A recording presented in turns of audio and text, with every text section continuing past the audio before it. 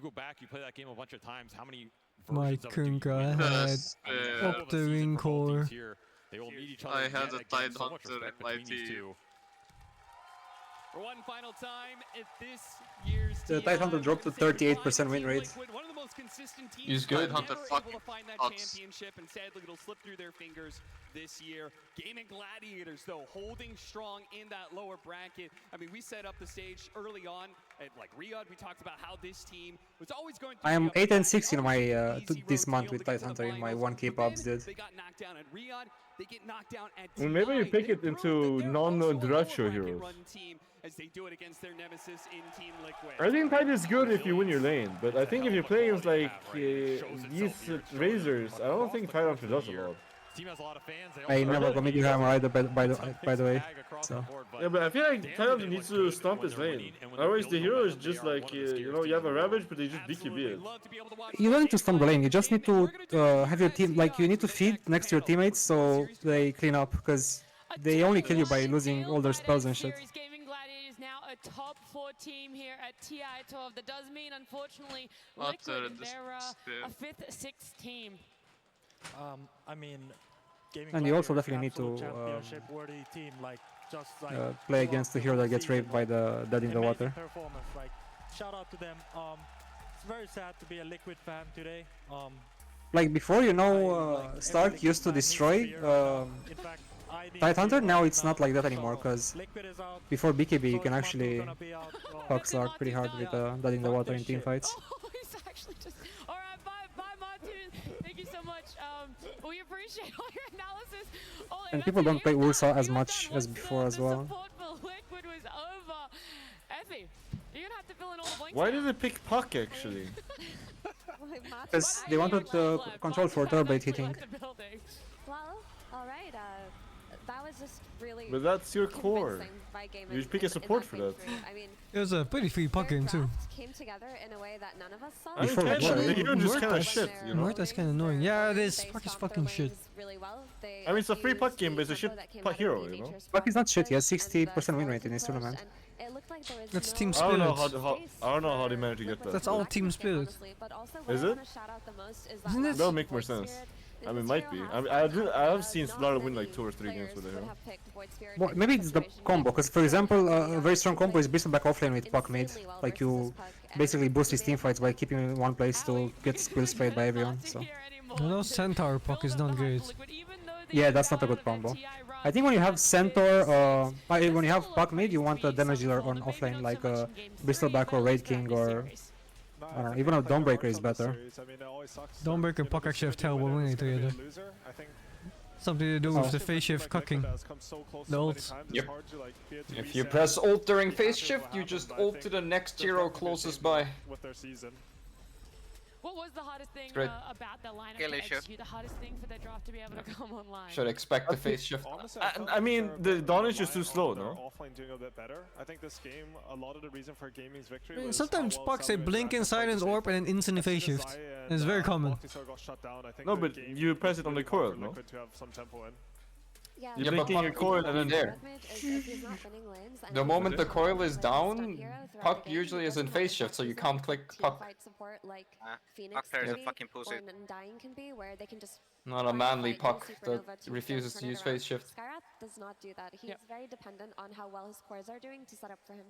Look, Matu might have left. He's going to go and console the broken hearts of all Liquid fans and the Liquid players and team over there. But Rezo, we still have a full panel. You're joining us yet again. You're here this morning. Hello. But did you enjoy that 3-game series between Liquid and Gaming Gladiators? Well, the third game was amazing. I didn't think that it would be the way that it went, like, because purely on the draft, like, I didn't really expect like this domination from the gamings, and I really thought that Liquid draft was the way I better. told you guys, but it's you a know, Puck Zai, like, he had like such How did such a poor this performance breaking in stop this his last name game from because like he couldn't really get his timing. He got blinked at like 20 minutes, I or didn't 21 watch minutes, Puck, and so like, I it actually was don't their know. tempo. Like, you know, for Liquid, it was like the guy who needed But to TB have is a the strong team in lane. order for them to make moves and like to, you know, to but to how have does a they mid, synergize go into the mid game, have like a solid game.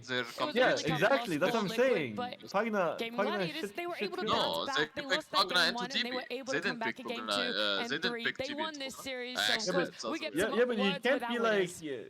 I mean, you can't pick a support and then be like, I can't pick this Why are K. you laughing? It's like when you first pick Miran as support, right? And then none of your core pick stuns, and then you're blamed for having for not having a normal stun. I'm feeling bad myself. I'm not responding and just doing like this. Pick Weaver, pick Weaver. You thought you were gonna throw up? Why? Because I got sick yesterday, and I feel really bad myself. But we won, and I'm happy. Okay, well, fantastic. Sorry, this guy's just sitting here laughing. I'm with Doraccio. Hello, no, a hell of a series you guys played. That was a wild one. Again, Team Liquid, game 3, the same thing, and you're here once more. Whew, you thought you were gonna make it through with this one once more? Versus Liquid, you mean? Yeah. I like. To be honest, I didn't think about the game at all before the start. I have no stress because I'm just feeling bad myself. I want to survive. I tell my boys if I'm gonna die, like, see why I have to play. So I'm not like, I'm pretty confident before the games, and I thought we're gonna win, but like I didn't have stress like yesterday. I see. Now, a lot of the teams these days, they're really counting on their off-laners. They're counting on a lot of people to make momentum. But for this team in particular, you seem to drive a lot of it. If the Weaver's doing good, they're doing good. If the Razor is doing good, we can get there. Does it feel like that on your team? Does it feel like you have a lot of pressure? No, I don't think I feel any pressure. I'm just doing my job. I'm just enjoying the game. I'm doing what I want, and like I don't care if I'm gonna die or like what's gonna happen. So I'm just doing to get fun from the game. Well, it is a hell of a lot of fun watching you. Absolutely. Well, congratulations, on your way to another grand finals once more. You got some more work to do, though. What are you guys gonna do now to get ready for the next one? Choke some medicine, sleep. Before the next game. Okay, well, that's fantastic. Well, I hope you have a wonderful time. Ladies and gentlemen, can we give it up one more time for this demon? Chuck some drugs, don't die. Gremlin mode in that series. Thank you. You feeling gremlin yourself? Yeah. What the fuck? Can we see the gremlin thing? I watched the stream. What the fuck? What the fuck? I have to chill. I'm playing a pub. Okay, go chilling. Thank you so much, my friend. It was a pleasure seeing you. I mean, there's no way I'm not gonna finish before the next game Thank starts. you so much, Slags. Well, Derachi, maybe that's why we saw Gaming Gladiators walking on with a little less body confidence than they normally do. Derachi was just a bit sick, and so the energy levels were conservative. They were a little bit lower there, Owie. Yeah, honestly, I think when you look at that team, I think Deracho is the one that keeps the team's spirits up. So it makes a lot of sense if he was feeling a bit off, that they weren't in their best mental form. But honestly, they still performed anyways. I think that sort of speaks to the resilience of the team. Yeah, it was very impressive. And now it'll be a trial of endurance, right? Because they're going to play the last series of the day, and one of their players is sick. So I hope they can find this time to recuperate. Well, I just want to say that no team that has ever won a TI has won TI starting from the lower bracket. Very first round. So if Gaming Gladiators actually pull this off until the very end, if they manage to get a TI win here, they will have made Dota history in a way that no other team has. Like, not a single team starting from lower bracket from playoffs has made it this far. It's super impressive, the fact that they're even able to make it to top 4, but at the end of the day, we don't have a top 4, we have a top 3, so they will be playing again. They're in that 4th series, and it could be up against either Azure or BetBoom, but if you have this long of a break, Rezo, I asked you what position you'd rather be in, that 1st series or that 2nd series. You said 2nd series, so if you are in the 1st series playing up, would you do the same thing? Go for a nap, try and reset, let the drafting happen to your coach? I mean, for Deracho especially, I think it's the best thing he can do right now because he needs to gather all the energy he has and get ready for the next series. So taking medicine and taking a nap, it's an amazing approach, honestly. I want to build up Team Liquid a little bit more. It is the final time that we're going to be seeing them. We're not going to do all the talking, though. We do have an exit interview. Tsunami is joined with one of the players. Thank you very much. Yes, I am standing by with Zai, who I think you've got to be probably the most successful player that I have to do this with so frequently. On any outsider's perspective, you have had an incredible year. Obviously, it didn't end at any championships, but the consistency and the heights that you reached, most people would kill for. But I know you're a championship-minded guy, so how's your year been for you? I mean, agreed, yeah. Performance-wise, it's been pretty good. Obviously not winning anything per se, but consistently performing and doing good. And I think, looking back, top 6 at TI in this one is it's not the worst of performances, but of course we would have liked to do more, even in this one. the road ends here, but your entire journey, I mean, like top 6 here, you've had a lot of many podium finishes at TI. This is your mainstay. You're an icon here. So what's going to be your takeaway for, I guess, this whole competition season? I've definitely done better and I've done worse, you know, so this is kind of banging on the middle, which is fine. You know, I think the saddest part is maybe that this third game we kind of shut the bed and didn't really perform as we would have wanted. I think game 2 we could have done much better, but you know, life goes on. Life goes on, and I know that going out into the crowd, there are a lot of Liquid fans, but there are also specifically a lot of Zai fans. Is there anything that you'd like to say to them who are out there in the crowd or at home or anywhere in the world? Well, actually, after this game, William kind of looked at me and told me I had to go after that center performance. So yeah, I think most likely I'll follow his lead, and probably this might have been my last TI. Remains to see a little bit, but I think gonna take a little break and see what's up, and what that means for me, I'm not quite sure, but 1 in 11 or 1 in 10 centaur doesn't cut it. Maybe not in terms of gameplay, but Zai, you're an icon. Everyone has been enjoying watching your gameplay from the beginning. I remember watching you quit competitive briefly to go back to school, coming back right on top right after that. It's been incredible to watch your journey throughout this, and best of luck with whatever happens in the future. Back to the panel. Thank you so much, Tsunami. What a little bit of a roller coaster of an exit interview that one was. There's Zai saying that he's probably going to take a break from competitive Dota for a little while, and it's not just the journey of this year that has been impeccable for himself. It's sad to go out on a 1 in 11 centaur performance, but there's years of amazing performances from him. So they might not come back when they take breaks. From him. Any quick words, Aoi, if he's still especially this late into the career. Other fallen comrades here at TI12. No, I love Zai. I remember watching him like TI4. He'll play some support Wraith King. I think he's always been someone that everyone watches to learn from, and you know, it's going to be sad to see him. I don't know if he's done, he's going to retire, he's going to take a break, but the scene's obviously less without him. It's going to be tough whatever happens for him, but he's not here in TI12 anymore. Gaming Gladiators will be progressing. They get that 2-1, and they're going to wait for their opponent. It's either going to be Azure or BetBoom, which is our upcoming series. So let's start talking about it. Azure, this team right here. Effie, I know you love the China region. Come on, now let's have a little bit of a hype about these 5 players and their coach. Touching this plebeian's hands. Look at that guy. Azure play at TI is so exciting because it just kind of came out of nowhere. There was no build-up throughout the year where you're like, oh, they're going to have their journey, and they're going to grind, and they're going to get to TI. I played a little bit with Zai. Did I play against Zai? I think he started playing after I stopped. I don't recall. I played a little bit with Zai.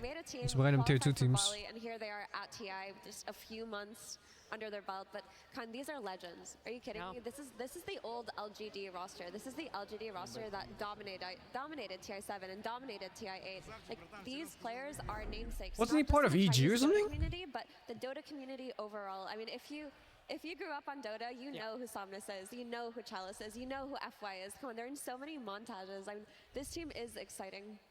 They are, and they're coming up against in the Eastern European region. Rezo is seen as this sort of powerhouse. They were that team that came together after TI11. Oh god, just is that for leaving Kaipi? No, not at all. Yeah, it's a team of 5 You stars. can't hold grudges to people that leave for better teams. We just had like random tier 2 shit. I mean, I was part of the reason they were not performing well because I was there standing a few times. Oh yeah, okay. I played a lot against Zai then. If it was in EG in I think they managed to 2014. do the stress way better on this tournament specifically, and they're showing it. Like, they managed to like win 90-minute games, and they were looking confident in those games. Like, they're always finding those little pickoffs, those little moments where they can, turn the game around into their favor, and they're really good at team fighting. Same as Azure. Like, those two teams are like super insane at like how they're casting spells, especially like GP Kion and Walker. You see this guy performing like sterling like every game, and he's barely making any mistakes. It's a bit of a tough question to answer, Aoi, but which team do you think has progressed the most in the past month in our road to TI? BetBoom or Azure, and who's going to show up today? I think Azure Ray came in, like, I really liked the progression through the qualifiers. I watched a lot of their games, especially their series versus Extreme, and I learned a lot from them. But I think BetBoom, they've made a lot of progress mentally, which I think has always been the weak side of the team. I'm really excited for the series because I think it's like sort of a clash of identities. I think Azure Ray's post lane's really good, and BetBoom are a really strong laning team, so we see how those two mix. It's going to be a lot between these two teams. See the growth, especially for BetBoom. They've been coined as a team that has struggled when it comes to LAN, a team that has struggled in late game. And the both teams scrim against each other and then draft the prize picks. Well, simple. You don't use the prize picks in scrims. Also, you're not scrimming against every team, right? It's very scummy to share drafts from scrim, so if you have those kind of teams, it's best not to play against them. So your picks should be mostly hidden.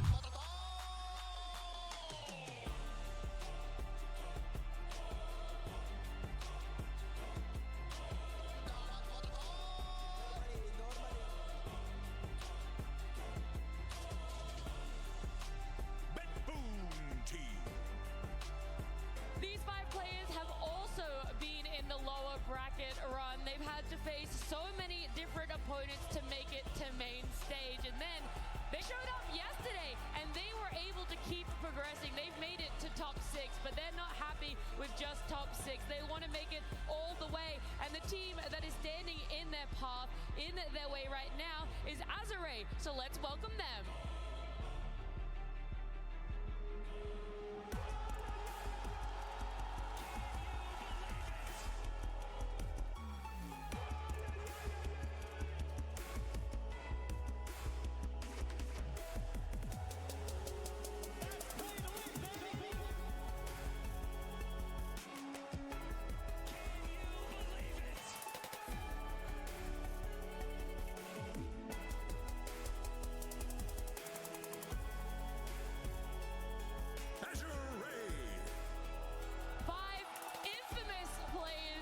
Chinese region. In Dota as a whole, as Effie said, they graced this stage yesterday in the upper bracket. They had to face up against LGD. It was unfortunate for them, but here they are. They get to perform again in front of a crowd of adoring fans in the lower bracket. First time we're seeing them in an elimination best of 3. Rezo, how do they deal with the pressure, a pressure of being on main stage and in an elimination match? Well, I'm sure these players are very familiar with the pressure because they played for such a long time already, and they showed like insane performances during the past years. And I mean, my theory still stands because the Gaming Gladiators, they went from the lower bracket. They had 3 series before, and they managed to take down the Liquid. So right now, to me, BetBoom seems like the team that, you know, coming from 3 series already from the lower bracket, they have more experience, and they're coming here more confident than Azure dropping from the upper bracket. Yeah, I mean, I can definitely see that angle. BetBoom have just been on this huge momentum grind. They've gained so much confidence. I really feel like BetBoom conquered their demons that day that they beat Talon in such a spectacular fashion because that series was so close. But ever since then, they've felt confident, they've felt secure in their identity, and they've just been playing so well. Azure, on the other hand, I think this is an incredibly high-skilled team. Their series versus LGD yesterday, if they had time, could have taught them a lot because something Aoi said is they're a very strong post-laning team, which they are. They're excellent at spellcasting. They're excellent at looking for fights. But in that series versus LGD, they were also a strong laning team. In both of those games, they came out of lanes with a net worth lead. They completely dominated that early game, and they took a few bad fights. They made a few miscalculations where they threw their leads away. So if they had time to sit down, reset, prepare, and learn from those mistakes, then we're going to see a stronger version of Azure Ray today. How far back would you go, Aoi, in prepping for this series against BetBoom? Because Azure and BetBoom were in the same groups when 2 weeks ago, right? Meta has changed quite a lot. Playstyles maybe only a little bit. So how much reflection would you take from your BetBoom series that you had as Azure compared to your LGD series, which only happened yesterday? I mean, I think you have to include as much of both as you can, but the thing about when you play these teams from other regions, like, you don't know that much about them. Like, you watch the replays, okay. but you don't get a feel for 0-10-5 last meeting against BetBoom. The last time they played, like, generally I think right now the Chinese region, the reason why it hasn't like been winning tournaments as it used to is their laning phase is kind of a dick move to put it up, but okay. European and 285. Okay, man. This game, looks like a good game. From their last matchup against them, and they're thinking about, oh, how can we nullify their lanes? How we can get to the point where FY is combining to gank our safe lane, stuff like this. They'll have a good shot at the series. Would you say the lane weakness is coming from a drafting perspective? Okay, now they're rubbing it in. Perspective? I think it's like sort of a bit of a Bullock. product of like gaming gladiators. Like if you don't have strong side lanes versus team, if you don't contest every single CS, then they're gonna snowball the game off that. The Chinese region didn't get to play some of the DPCs in the last, like during the COVID era, and then they don't get to match up against these European teams as much, so it makes them less focused on this and more focused on getting more like positive heroes for like rotations. Like I see FI some Clockwork, the 5 on Invoker, stuff like this and combining, but if you lose your lanes, oftentimes you can't make these moves. It also seems to me that even if you have a good draft, like in terms of team fighting, right, you have like good heroes with it, like when you lose lanes, the items matter like so much that you're not like even able to get to that team fight. You're just getting like constantly pressured and there's no coming back. So the lanes are super important in this series, like overall in this tournament. Yeah, and also I have to reiterate, I don't think their laning is bad. I mean, yesterday they showed me really, really strong laning, and they looked different from when I watched them in the qualifiers, and I feel like they have evolved throughout this game. It felt like a lot of their mistakes, at least in the last series. I can't recall the last time they met up with Batboom because it feels like so long ago, but there were execution issues when they were looking for those fights, when they were coordinating those smokes, and some of their drafts may have come off as very wonky. So I hope that they've come up with a different plan. Based on what we saw yesterday versus Vetboom, I do feel like the easiest way to approach any kind of draft versus Vetboom is shut down Pure. Damn. Take away Pure's hero pool. 1.5 Roshan kill per game? Snowball, don't give him those Word? initiator heroes like the Centaur or the Spirit Breaker, and the game changes. Yeah, that was the big contributing factor to game number 2 between Batboom and Virtus Pro. That's the one you're referencing there. We do a graphic on our screen, so some more stats, some more numbers for you, Aoi, of average Roshan kills per game. Batboom in the lead there. And Batboom has played like 3 1,000-minute games, so I guess they kill a lot of Roshans in those games.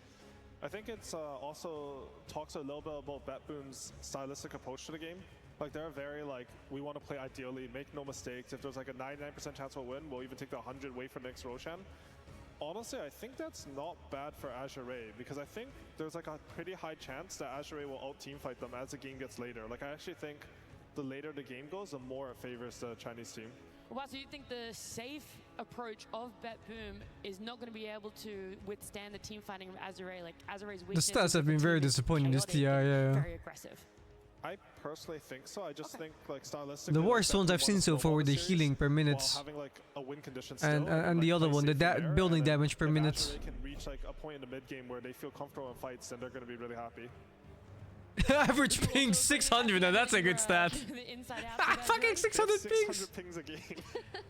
That's a lot. What the fuck? Secretly got each other muted so they can't hear the voice chat, and it's all just pings. I bet at least 40% of those come from GPK. They just have to.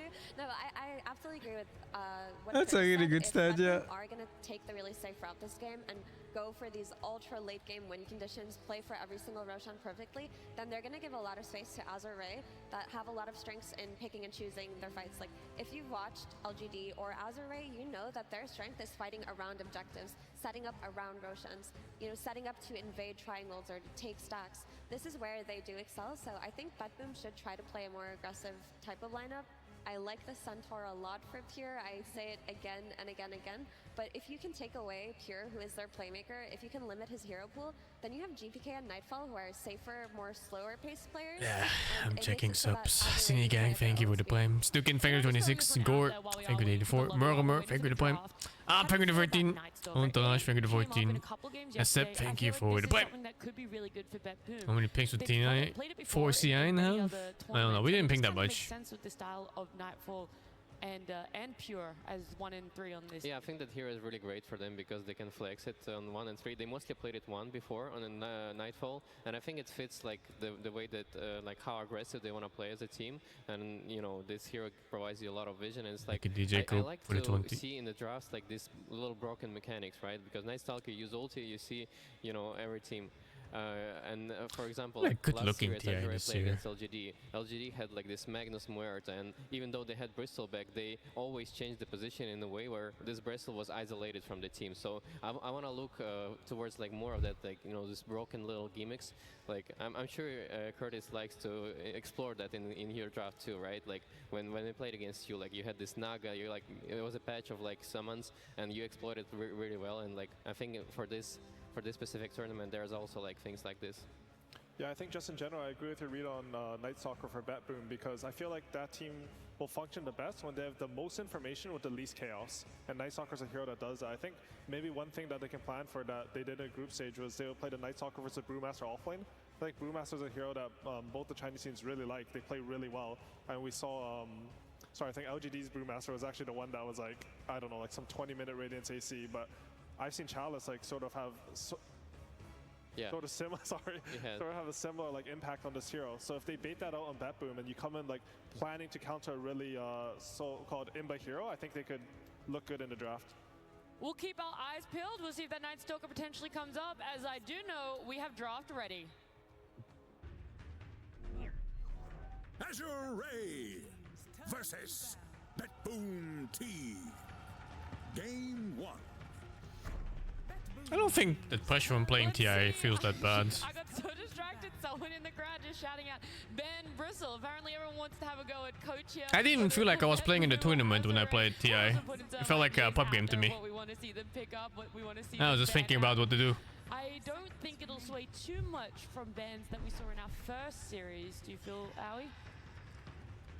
I think there'll be a bit more targeted Especially the group stage games, because you play them from the hotel rooms.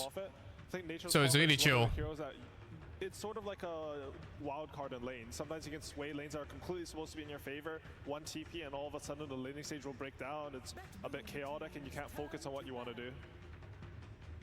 Centaur being taken out. Effie, I know how much you wanted that one for Puro and BetBoom. Azure did their research. They know what you know, and they aren't going to let him have it. It just really feels like with BetBoom, they're so dependent on their offlane snowballing. So No need to overthink your game anyway. These skirmishes break out after the laning stage is over. Overthinking gets you so fucked in these kind of when these fights break kind of scenarios. Just gonna play the same thing you've been playing for like the last 10 years and then just do it better. But when we see that Pure has that bad game, when he's playing Spirit Breaker, which is still a great hero that they won with yesterday, but he gets shut down in lane, all of a sudden, BetBoom have to slow down their entire pace. Nightfall doesn't have space in the map, and GPK tends to play greedier mid laners, right? They've been playing a lot of Coddle plus Storm, they've been playing a lot of Invoker on BetBoom. These aren't the type of mid heroes that rotate to these side lanes the way we see Earth Spirit or Earthshaker or Pangolier. It's really easy to forget that you're in a different environment once you start playing. Is a first pick, well, when you're second pick, right? How much of it is a reaction to what your enemy picks as their first pick, or how much is it, hey, we came in with this idea, this is what we're gonna kind of first pick no matter what? I think you sort of prepare for both scenarios. Like you see, like, oh, if they leave center in the pool, then we need to make sure. Yo, this first pick has to go. What am I looking at? Is a bit different now, just because there's so many like banned into picks. Like here, they get to ban the Morta, which we saw from Gaming a lot, into the Pugna, which we saw from Liquid a lot. So maybe they're watching the last series, they're like, oh, the Morta's a problem for this Pugna. Otherwise, we think that Pugna's really valued. Also, I checked the last game, Pugna, they didn't lose their lane. It's just I mean, CK is one of the broken heroes. They just had a TB, and TB just fucked up in the jungle. What lane was Pugna? Pugna was laning with TB against Brave King. Pugna, it was Pugna Brave King versus TB. No, it was Pugna TB versus Muerta Brave King. And they actually won their lane. But at one point, the Pugna died once, and then he fucked up from the lane, and then the Brave King just got free game. Yeah. So I saw like a clear difference of carry in that game actually. Like I watched both the Centaur perspective and the Brave King perspective.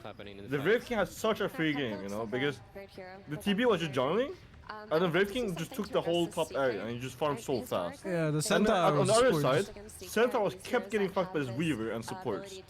Like this Weaver won him the game, honestly. Like he had the hardest role, and he owned, you know. Yeah, And, he had the hardest role, says the carry player to another carry player. It's no, fucking but, like, yeah, I mean, in this team, Ace is the carry, you know. Like he's the one that actually plays the solo guy, and then everyone plays with the Diracho, which is the harder role, to be honest. Because when you're fighting, you need to make sure they don't overstep, which is the hardest role, in my opinion. Because when you're farming, it's really easy. Like, Yeah, for sure. But being at the right time at the right place, it's pretty hard. Yeah, and then just making sure that you never feed, you know, because you're the one that has like you have a really good game, but like your hero is timing based, you know. Like if you start feeding, you're gonna lose the game. And like he played a pretty flawless game, and he fucked Zai's ass, man. Like that was the carry diff, you know. Like Zai had no game because of this Weaver, and this Brave King had the free game because of the TB. And I can see like why gaming players like Weaver over Muerta. And I'm kind of sold on why they put Weaver carry instead of Muerta. Definitely fucked Zai ass. Yeah. I'm actually thinking they did it for the audience. They might have. We're here for the content. Oh, that's a strong lane. Yo, hold up, that's Bomb Uncle. That was him. Saying longer games, more content. Some really strong laners. For sure. Yeah. I gotta say, Very strong. it's not the same. Hey, what's this Pugna first pick? What's happening? What's this meta shift? I don't really know.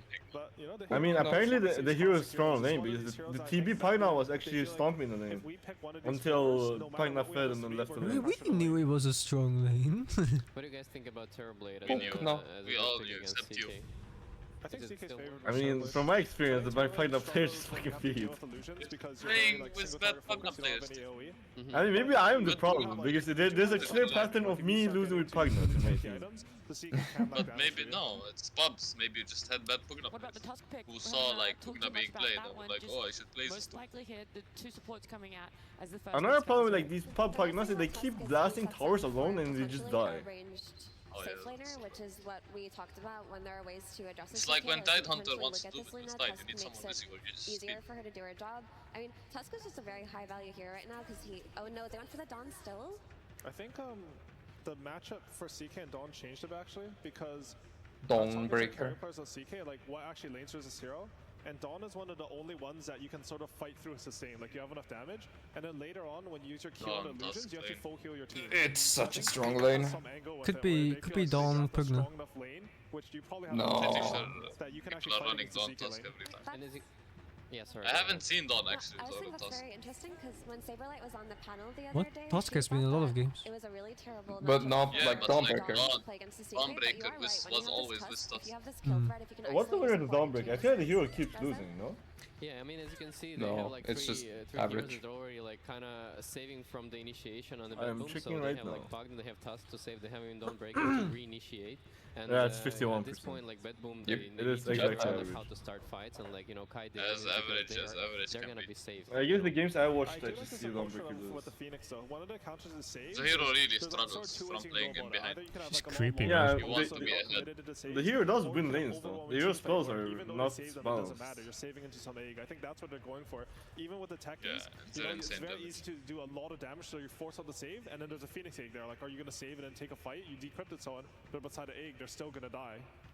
I hacking For sure, love I love these high techies. damage It's a new supports. hero Like, I hints. think Oh, it's there really easier isn't, to huh? play when you're aggressive, No fucking new and, hero this and year. it's up to enemies to like make mistakes I mean- when they're defending, you know, because there's Samurai too much Bird, what pressure. was it? And at Yeah, the same Bird time, Samurai. Azure lineup Oh, doesn't really have I that mean, much I think it's more a meme that it's they gonna need be to figure Bird out, like, Samurai. how to get it from the What? next Where's this meme from anyway? I've never heard of It's it. there was a list of heroes that got leaked before Marcy got released, and Bird Samurai was one As of you them. guys said, obviously really good against the CK. Yeah, but there was nothing on the TI. And something else Yes. is, I think Oh, it's yeah, a pretty good nothing flex yet. for them. I think one of the But we don't know things yet, about right? Dota Usually later. on the last day after All Stars, after the All Star games are There's an Dota all-stars announcement. game. It's time to watch talent play against each other again. Feels good, man. He goes mid versus him. You have 1-2 lane. It's like very simple for them to play. But instead now this Kunkka, like you don't know where it's going. It's always gonna have impact as soon as it gets eggs. I think it's a good pick.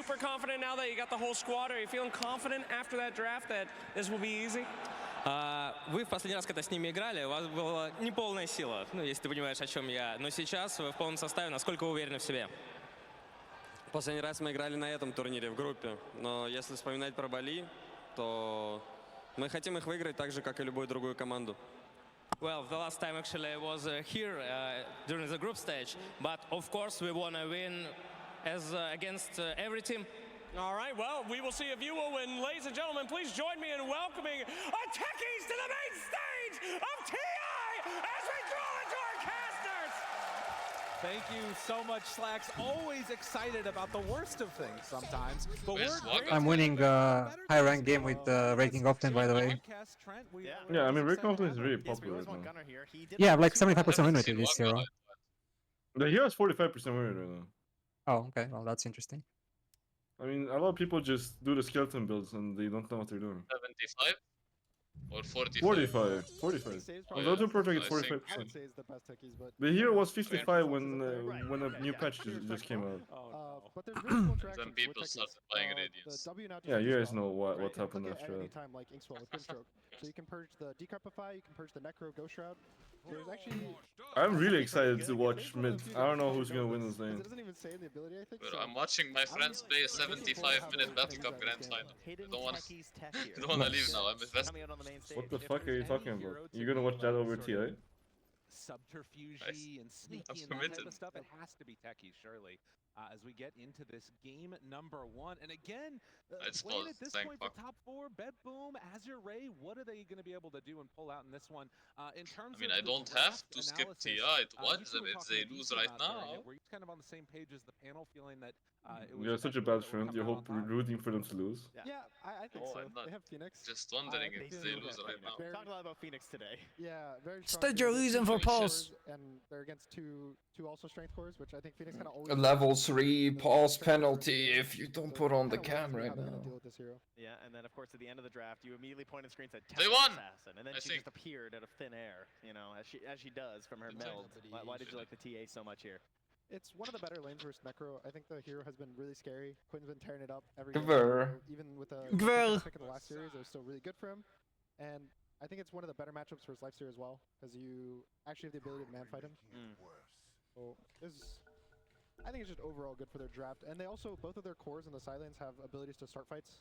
They have catch with the Kunkka and the CK, so it's not really like you're going to feel bad that your mid is just a AFK farming carry. This life stealer build is always so funny to me.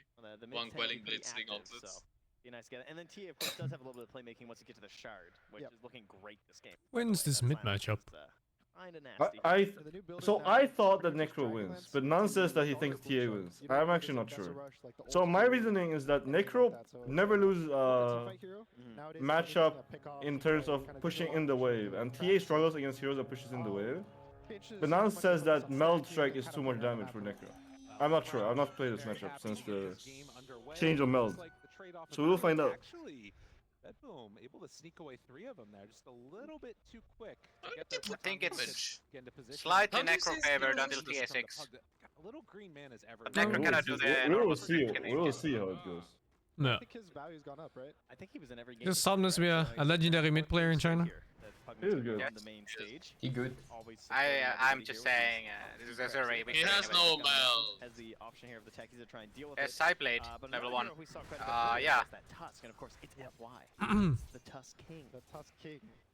Don't pick Axe versus this guy, so thankfully BetBoom no Axe this game. Oh, this looks so bad already. It's still a really good Tusk Yeah, game. it does. I mean, I think the only chance TA had is to skill Meld level 1. This way, I don't see how you would win this. You can't Psyblade. And other heroes play it. Another 4! The way I saw Waga play it and other TA players play it is they meld Necro in the face and yeah, but you also have to think about the fact that Waga is playing against way worse players. Like, if you do that build, you might get fucked. But I think going Stylblade first is a lost 100% though. I feel like Don Tusk I think I'm losing the lane, but I'm not sure. I've seen it a lot in ranked as well, it's not just Waga. I've never seen this matchup. It's probably the best blind offlane. Same. I'm actually thinking back, I've not seen this fucking once in my life. And I think I prefer the I mean, I used to see this more when Meld was not just overpowered. And then Necro won every time. Oh, he's skipping Meld altogether. I mean, I think he might skill later. Probably gonna get it at 4. At 4, it's too late.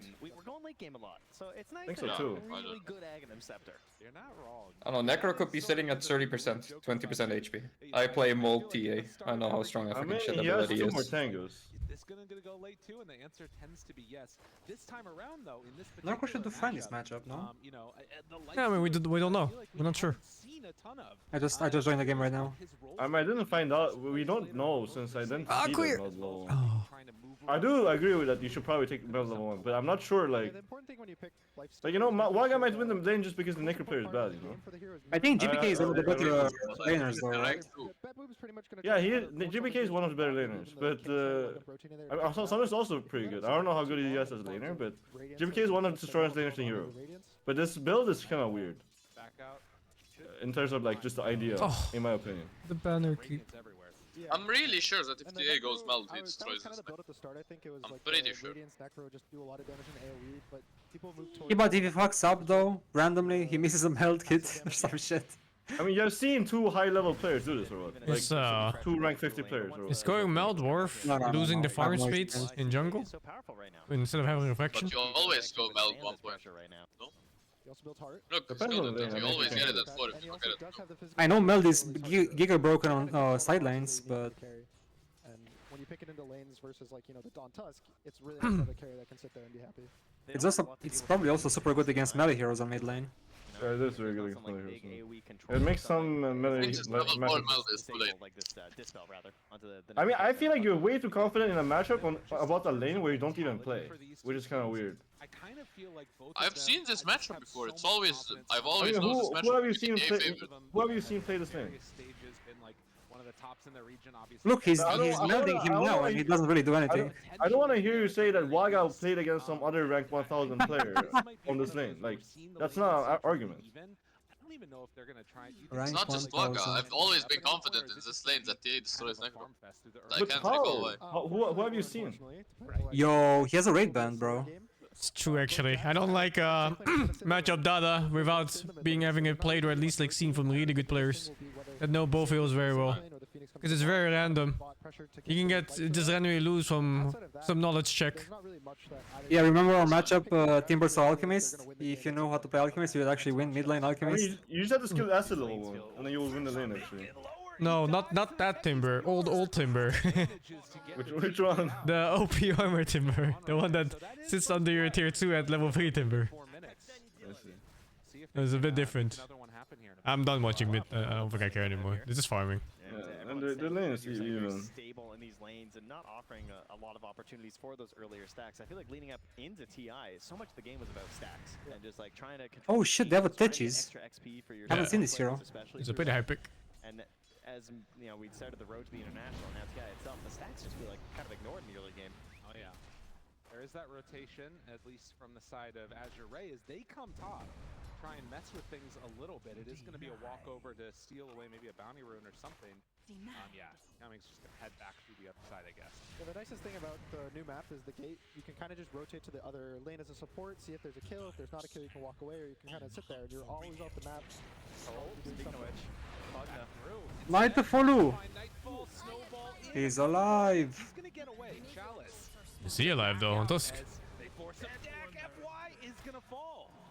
A nice TP. Really fast too. Yeah? Oh my god, 2 I mean, kills off Tetchis is one of the better gangers, right? Reactors, whatever. It is. I mean, both ways. He's good ganking and reacting. 2 points into the blast off. Really nice TP. And he's insane right now. He's level 4+, that's 5 minutes. Really bad for the Tusk. Jesus. Imagine ganking someone, you just lose 2 healers instead. So one of the reasons why there hasn't The fuck is that? because the Phoenix specifically. I'm curious what they go for the Wisdom Rune play. I guess Azure is just gonna play it safe on their side. And it's so hard too, you can't like whittle down the CK and eventually get this like, oh he's weak and we can go for the kill. Actually, gets a single wave and he just regens to I think JBK can die here. Lotus pool here, they're gonna get killing the Chalice. Looking for it, chasing and brought down. Bringing a lot of heroes. JBK is a very balanced hero. He saw the aura. He saw the aura. He has Reaper Oh, side. nice. Nice. Oh, the Tusk King or whatever. This gang is so huge actually, holy shit. That's a really big kill. This gang is so They huge. dare big axe Yeah. against the Tusk King. He got level 6 before the TA. They used the invision to Then pressure. axe proceeds to And destroy. something really important is the 6 rune control. It's such a big timing with the cat. Oh, he also has the bug cosmetic. Getting the power rune at that time, and now the tower might even go down, which is gonna hurt What's Bedlam a this? lot. What's this? He has the I don't courier fucking know. effect. It's a courier How do you gem. get this? There, I don't know, source Try worth one. a couple of $1,000. 6-minute tower, by the way. Yeah. Chinese Dota, dude, they actually know macro very well. Nice to see my Oh, not macro again. though. It's still I mean, laning phase, I feel. Bedroom fucked them in the macro, no? They killed them top when they tried to... I guess early game macro, cause like it's team movement on mid Bedroom fucked up the runes though. Go next. They got 2 wisdom runes. It's over. Game is over. It's not. I mean, Dire's ahead by 1k. Doesn't matter. No wisdom runes. Supports us then. I mean, this Pug is level 4. This Pugna is lower level than the Techies. Yes. Coming on that Pugna. Your atrocity made. Been a bit of a tough one for him so far. Everywhere it goes, it feels like he's dying 0-3. This looks so cool actually. It's a really good lane setup, I think, for Bedroom. I would say they're kind of advantage in all 3 lanes, so they're kind of proving that in this slight. Is it actually a couple $1,000? Yes, it's a bug from source one. You can't do it anymore. I think the game would look very dire if they... Oh, what? Really? You can't do it anymore? Yes, there are like 15 items. They are still struggling. Well, at least, you know, There are some on Natures and some on Tusk and I think some other. Rubik as well. Drow has 1 fire one. Oh my Yeah. god. Leicester has the slow item and corrosion and like he don't run away from him. Very much, and kind of a weird spot. So it feels like they've come up with at least a bit of the answer No for the rage. early game. I really love this tower pressure from the Pugna too. I really like, by the way, I really like that this Leicester is going armlet and not some Midas bullshit. I'm telling you, man, it's gonna be armlet Deso. In the one game, he won't fucking heal the bad radiance. Armlet Deso and Leicester is super good, super fucking good. No, but he needs Radiance against the CK. Yeah, I mean, Radiance is very nice this game as well.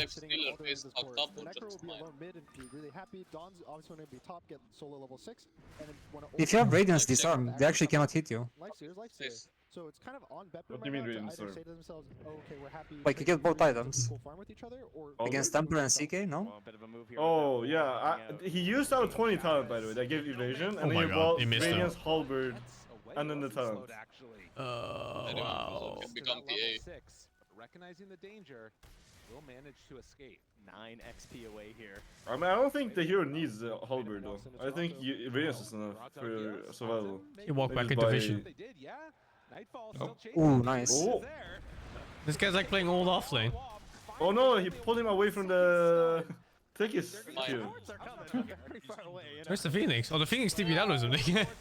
What the fuck? Why? I don't know. It's kinda weird. They ran at TA mid. The Tusk ran at TA mid, so Phoenix had 2 team. This is the worst game you can have on Dawnbreaker offlane, honestly. Like, actually, I think the worst. Oh, he's a support this game, isn't he? Wait, is Gunner casting? Yeah, he is. Damn. I saw him between the 2 other casters. Fucking animal on support. Just gives TA a free kill. And the other thing that's weird about this is while the kills are going pretty heavily into the favor of Bedroom, towers are dropping across the map. They've lost the bottom tier 1 tower too. I think it's mostly on the hero matchups. Bedroom have the strong lanes and farming, whereas Azure have the strong like sit there pressure and keep walking into you and you can't do anything about it because of their HP pools. And so it's not too surprising that Azure is kind of leading the map advantage, but it's gonna be more important to see if they can actually continue this forward, because I'm worried that if they don't continue this and they keep pressuring and the TA actually gets items into a Roshan, that there could be some group up death ball like we see a lot of Phoenix teams end up doing. Yeah, it feels like you want to maybe use one of these Solar Guardians at some point. He's here soon, going but then you Blink also kinda wait TA. for, like, level 6 on that fly, so Yeah, you that's a normal Blink build in to mid come out tier. and help assist with You the max kills. meld and then you buy Blink. Yeah. I mean, speaking of waiting, I mean, I don't know if you guys heard when the game was starting, but there's an absolute powder keg Not of Dazzle fans here anymore? for Azure Ray, and they are No, you buy Blink desperate to first. cheer for something. I mean, meld is enough damage to kill support. And then you buy Blink so you can play the map better. Like, they're just screaming as the game starts. It's just gonna take one here, you know? They want Chalice to escape. He didn't quite make it. They've been killed in all these lanes, but CS. get a couple plays going for Azure Ray. They're gonna hear this crowd light up. So the surprising thing is Azure stole both experience, but both their subs are still not even level 6, and I think that's just because their cores are wanting to stay in their lanes themselves and not really giving this lane experience up. So it kind of is feeling really bad for their early momentum pressure because neither support can make this rotation. The Dawn's so poor. But I guess the Conquest kind of poor too. I mean, actually, the offers are not even that poor. It's the carries and mids are so rich. The techies is really rich. Real possibility of that, and still only 5 Yeah, he is. twice. He just watches Luke take the We love techies. Like 4-3 is not even that bad, you know. Like heroes are supposed to be like 5k right now. They're all 5-7 plus. This is the scary map setup, I think, for BetBoom. Now, if you lose your Ancients as the Templar Assassin team, you feel really bad. All you want to do in the hero is set up traps, stack Ancients, and clear Ancients until you hit your timing, which for him, it's going to be Blink Shard. He's got the Blink, he skipped the Dragon Lance actually to, I think he wants to be able to fight earlier, because he's feeling a little weird about the map. And he can't even farm his Ancients, so now he's going to get pulled into his Chaos Knight, and the territory's just going to start like slowly slipping up until Azure decides to take the tier 1 tower back. And they're looking to snowball too, right, with Save having that Spirit Vessel build. So try and get involved in these kills with GPK, get across the map, and as they try and bully Lou out of here. I mean, that's crazy. He just came up and stole 2 of the Ancients, took the hard camp too, and like you said, this area feeling very much constricted is something that Lifestealer can definitely do. There aren't many heroes that can sort of feel that comfortable walking into that area without getting punished. So 7-1, still sitting pretty, and a smoke up now comes out as level 6s, I'm assuming, are just online. It is time. They're going to be twin gating it up here by the looks of it. I found the reason why they're so rich, Steve, on all the cores. It's because no one's fucking doing anything, except for now. True. They are not even stopping for the tower, just rolling straight through, looking on. He's waddling. Able to connect the fight, going weird for BetBoom though, as they realize there are people. He somehow read that they were coming from behind. Snowball, shards, ready in a moment. 2 of me. Oh, he's dead. The damage. And Lifestealer is fucking the CK. Holy shit, the TA damage. Oh, it was egg too, I didn't even see the egg. Oh, to Gulag. This Lifestealer pick was sick, right? Yeah, I think this Lifestealer pick was really good. It's not one of those heroes that people just kind of forgot about. I mean, Lifestealer wins the matchup against TA2 when he gets the Radiance. Something to cheer for here for Azure.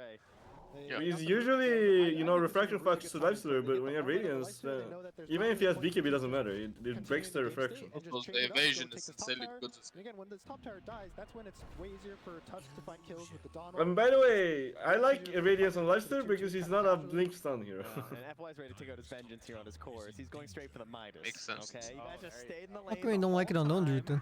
It's Midas Tusk time. It's okay on Laundry, but you need to buy a Diffusal first. Love that. In my opinion, because the amount of like pressure you apply by having just a diffusal is way really high. Because nobody can enter your screen, you know. They just die if they go into your screen. Because when you don't have any items, they can kind of just chill near you, and you can't really do anything about it. You run at them, they just run away. Just too overwhelmed.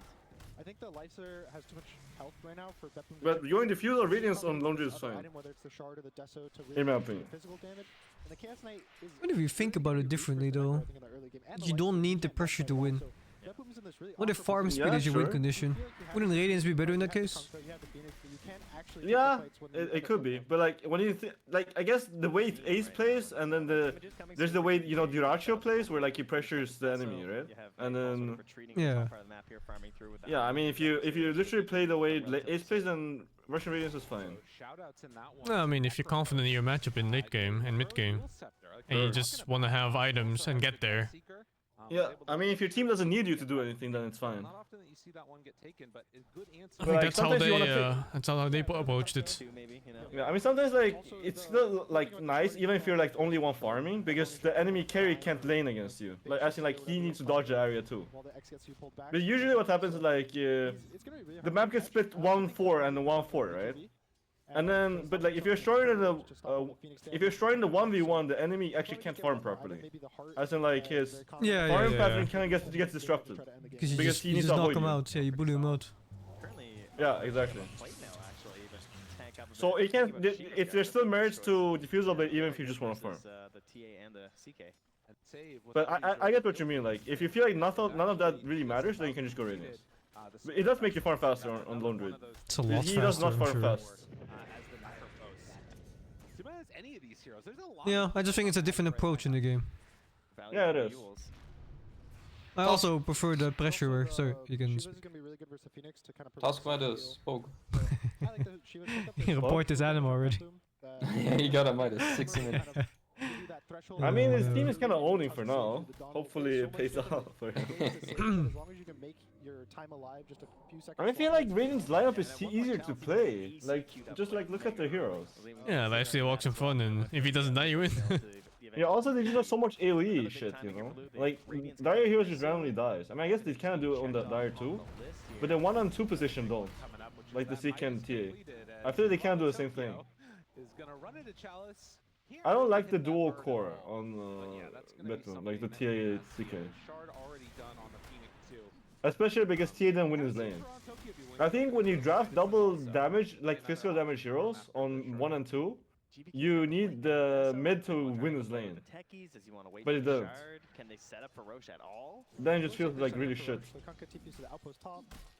This game feels awkward in general, but despite that, it's very even gold-wise. It is definitely very even. I don't know about XP though. Actually, just even. They're 1% ahead on Azure. Yeah, so it's just a dead even game.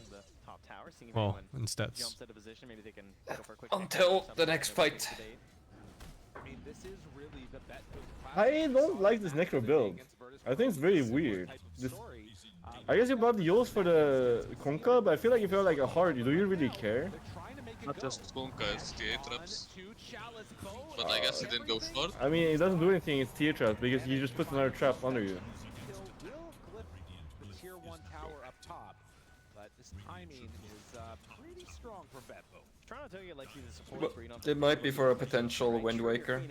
I think Wind Waker looks amazing this game. And Midas, yeah. Hey, if you buy Midas, you can make more core. It was very used to being I just feel like the Chinese teams have like some outdated builds. I feel like the Heart Aghanim should be the go-to build. They will manage to find that kill. Ooh, chasing down Jesus, 500 gold for that shit kill.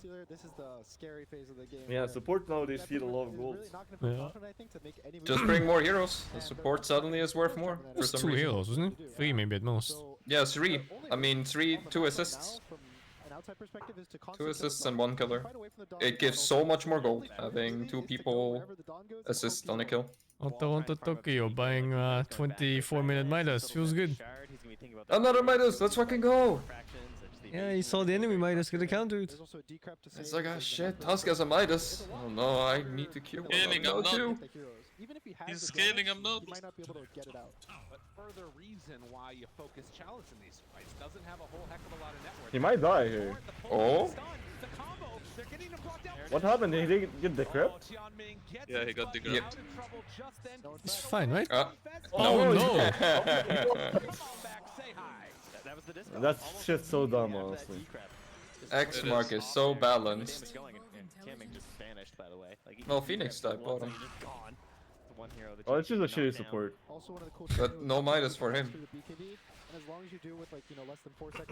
There is Midas soon. You need to delay his Midas. It's his only chance of becoming a filthy core. Sort of that change to debuff immunity affected a lot of things. Even like the Tusk being able to make sure he snowballs off against. I think like randomly hitting tier 2s is really weird. It's useless, right? Yeah, I mean hitting tier 2s don't give you gold. Why are you hitting it? So Shiva's now finished. He's got the heart queued up. Just get the HP. All you need on this. It's a way to make enemy shows. Do damage by being alive. Yeah, but it's not really your job as a carry. I mean, pushing the wave in is enough, you know. Like someone has to defend that wave. I think so too. Lose money. Then you just go farm after that. Like, it's kind of like you're overthinking like how much impact you need to have, you know. Like you're like, I can't do this maybe. He has the Crimson Immortal on TA and he's using the gold style. This is what a waste. Oh, I guess he has like it's manually put. Yeah. He manually put the gold effect down, so.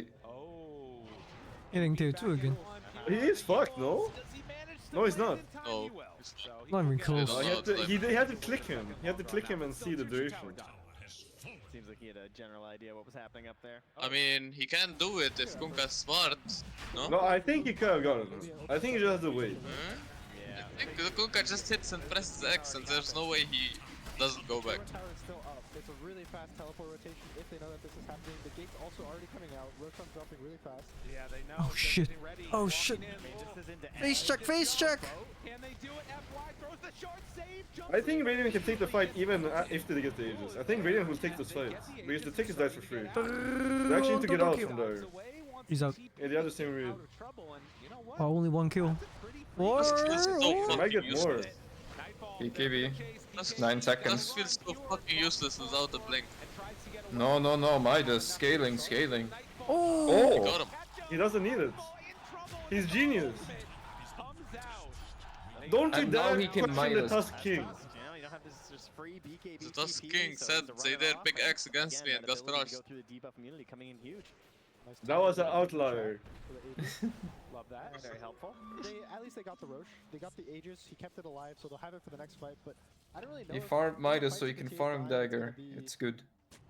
Yeah. For them, because he needs to be alive the whole time doing damage. So I think if anything, this Aegis will more be a deterrent to hopefully make it so the enemy team doesn't get Aegis and they can. I don't know how Techies players don't take the 20% magic rest talent at them. There's no way. Save is a big spammer. 3 is... I know. That's why I'm wondering why he didn't take the magic rest. I mean, at some point you need to question yourself, you know? Exactly. I think I know more. No, that's not how you should be thinking about it. The mine's cooldown looks so good though. It does. It's only -3. I mean, it's 9 seconds 3 faster to get the XT, triple mines. It's 3x3, so it's 9 seconds. That's not how it works. 20% It's charge magic rest based. becomes so tanky. I mean, it's 9 seconds in terms of like getting max. Yeah, after you get It max. matters. You can't look at it as 9 seconds because Techies wants to place all 3 at one spot.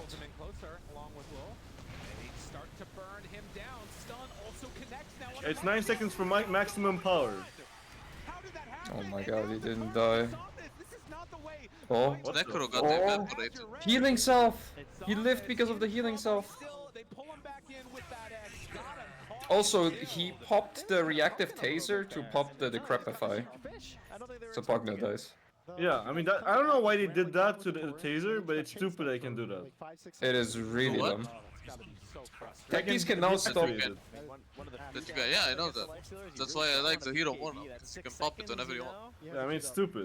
Why are people complaining about Techies being able to do that and not Grimstroke? Because you don't dispel the enemy with Grimstroke. Like any type of status resistance, maybe, or something like that. Techies dispels now? Survive through it, but Yes! Yeah, it's always dispelled the enemy. No, not always. know that. I mean, No, it's new. The taser is always dispelled, no? No. No. Okay, it's dispelled for as long as I have known about this spell. Boom's kind of getting online with their. He can dispel Primal Beast charge. If Techies is good, Primal can never charge him, which is extremely dumb. Oh, that's so good actually. Away from the egg, it kind of ruins everything. And GPK is starting to really hit this damage timing, where he can kill everything, and again he is saved to dispel all the just random ethereals between the Pugna and the Necro. And he had that shard still queued up for a while, but then after a huge fight like that, he wants to grow a little bit larger here. Towards something a bit bigger in the nullifier. TA has another fire very soon. Despair. The Techies dispel was going to be solid. You just buy BKB, dude. You don't care, actually. Saves they have, and now even the Orchid Yeah, perhaps deal with some of the saves that FY has. Where was Lifesteal You in can that just fight, by use the the way? Techies dispel. Lock down this. Lifesteal didn't enjoy Nowhere that to fight this at all, right? Nice and early on Lou, so he's not like immediately. I don't know. I didn't pay attention. I'm actually gonna watch. I don't remember seeing Lifesteal in that Normally fight. when you go the shard, you want to have really high damage on your team, be ahead, get kills constantly with the silence and all the vision you get. A weird Oh, game. Lifesteal died. Oh, what did he die to? He died to Torrent Storm Chainstone. Feels good, man. Water park. Right? Yeah, he can control people. He didn't press rage and he literally died from one torrent into another torrent into another torrent. What the fuck? That's so bullshit. It is. This is ONG death. You're really going to be waiting on is that life stealer. No, it's core players trying to save BKB. I mean, it's kind of bullshit that he got 3 seconds stun, or like how much is Torn? I think It's it's 1.6 bullshit that each, he didn't isn't it? rage. No, there's a 15 talent that is so fucking busted. It makes it a 2.1 second stun, So and it also increases the damage by like 86. Well, I guess it wasn't back to back perfectly, so probably still a good 5 seconds. Actually, getting their items is what's going to make this draft really strong, because they still have the Phoenix. I think every game, if you have a Phoenix, you have the damage to kill any hero that you want.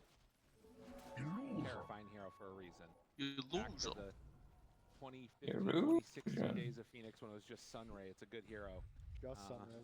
No, it's never Tempo doesn't have shard at 26 minutes actually. Sunray has a blind on it, so you just Who? half the time you want Tempo to is hit disgusting. you can refresh that when It is disgusting. Oh, that is a little bit weird. Look into the sun. Don't do Hmm. it, everybody. Yeah, it's such a good shot. Maybe that is just. I mean, I don't really know. I think he should have had it. I feel like this is a mistake. Well, definitely, it's a broken I shard. think he forgot. Yeah, I think he forgot. I really think this is the case. Because look at it, he doesn't want to bite now either, so definitely I think forgot. he was tunnel visioned on Necro Pug Nullifier. Yeah, I guess so.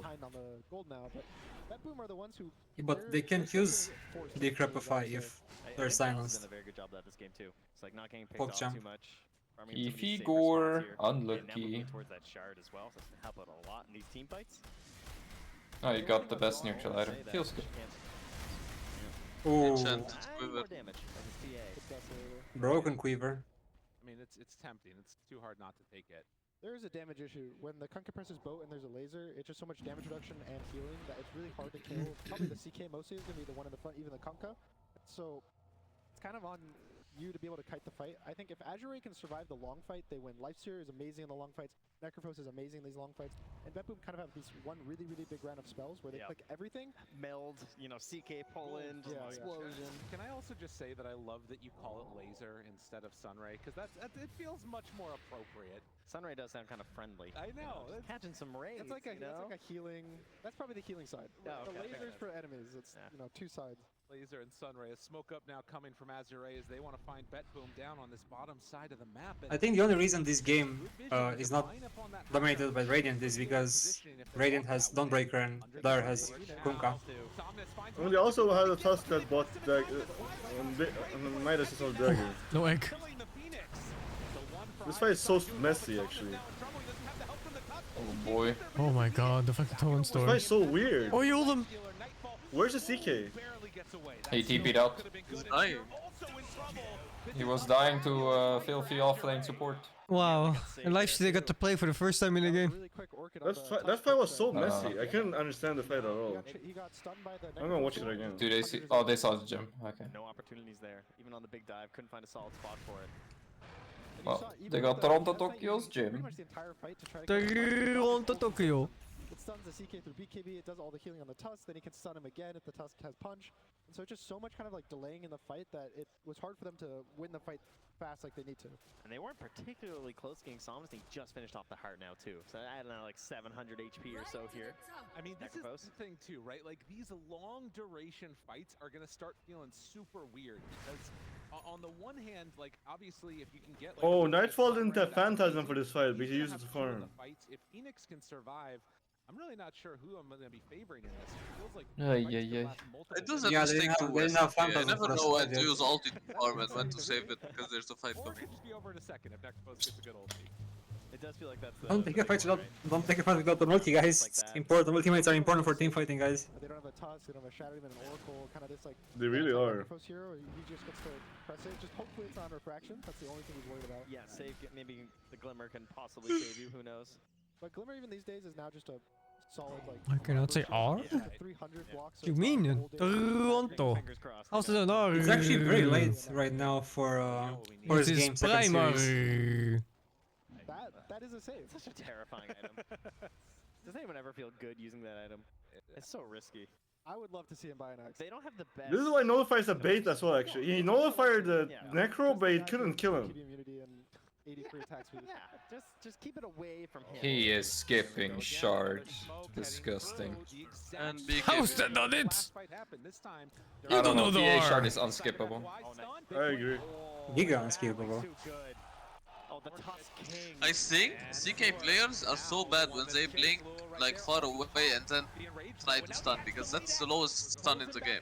Like the what's it called? Projection. Yeah, the projection. What is it? Projectile. Projectile. So slow. It is. You need to blink melee range if you want to actually land the stun. But it looks so fun when you have ether lens and you toss it from far away. It's like a basketball. Yeah, it slowly flies towards you. You know you're gonna get stunned. No, you can just YOL or force yourself. But then you get stunned. So it's really scary for Betboom to just. Be getting stunned at a safe distance. Really not sure. He's like, I gotta blink that. But then you got a shitty support CK illusion hitting you. Can't figure out how to get into this one. I feel like Dire does get outskilled. They do. How does my R sound like an L? I don't think so, There's actually. no way. If Phoenix gets Toronto. higher Like, levels how's and it? shit. How's it an R? I'm pretty sure Lifestealer Necro outskills. I feel like that too. Oh, oh my god, okay, Pugna. Pugna is. Okay, no, it didn't save him. Oh. Yes. Dude, that egg was a little bit too optimistic. No, it was good. It was good. It forced the fight. It baited the fight. Come on, so. I mean, they're a loss. Baited them into their death. Yeah. I mean, I don't think an egg that doesn't go off is a good egg ever. No, that's for sure wrong. It depends on the game. Because like some games, people ruin on Phoenix because they want to get a supernova and then their teammates just die. But if you bait they're in a bad position and I don't know. By the way, this is all without Aghanim's Necro. He has it now, so Bedbom isn't gonna have fun in later fights anymore. Take a look at this fight again. It looks again like it could have been good. I mean, I get the reason he bought Shivas. I don't get the Yols that much. He bought it to counter X. Yeah, Maybe I he know. wants to, like, X and CK jump, maybe? But I don't, Like, I'm he can pretty sure react Necro doesn't care about X if he just gets tanking. Nobody does. Torrent Storm. There it is. Just kind of like crushing the fight. Well, he's crushing the game, so. I think if they're able to Yeah, definitely yeah, worked out for him. might get the egg off in a better position. I feel like he would have just crushed it despite. I mean, he's crushing despite the Yols, not because of the Yols. The real R uses tongue? It must be like an accent thing or a different language thing. I don't fucking know. It's the only R ever known. Solar does not right click turns. Well, he got his scepter now. You don't get to claim how it's pronounced. Yeah, now It's it's like fucking fun. 500 languages actively spoken in the Now world. the fun begins. What, really? You take that Solar Guardian Radius? No. That's what's weird. That's why I was weirded out. What the fuck are you With saying? this build, Well, he's playing with full this build, you support. take He the didn't get the right talent He's for that. playing support Dawnbreaker. No, from but he the has offlane. Harpoon BKB. He has Harpoon, BKB Blade. Yeah, but he's taking all the support talents. He took Celestial Hammer Slow, Solar Guardian CDR, Solar Guardian Literally. Radius. He's It's playing such a support Dawn. half-ass. It's such a half-ass build. It is. No? He's mixing both. What, you think you should have won I don't like Aghanim's with this build? I think you should do one Yes. of one or the two. No? Either One- go full utility or go full damage. Why are you mixing? And to be fair, as we get later and later into this game, it's going to matter less that network. I guess he's playing for level 28 or 29. That was 30. Yes. 1,600, 700 gold actually. Feels good, man. Immediately just want to run down these lanes as much as they can, but yeah, there's not a whole lot of pressure. Just immediately go high ground. What you want to do is like find these picks, right? Picks like that. They want to be catching one of the big cores if they could as well. Try and get down some solid vision to Tusk Midas see worked this out. area where they think they have this safe farm. The Phoenix? Tusk Midas.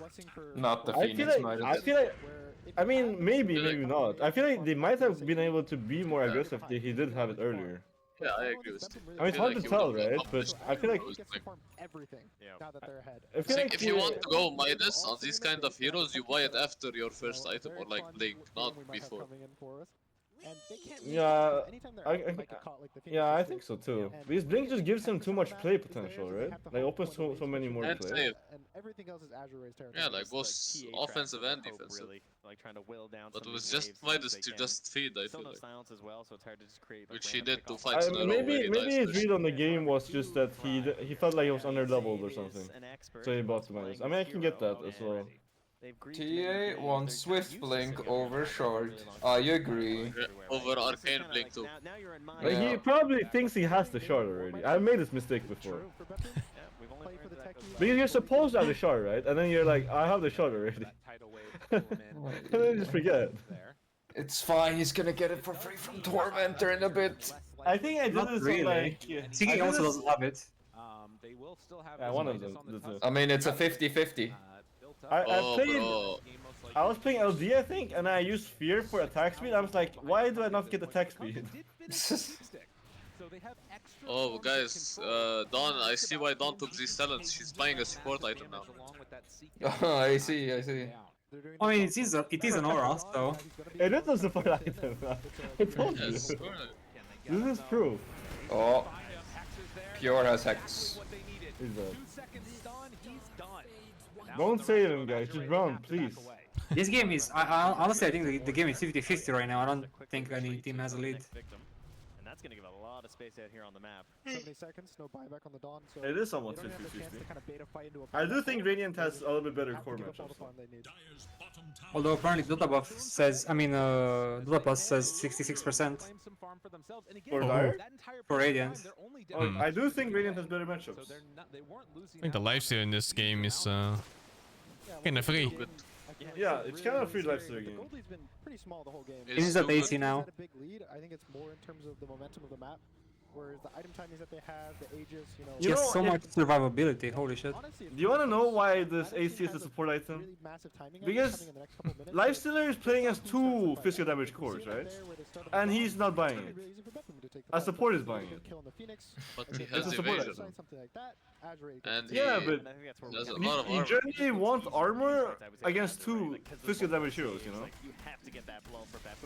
That is 100% true. Yeah, but he's not buying it because it's a support item. Peak damage before the peak tank ability on some of these heroes, like that Dawnbreaker. Why are my supports not buying Assault Killers? Sorry, I'm busy using Radiant. Wait, hold up. Okay, AC is a support item, and then why does the carry CK buy it? He's a support. He's gonna lose, you know? Supporting the Templar Assassin. He's supporting his queen, Templar. So he might be a little more cautious. Dude, this game is actually gonna be another 80 minutes game. I see it. These two teams are so passive. Yeah, they are. I mean, I think it's because it's a TI nurse, man. I think that, you know, you're scared of making a move that loses you the game. Techies and Phoenix, so a chance to get it on the TA or the CK would be great. But yeah, both cores have really good charts. The CK one I think would be slightly better for them at this point. Just getting this more damage on the Please buy Shard TA. I don't think we'll Ooh, he has Hex on. He thinks he has it, man. BKB is on the Tusk, I think is about to be finished. Buy it again. I mean, if you Buy it think about again. it, It's called a Shard Guttural isn't R. that good. I've never thought about how I pronounce R. It's not that good. Sifting is pretty good item, you know? It's always been the same to me. Thermal silence on a team fight is kinda nice. What does it do, really? It doesn't do anything. We had this discussion actually on the bus ride back last night about what happens, right? Even CK queued up his Shard. Come on, man. 10 minutes, as you said.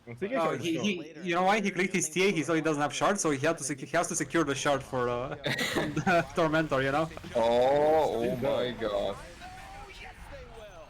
That's a huge person. I think he died at bottom because his team was like, yo, why don't you have shard? It's like, I don't need shard. And then they kept talking and now he's dead. It actually happens sometimes. Like, some bullshit comms sometimes kills you. You're not thinking about the game. I mean, of course. He doesn't have buyback, of course. How did Dire read this play? Oh my god, kaboom, kaboom, kaboom. Dire had the top barrier and they took the gate. Oh, their nullifier hero is dead, dude.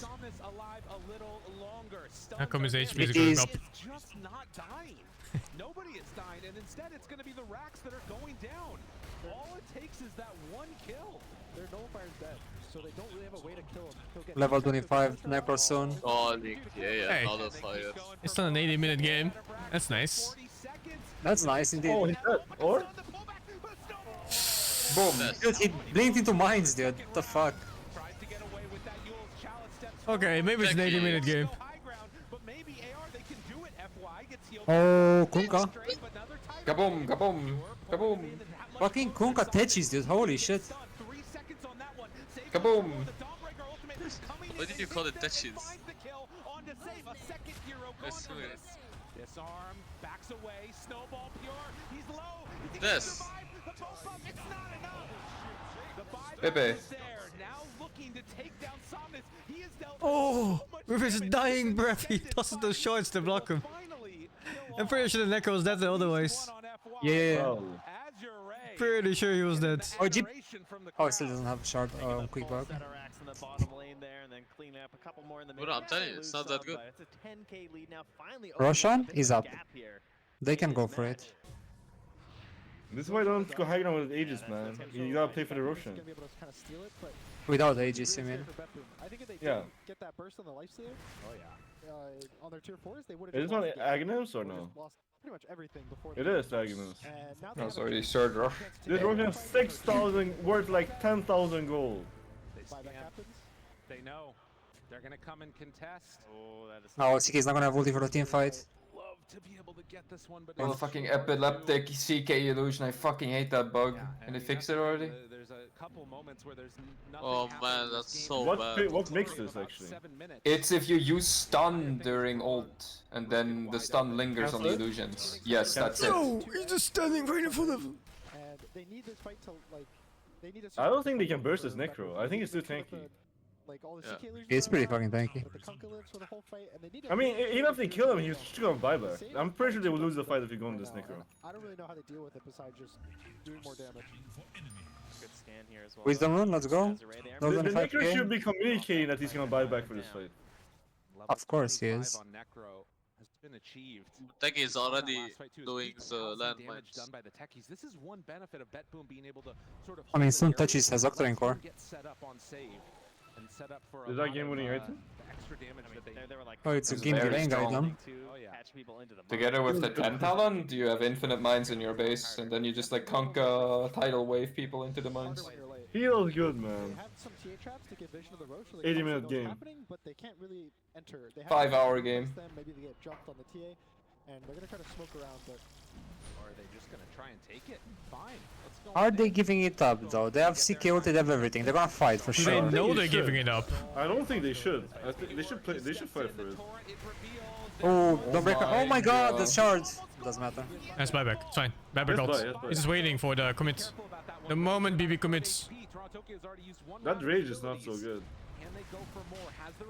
This rage is sketchy. They need to chill. No. The baiting in, man. The baiting them in. CK has no ulti now. One step too far, man. That down mega bites back. No damage. Right now. It's fine, I think. Or? Oh my god, the damage. Holy shit.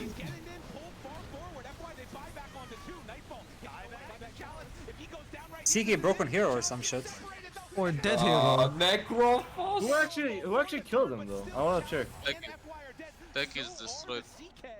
And the techies, they have to back away from low. I wanna check. The tech is actually done so much damage. CK took 1,000 damage from Heartstopper. Where's TA just poking them? What is this? What the fuck? What am I looking at? Yeah, they got Aegis as well, of course. They take down BetBoom team okay. again. And I mean, this was an equal really fight, messy. honestly. That's it. All right. I mean, that fight was so for Radiant. I mean, they get the arguments at least. But actually, I really think this Dawnbreaker needs Aghanims. They probably can. Lifestealer consumed it. I think the safe I'm gonna check what. Confident in these fights, and you see here. I'm gonna check what killed the Lifestealer. It was everyone. They beat him up with 5 heroes on the CK Yeah, stun. but I wanna see the damage. Though. I guess he couldn't pull him in or something there. It looked like it was a snowball save, but FY didn't actually get him. Must have been a I mean, the Axe on Lifestealer is pretty cool, actually. It's good. He can always get back his full HP if he's low. He also has a BKB piercing disarm. I mean, I guess only CK's BKB. Obviously, you get back in this game now. They're at the middle racks here. They're still missing a couple of heroes, but they are pushing. But there is Lifestealer or no buyback, right? That's something. He died to CK and Phoenix and Tiki. Tech is saving his buyback. He's not finishing his Octarine Core. of course, I guess. Actually gonna die? I don't know. Sending is good here. We bought it, I think. 10, 1, and 8. They're gonna try and jump on him here, but he's just He's silenced now. Just regening. Yeah, he bought it. actually are not doing enough to him. I don't know what you do against Somnus. I actually think if they have a Lotus, he cannot die. Just to avoid him. He's dying because of the Bloodthorn. Guys, kill the Necrophos. Just say to yourself like, no, guys, someone else, please, like, kill the Pugna. He also won't be able to die once he switches his eggs into a BKB. How good it looks to kill him, you just don't take the risk. You need to give him your bristleback treatment. Okay, he's going for the infused Aghanims as well here. No, but he got stunned. 1-2 shot, but the heal. He needs a teammate to Lotus and when he's stunned. Look at the damage they deal though. Yeah, I mean, they do have high damage on their heroes. And trying to not get caught inside of Kunkka's whirlpool. It's gotta be so stressful too. You're on the verge of getting even further into this tournament for BetBoom. Would love to be able to come away with this shard. first game victory. And Azure seemed He noticed. to keep this pressure It's and momentum ridiculously going. difficult to push against shard traps plus Tetch's mines. And Phoenix. I mean, they just allow really good high damage. Oh. What if your PK feeds? Why is If your the PK carry out of walks base? outside your base and dies, It's like then... Derashio's fucking death, dude. Like Derashio's death in game 1 where they lost to Bloodseeker. Same spot. This was a throw. This was a 100% throw. I mean, Nightfall's nickname is I need to have 0 deaths. Well, Lifesteal did the same. Fury is so good though. Fury is so fucking good. Can they do it again? Somnus standing on top of his buddy, ready for an infest if things get dicey. Well, that was kind of free. You're not wrong. I mean, you need something like that right now for BetBoom. Put a bit of gas in the tank here. It's so hard for Lifesteal to cast a rage. Lifesteal has no buyback, by the way. If he does throw here, they might get fucked. Crazy the distance of the Dawn W. Especially with the TA, that's pretty cool. Yeah, to just cancel the blings, just maybe catch the Phoenix off guard, slow him. The range is insane. Oh man, Chalice pops the hammer and takes the tower. So it's gonna be a slow burn push. I guess he fed on CK to bait them to fight the 4v5. Whittles it down. Lifesteal's gonna slowly whittle it down. And there's no rush. They're hanging out. They're having a good time. Well, apparently Chalice says They have no glyph. He runs in, finds the Phoenix. EA does no damage. And they go for more. That's already the melee racks down. Somnus stepping up. They're gonna drop the water park. Hits onto one, but the snowball saved there again. Nice snowball. Nicely done, and gets over to where the dead creeps were too. Why not? Kate's just coming I back. fucking love Dota where nobody dies. When they get out, Well, the structures died. looking pretty fine, and gonna Death Seeker to the low ground. Azure Ray get the whole set of racks, and they get out. He's really hard. What do you buy on Necro now? Very difficult there. 13,000 gold lead. You can either buy Hex or Strength Blink, I think. Or Arcane Blink. I feel like don't really know. Octari Necro is pretty good. I love that item on It's Necro. okay. Wind Waker.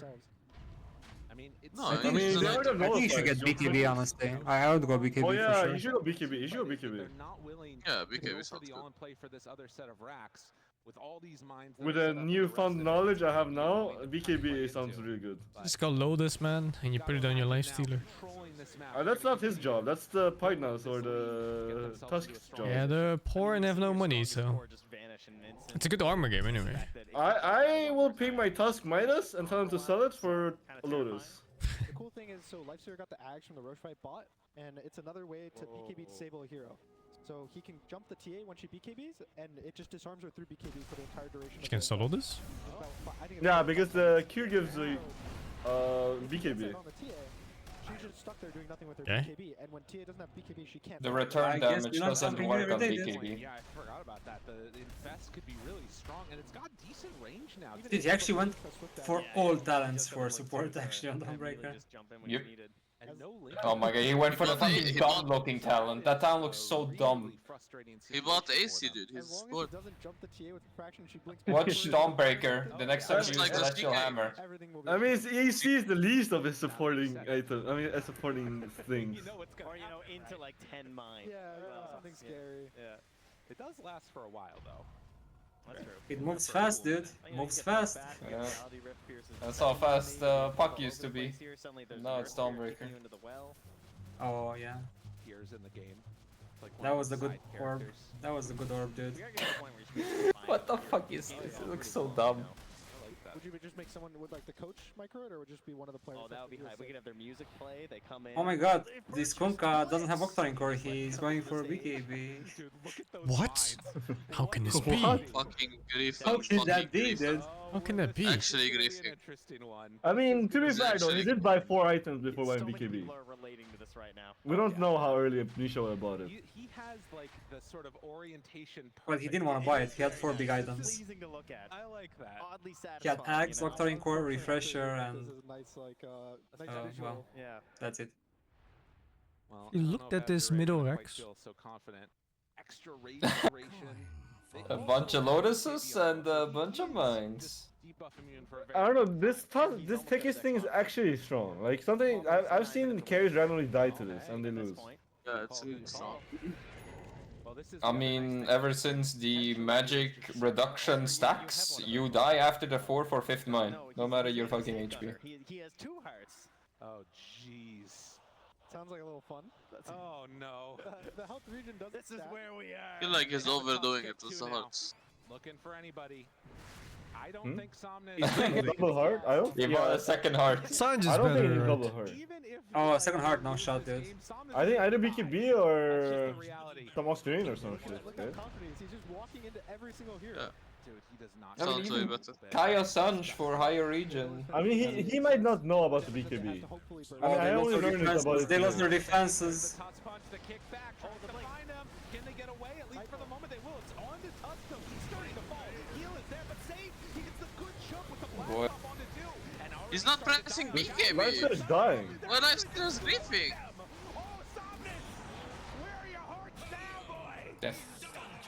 Bro, this Lifesteal was Lifesteal is so actually weird. griefing. You have to watch the Don't fight press again, actually. I don't BKB. understand what the fuck happened. Holy shit. I mean, this whole fight was so fucked up. Why are they even here? Why don't they just play for Roche? That is tough. 2 hearts. Because throwing on high ground is fun. What happened? They I don't I'm know. gonna go get some Like food a beer. lot of damage. all did Or- damage. The water park was doing absolute work. I saw Life Stealers just like spinning around, getting controlled up, get hit by the boat. He got silenced by the trap. What? Shards up there. Couple torrents. Oh my getting god, hit. Lifester didn't want to use his BKB, dude. What the fuck? Damage from TA, 100 damage from C. Actually, Lifester actually griefed that fight pretty hard. Holy fuck. Great timing for that date. I was paying attention. That's what Nan said It too. looked like a really good initiation, but the Did he not use Rage or BKB? He used Rage, he had the cooldown, and he didn't want to use BKB. Yeah. Got this one too, yeah. And then Hex.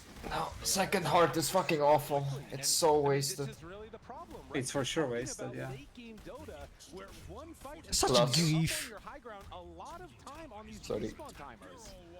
A plus sorry comes on out. Not sure what's going Sorry. on there. Some tips from the other members. You're all washed up, sorry. This is the full set of racks in the throne. Thinking about it, A little bit here. I mean, you gotta be careful. If Do you think Chinese people get mad? decide to buy Like, back right now, this is a tier 4 tower already starting to by this Did whole they chat? get tilted? What did he do? All chat? I think Oh, I think he everyone just- mutes everyone. Bet boom. They get the glyph. I'm pretty sure they're all muted. FYI, setting up. Sir. Oh, this No, guy's sorry, mad. gave up. Alright. Gonna relax a little bit here. Just wanted to burn his TP cooldown. Roshan is up, and that's a big thing. Yeah, they got a So minute left late. here too. This is going to set up for 60-minute items if the game doesn't end after the Sages. There's an Ags, which is really big for anyone. The TA can get the Ags, kind of move around the map. The C can get the Ags and just have so much physical damage. So if Bedlam gets his Roche, I think it kind of swings the map, or the whole game state into their favor. Yeah, and it should be very fast. I mean, they're starting to move here from Azure.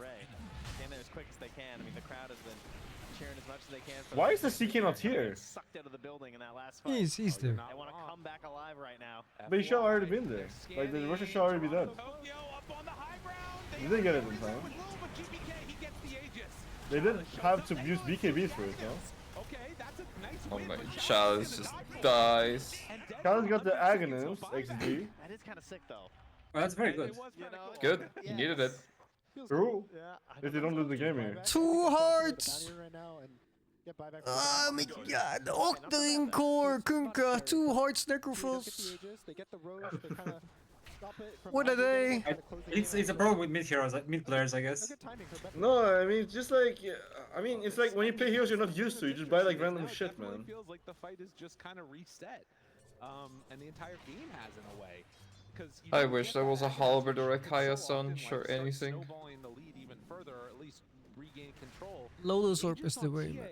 it matters, but it also feels like there's a lot of Win. great ways that Let's go. to set up on the TA after the Aegis. You No, know, buying I Wind mean, what's the Waker. point in playing Wind Waker against Nullifier though? For Betboom fights, it really has to be fast. You saw in this mid fight, they got a Feels got good. kill. It was like 10 seconds. The fight was Okay. I over. mean, it feels like And shit, after but all the fights they win, I don't know. oh, wow, he's happy. So it's opposite of good.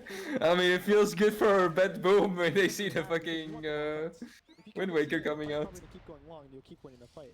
And so for Betboom, you don't really want to be able to have this slow burst fight where one of you dies. And part of the problem is that I think the item should have been a BKB, and then he sells the Yules for a refresher. So we have to be very careful how they use the Oh my god, what?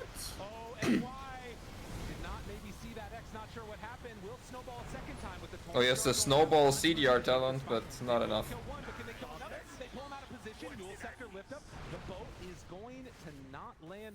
What's up? That's what they're saying. That's not good.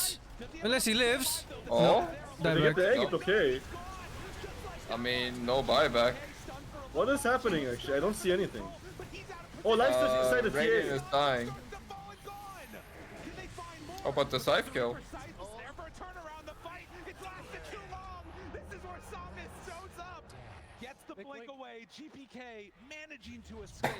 But this Dawn support and this Tusk support are griefing. Ain't no way that TA tries this. Ain't no fucking way he tried this. But he did. Oh, he's forcing such a shit fight. And the Lifestealer Scepter, it killed him! Ain't no way he tried that! He's back. Or is it working out? No, he's not gonna die. No, the Prepify. Oh shit, Oh, Bash! Lifestealer, no! No, the Samus should have helped the Lifestealer. He had him. He had a TA. But TA still dead. Oh shit! Oh my god. That Necrophos must have healed like 8,000 HP in that fight. 966. Oh my god, 20k damage dealt TA. This Necro He also healed has 16k. 11,000! He healed 11 fucking thousand HP. And Lifestealer also healed 12,000 apparently. That's open wounds. I mean, it counts the heals from your teammates too. Oh, is that XP? Oh yeah, it is XP. Oh, it's XP. I thought it was heal. You said no I mean, heal show? Necro healed a lot. Our Lifestealer should just hit throne. Why is he healing Rexus for? I don't know. He's padding his GPM and the tower damage stats.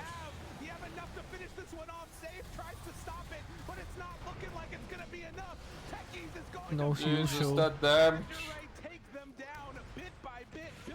Betboom lost to 2 hard Necrophos. I mean, Betboom was the team that lost the double radiance. First 2 Radiants, now 2 hearts. Told you Azure would win. That game was shaky, there's no way. Well, to be fair, Steve was right with the, I mean, two single physical damage dealers on cores. One in the position is wonky as fuck, dude. Yeah, it feels like you have no damage because people just build physical. I mean, like things that don't. I don't know what I'm saying. You just buy armor. And it's also just like you don't care about BKB as much when you play against those heroes because magic damage is just higher, honestly. For goodness sakes. They tried. I mean, what do you mean? They got the items, Like overall, like heroes like Zeus and heroes like this is imbalanced. If there's no pipe or BKB, but you don't even have to buy pipe because you're playing against heroes that you don't need pipe against.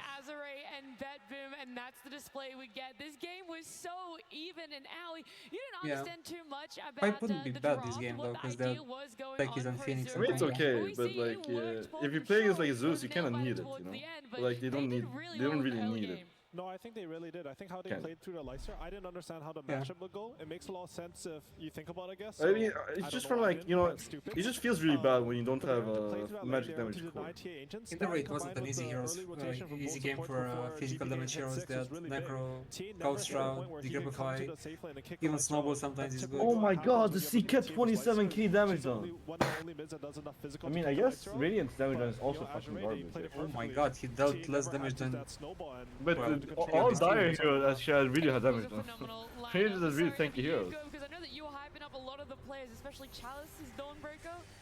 Yeah, I mean, he dealt more damage than support Dawnbreaker. Sustained for days. You had the Pugna He life did. drain, you had the And Dawnbreaker, you had Lifestealer the also Snapper dealt later no on in the game damage. with the double Pugna Lifestealer with the With the invis. Radiance, In these fights, nonetheless. the ones we're watching right Yeah, now, I mean, it feels single like target Beckham heroes did tend not to have deal less damage to damage, take I out any guess. targets. No, dude, no shot, dude. Like, Lifestealer always deals a lot of damage. I guess he just... I think he just played bad, honestly, on Lifestealer. I am gonna frame him. I'm gonna frame Lifestealer for this game, dude. I mean, there's a little bit of this thing where like they lack stuns, you know, so you don't get to hit for free. He always missed random rages and shit and didn't use I mean, sure, BKB. that is true, but like it's easier to play when you have stuns, you know. Then you get to hit for free, but like if you don't have any stuns, you just have to chase a hero down, which kind of sucks. Over in the early game, and they just have to take some time and farm back. I feel like the best course of action they could have taken was probably get an earlier Blink Dagger on the CK and try to fight around that, but what happened, Roman.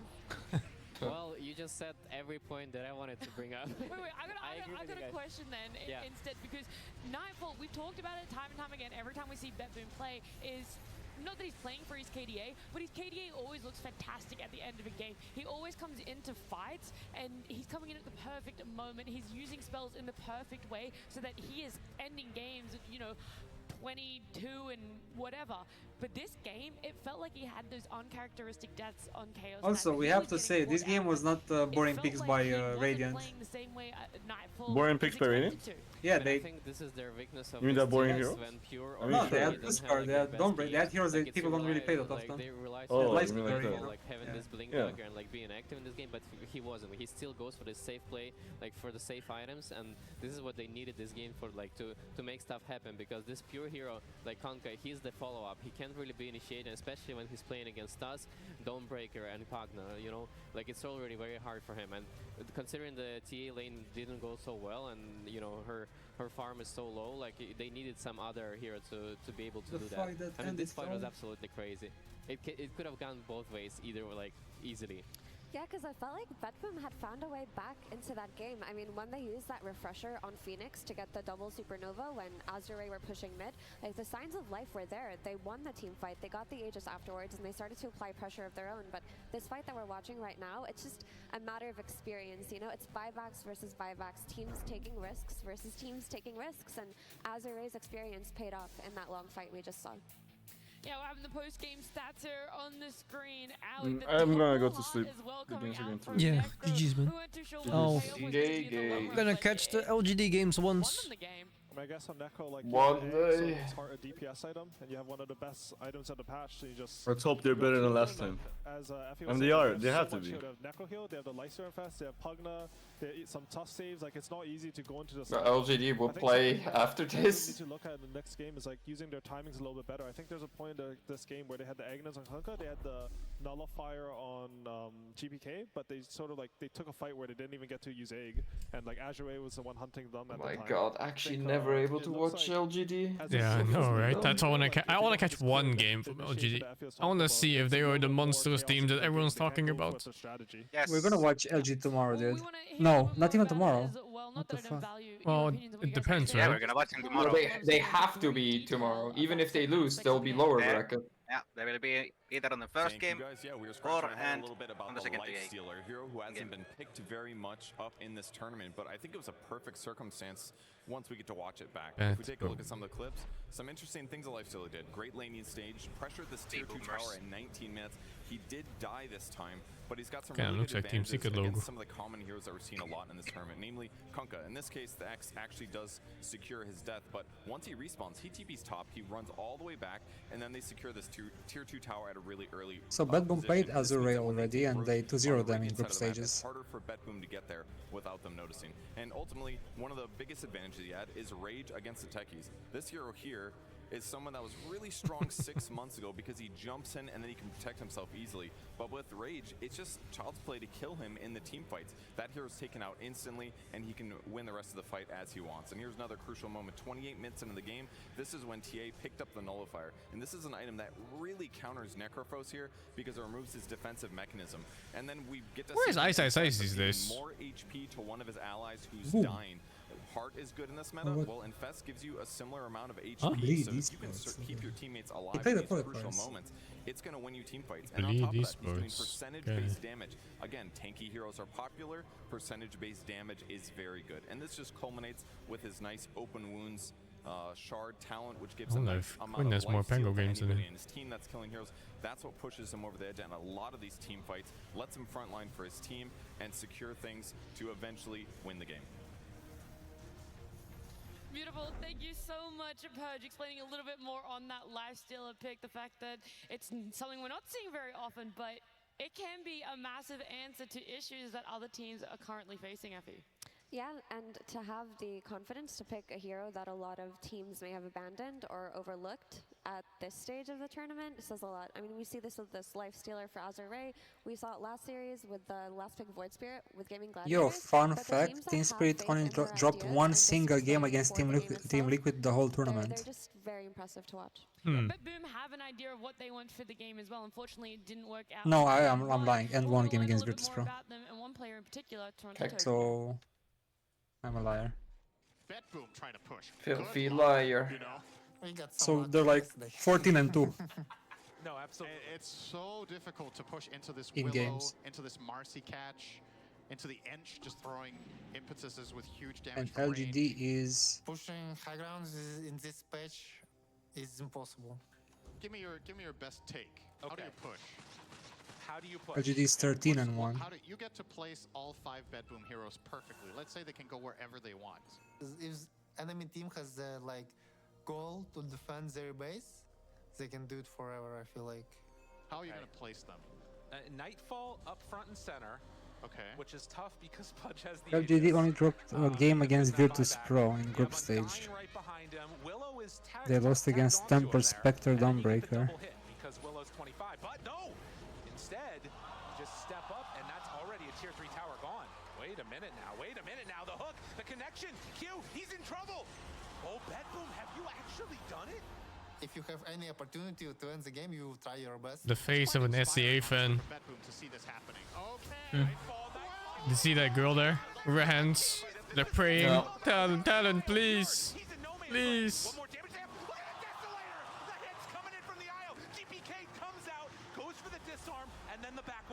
Our plan was I had That was a wild enemies game, and dude. I will spam them and then I will go in with Blade Mail. And also we had a buybacks and they didn't. Tricks for the trade, chasing, they're waiting for Makoto, wants this moment, and they find him! Is it gonna be enough damage? Yes! They take down Makoto! Can they get any more though? Nightfall, the hook, again, Pure, he's on his man, can they bring down this Willow? Goes for the walk away, and the damage coming out, the IO is doing so much of it! Save and Nightfall doing it all together, but they managed to kill off that Muerta, now the buyback. Looks for more Toronto Tokyo with his Ags. Yeah, it was really good thing. Did China suck dick this year? I like that. Like overall? I don't think they won any tournament.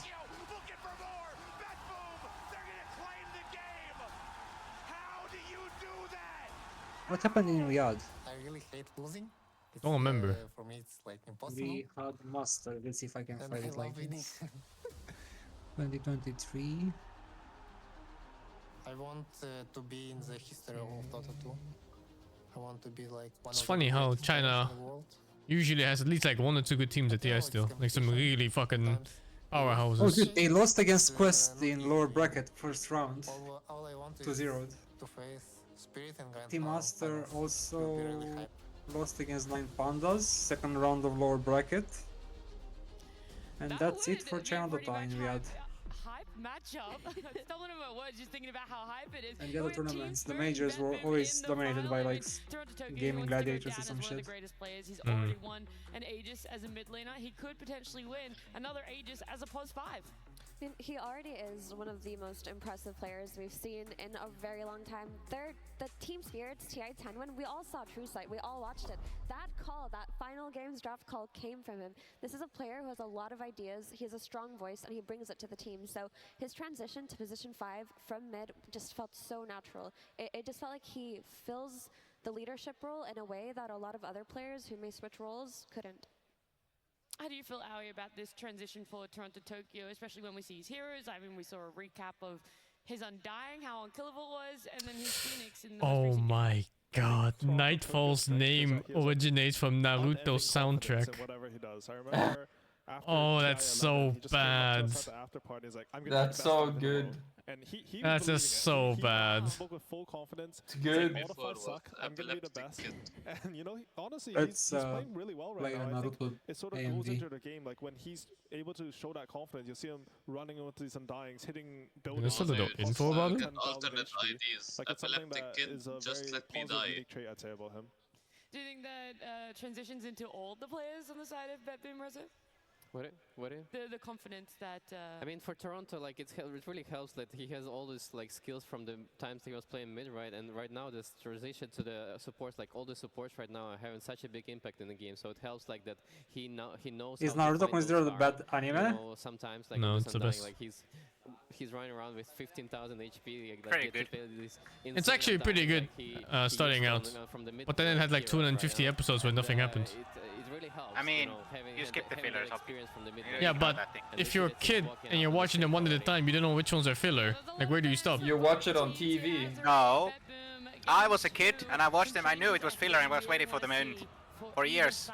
Yeah, but that's why you For watch every years. single episode, because you don't know when it fucking ends. So because you don't know the fillers. Make it another game 3. What if next episode is not a filler? Plan worked out really well. The Necro looked so good. I for watched them anyway. Azure Ray, and they impressed me the most. It's when they have that frontline tanky. It was filler, but it was, unkillable like, whether it be a Bristleback acceptable. or a Necro, I'll and still they watch just play it. around it. They don't have You know. to take fights by initiating or smoking. They force there the was no enemies to other fight choice. into them because their laning stage is actually quite strong, probably the strongest out Oh of the shit, entire didn't know Chinese Pure region. was so high So MMR. they're not one of those teams that you Jesus. can break in the laning phase. So for them, you just respond. It's crazy. You don't necessarily have to run back the Necro, but to be able to, for example, pick Oops. the Dawnbreaker into a Chaos Knight, we saw how bad that lane was for Dawnbreaker, but still win the game. Still Here had is an the effective Z performance, controversy guy. Nothing to change from there. Was that lane bad for Dom last It game? is. Yeah. I feel like his lane was completely fine. What the no? fuck? Noon went to Southeast Asia. But the Tusker left to play with the Lifesteal, and they rotate on mid. He was left alone. It was interesting. Because I think like We just went this for is how Azure T-Right. want to play. Like they want to be able to leave Chalice alone. I Some remember watching them games in versus TI Team with with SMG were Dolphins, pretty he had interesting. timing, He was playing like some off-lane 5 Invoker, and he would rotate with But that 5 unfortunately, they were rotate like back all the three lanes. I last, think they're really last happy in the if you room. can get all So of the first part of the lane and then start roaming with the double supports. Do you feel that Azure is a team that ends their laning phase a little bit earlier, or they're just more active in that early So I compared guess to a lot of other teams that we've Group seen so A far? and Group D I think didn't they're have the really good best at identifying, like, which lane they teams. want to play through and like moving between that. Like we saw What in the the last fuck? game, A they were- Thailand they player. identified mid, do they have like a weak point? Our Necros level 6 were able to punish that. He hit the has tower, not and a then use single Sand line and of Sand and anything. Sand What? through this Lifesteal. I think how they do that is really good. And This for the guy's backline, name's I think the Afak. small adjustment that they could be thinking about is that Did he clicking sneeze? Pure hero early, like they did before in the previous series, where like you know the Spirit Breaker was Oh, untouched fuck you. during the first phases, so they could easily take that instead of taking Chaos Knight, so that the road that could be taken for the next game. I know throughout this year, as you stood in for BetBoom at some events. This guy made a do you lot think of this is a money. similar team to the one that you stood Or I in guess. for, or is it Yeah, a he different team when But you it's look not at the the I mean, outside as it's well? over the. I think they're very different. Like I think they're improving with every tournament, and it's mostly. I mean, it's still it was pretty never good, I about guess, skill over the for course this of team. It was 9-ish mostly about years. the psychology and like how The they Boston think of Major. themselves, right? If you think that you're number one and you have to perform to that level, then it's very hard to. Oh, what the to fuck? have that This guy pressure played to in deal 2 with it. TIs. But, I think right now they're very more chill. 3 in that TI, sense, yeah, and, 2 TIs, yeah. Is it you free? can was see pretty that they're successful playing till with the very Chinese end, team, and they're not LFOI giving and up. RNG. When I was How playing come I with don't them- know this guy at all? What the fuck? in a few games. You could say, you Yeah, I don't remember him this playing past in BetBoom, Chinese this is a teams whole either, new actually. Yeah, this is the now. whole new bedroom. Yeah, for yeah, sure. yeah. They conquered their demons. We've said they Do seem Malaysians to be different, speak, but going into this TI, Toronto Mandarin, or mentioned what's that happening? He expects top It 4 depends. placement for his team, Oh, at wow. least. Well, That's it's what like he all sees over the that they're place. capable of. That's what he Malaysians thinks have they can do, a lot and of different I really ethnicities feel living like there. throughout the year, you we've seen them progress as a team, right? Not just in terms of the way that they play and shaping their identity, but just in terms of determination. Because I recall there was the BetBoom Dota tournament a month ago or a couple of months ago, and they got eliminated early from that tournament, and that was their namesake tournament. And a lot of the eliminated teams opted to stick around and just enjoy it, but they left early. They left their own tournament early just to practice for the upcoming Dream League. Well, here they are. They're one game away from potentially being eliminated. Game 2.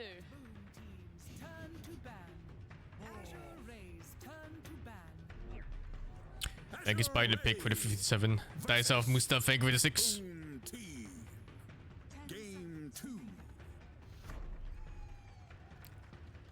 Got some cheers from the crowd there. They're just hyped to see some more Dota. Keep the action rolling here. So for game 2, we've talked about some potential changes. Straight up, BetBoom don't have first pick, right? They're going to have this reaction for themselves. It is going to be Azure. I would expect a few changes in the bans for themselves then, but hopefully what you keep talking about, Effie, is that they're able to get that initiator, someone tanky for Pure in the off lane as their first pick. I like the stained glass team. I mean, if it's I adore it. highly contested meta heroes like Centaur or Spirit Breaker, then absolutely first phase it. But if those heroes are taken out of the pool, I think they should just go for the meta picks that are still available. But you can have more creative initiating heroes for Pure. I mean, we saw Team Spirit very effectively play Axe. We saw them very effectively play Night Stalker, and those two heroes do fill the same vein and leading the tempo of a game. And Pure is a good Axe player. He's not a bad Axe player by any means. Yeah, I really like what Effie said there, actually. I think I'll watch There's all lots games of characters in Naruto, huh? Ah, yeah. Of course, it's a very long show. I was trying to look at some power levels here, and there's a lot of pictures. Fucking power levels. If you pick a bit later in your draft, you get more resources in the draft. Fucking power levels, man. But the power levels, they were so cool in Naruto initially. Initially, yes. And then it just became, then they just went Dragon Ball Z style afterwards. It's like, oh, okay. It's like, oh, and then he glue, and then he was stronger. There's an X and It's like the lore power levels of each character. I think they should leave their offlane and carry flex to the. What's the strongest character in DBZ? It's that fucking cat. No, actually the cat's teacher. I forgot the name. And sort of play with the idea that they're not going to know how to counter the CK. Do they fight, or they're just powerful and they're like whatever? No, they don't fight. Actually, there's one even more powerful. It's that stupid kid, that god kid. Okay, then who's the strongest, the most powerful fighting, like Goku? You know. Are pretty good, and honestly, Naga's a really high DPS hero. CK doesn't have DBZ, they don't fight. They just compete who can sound the most constipated. That's so weird to have like the highest power level characters to not fight. That's just because they would break the universe. It'd just be like One Punch Man, where he just kind of wins and shows up at the end. Because he just simply wins. Because she's so strong as a support, and now there is the flex to carry that we see, which is really potent against Muerta, whose flex is still open.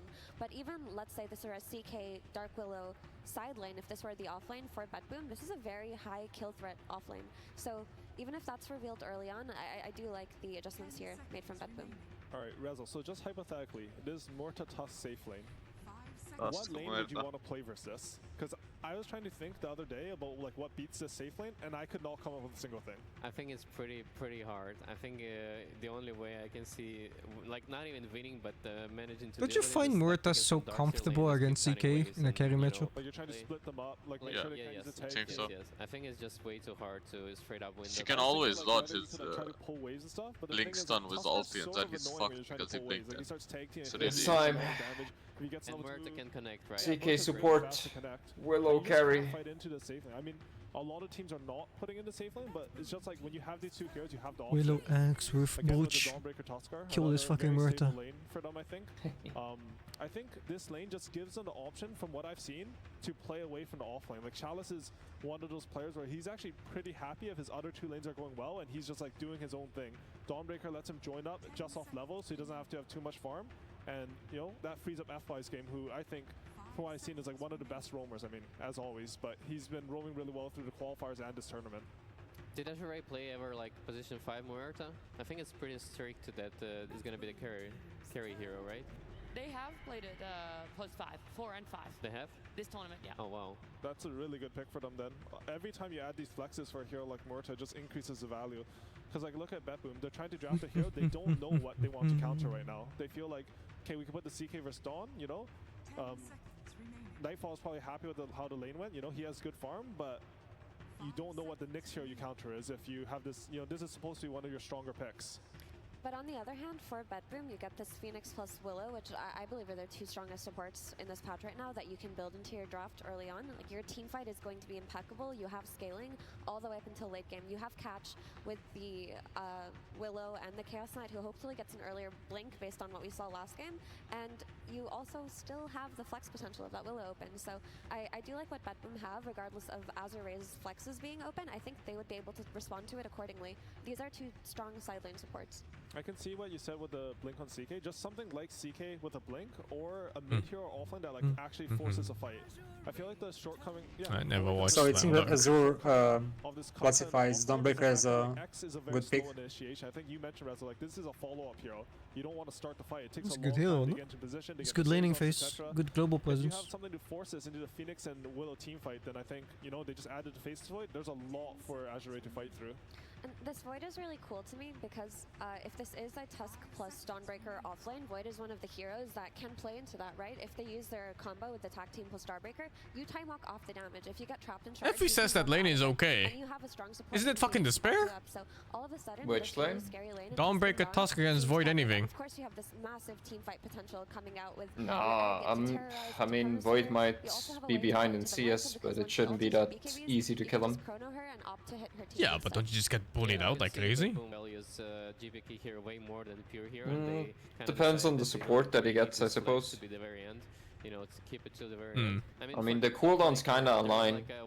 The cooldown of Dawn combo and Time Walk is kind of the same. Level 1 to level 3 it's rough, but afterwards... Do you just not combo? If you're not combo, you can slowly chip him down. Yeah, because it's not like he's gonna fight you back. Not against those 2 heroes. I think it is just like sort of your most important pick from first pick. But I don't know how much damage Willow or Phoenix can do in return. If they can chip down one of the heroes of Azure, then maybe the lane will be fine for Void. Showed herself as like a very stable laner. We saw in the Liquid Gladiator series both times that Meke picked it up. Holy fuck, Luna's tits. Really well, like even against really strong lanes. It also gives them tempo, right? If this Luna has a good lane, they can just play around their Somnus hero, whatever it is, and just take buildings. Similarly to what they did in that first game, they forced BetBoom to fight into them. However, though, this time around, it seems like BetBoom have much better tools into fighting into them. Like, if they do decide to 5-man really early with this Luna and go for an objective, all of a sudden you're worried about the Chronosphere threat. You're worried about Murta carry. You're worried about the Bedlam coming out from Yeah, not a support Murta. I don't like Luna against Void. Weaker lanes compared to the first game. Because this Luna Tusk seems like a very strong lane, like especially Dawnbreaker and Muerta. I think it's a very good matchup against Void as well, and Phoenix. Does that mean that both teams right now looking to mid laners to round out their drafts to bring it all together? Who's going to be revealing first? Azure as well. They're going to have to picking out of this early phase. I think they'll look for a hero that lets them set up the Dawnbreaker. I'll be watching next series. I'll try to catch at least one game. It really depends on how late it goes. It's already almost 1 AM for me. Honestly, like the Dazzle's still in the pool, so it makes a lot Fuck of this these schedule, man. Hard to pick, and there's also the TA. These are the 2 heroes that it's hard to pick melee heroes against. But honestly, I don't think TA works that well with BetBoom's lineup. They should play TI on the cruise. Switch the time zones after every match day. I think it fits Azure lineup very well. Dazzle not banned. The hero doesn't really lose many mid matchups, right? Oh, the puck.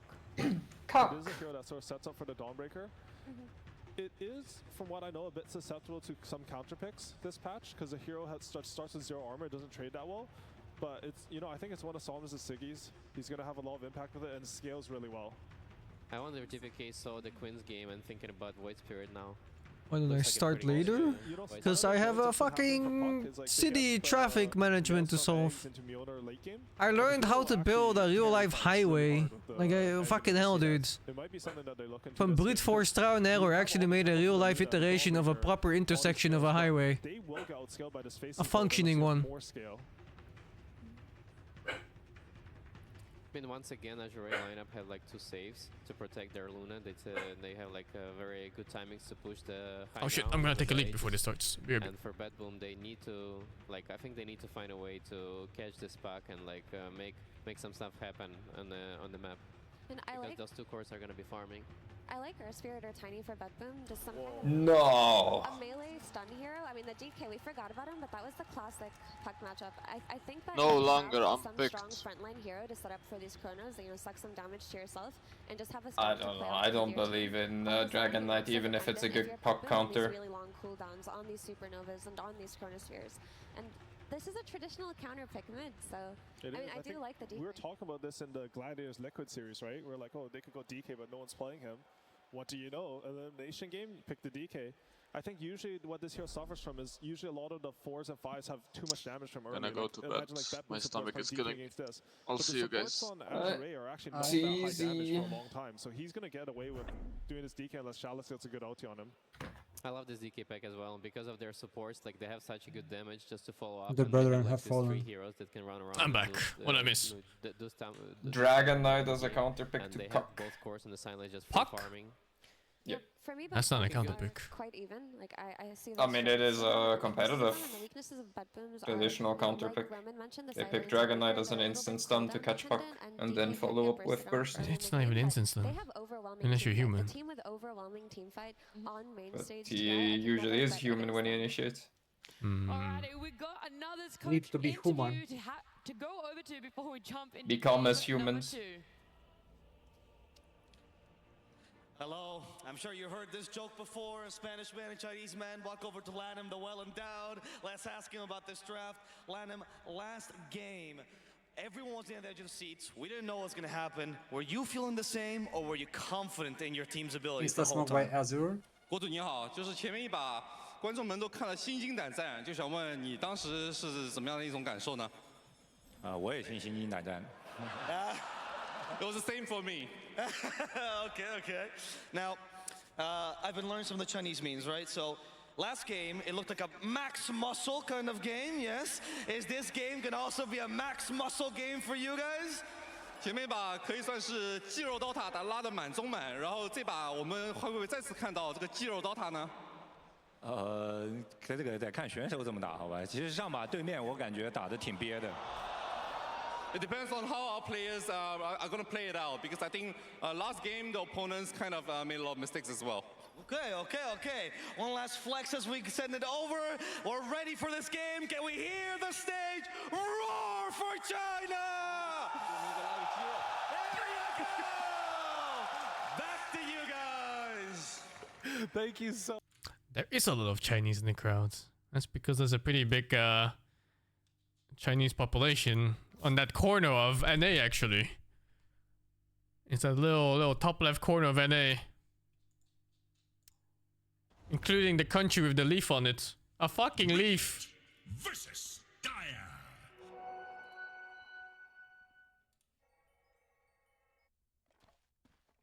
Unluck. A fucking leaf. Pero nada que realmente sea conclusivo. No My se English ponen is bugged agresivos again. hasta el segundo, tercer Roshan, ¿no? Yo creo que por ahora I'm gonna assume Bedboom is gonna win this game. They have CK offlane against Luna, they have Void against Dom. I mean, this is interesting. Do you guys know the matchup? Which one? Dawnbreaker versus Void. It's also. I mean, he has Murta actually, so they can kill him. No, I mean in game. In game it's actually very interesting because Dawnbreaker can actually get second or third item Mega Names and he actually denies the damage from Chronosphere. I mean that, yes. I don't know about the Scepter. Scepter is very good. Weird lanes. 中单龙骑啊，在这些天里应该是第一次出场。是的，也是针对中单帕克一个对线的英雄。我们知道这两个队伍的中单位的这个纠缠啊，都是非常想拿到对方的现优。所以这盘其实对于 AR 来讲，他们前中期包括选 Luna 这条线。 They have a very strong offlane on Bedboom. CK Dark Willow. It's a weird offlane. 看到帕克本次比赛的总体胜率是59%，还不错。虽然上场率 What do you mean weird? 但是一般也都是后几手选 It's 择比较好用的。 CK offlane. It's weird. Dude, it wrecks pubs. The buffs were so big that it's just an offlaner now. That's what it is. 上一局的话，给 C5 尝试了一下他自己比较招牌炸弹，但效果不好。上路的话，选择了一波对海绵的动手，再往前追，伤害看够不够？还差2下，应该是不够了。 Oh shit! Don't record. The Dark Willow is playing without. What the fuck? F was that? I need to watch. I need to check what happened. There's no fucking way, dude. How? Yo, he you only has remember? level 1 breath fire. You remember this in Bone 7 when we played? How the DK always somehow to kill Puck? I don't actually. You don't remember that? Seriously?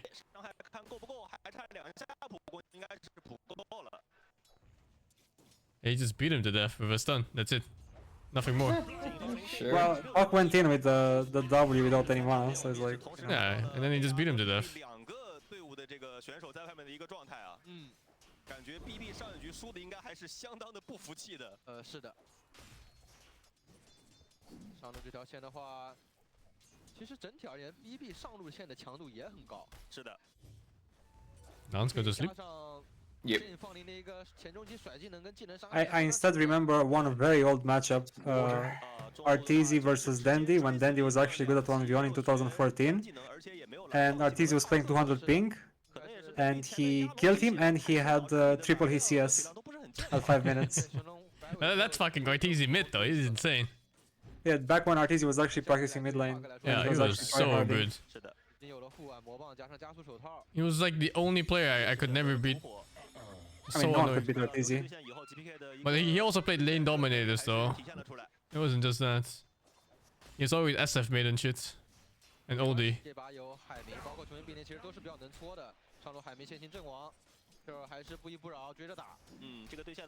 I wish I played with Arteezy for like 6 months to know how it is to play with him, like in a team. Because he was like a very good player, but he never really won a major tournament. No, but he won a lot of shit though still. It just happened not to be major with TI. Because I'm just wonder why. I wonder how it is atmosphere-wise to play with him. Like for long stretches of time. He was chill when we played with him. Yeah, but like it was at the beginning, right? No ego. Yeah. Also, he had a lot of respect for Envy actually, so he was looking up to him. Like if you're a player, I think you have to. If you're a core player, I think it's ideal if you play 1 or 2 to look up to one of your like teammates. Is it? I think so, because like when you're young, your ego gets the hold of you, and you know, if you don't respect anyone more than yourself, it's. I think not respecting anyone but yourself has a certain thing to it. A certain level of confidence you can bring into games.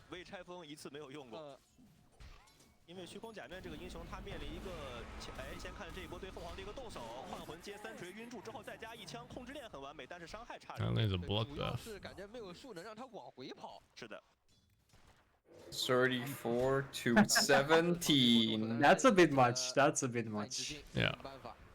Dragon Knight is not a puck counter. I mean, I don't think he should have fucking died. And I think he played it poorly. There's no way. I mean, the dying part, but SingSing is in general hard. Yeah, I mean, you're gonna be 10 CS behind normally. Without the death. He just walked into him, dude, and got hit to death by auto attack, man. What do you want?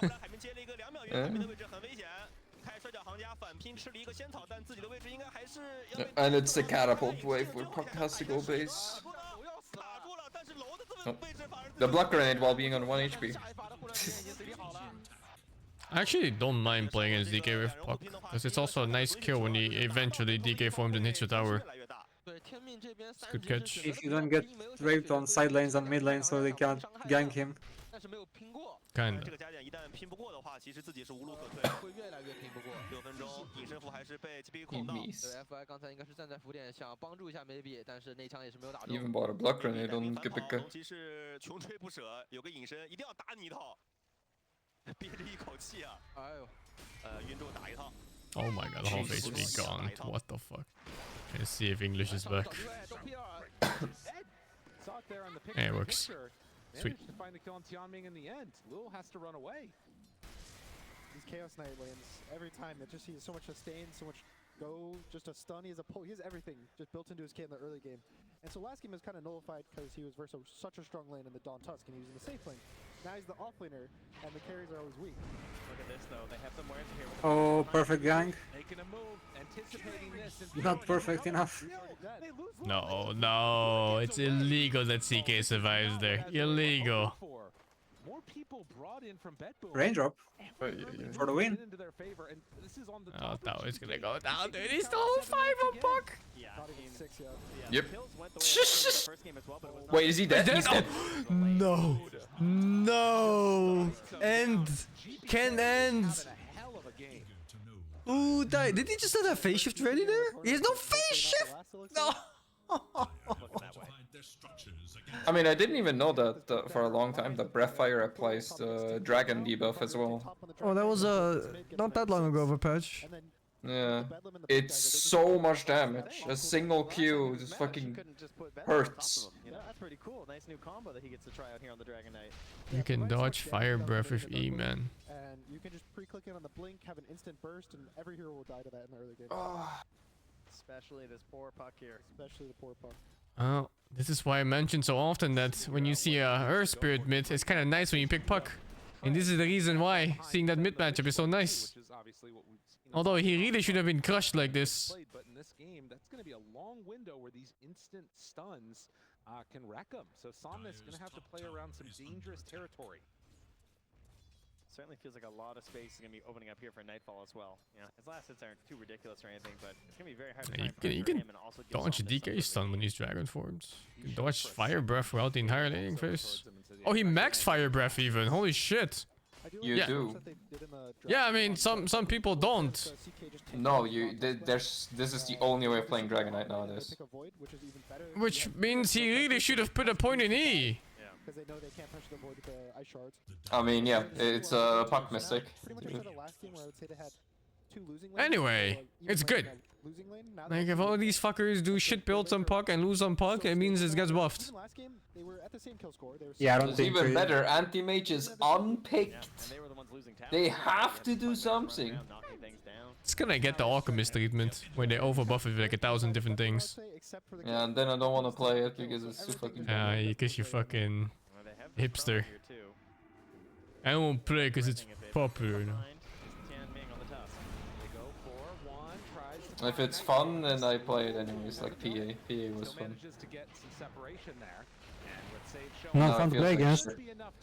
Now it feels like shit to play, and you don't want to play it. Hart doesn't want to commit in, didn't have actually the Tomahawk back up anyway, so no options here. Now Somnus, maybe with some weakened heroes, could find something. Has an arcane rune here too. Desperate times. I don't think you're gonna see a more fun DK at this moment. In this tournament. Right? What's his net worth? 5.5 at 10, holy shit. Yeah, with tower and 2 kills sounds about right. He's so farmed. Yeah, now I think the Dark World is also level 6 already, so they can fight. Oh, good rotation. Wasted chrono.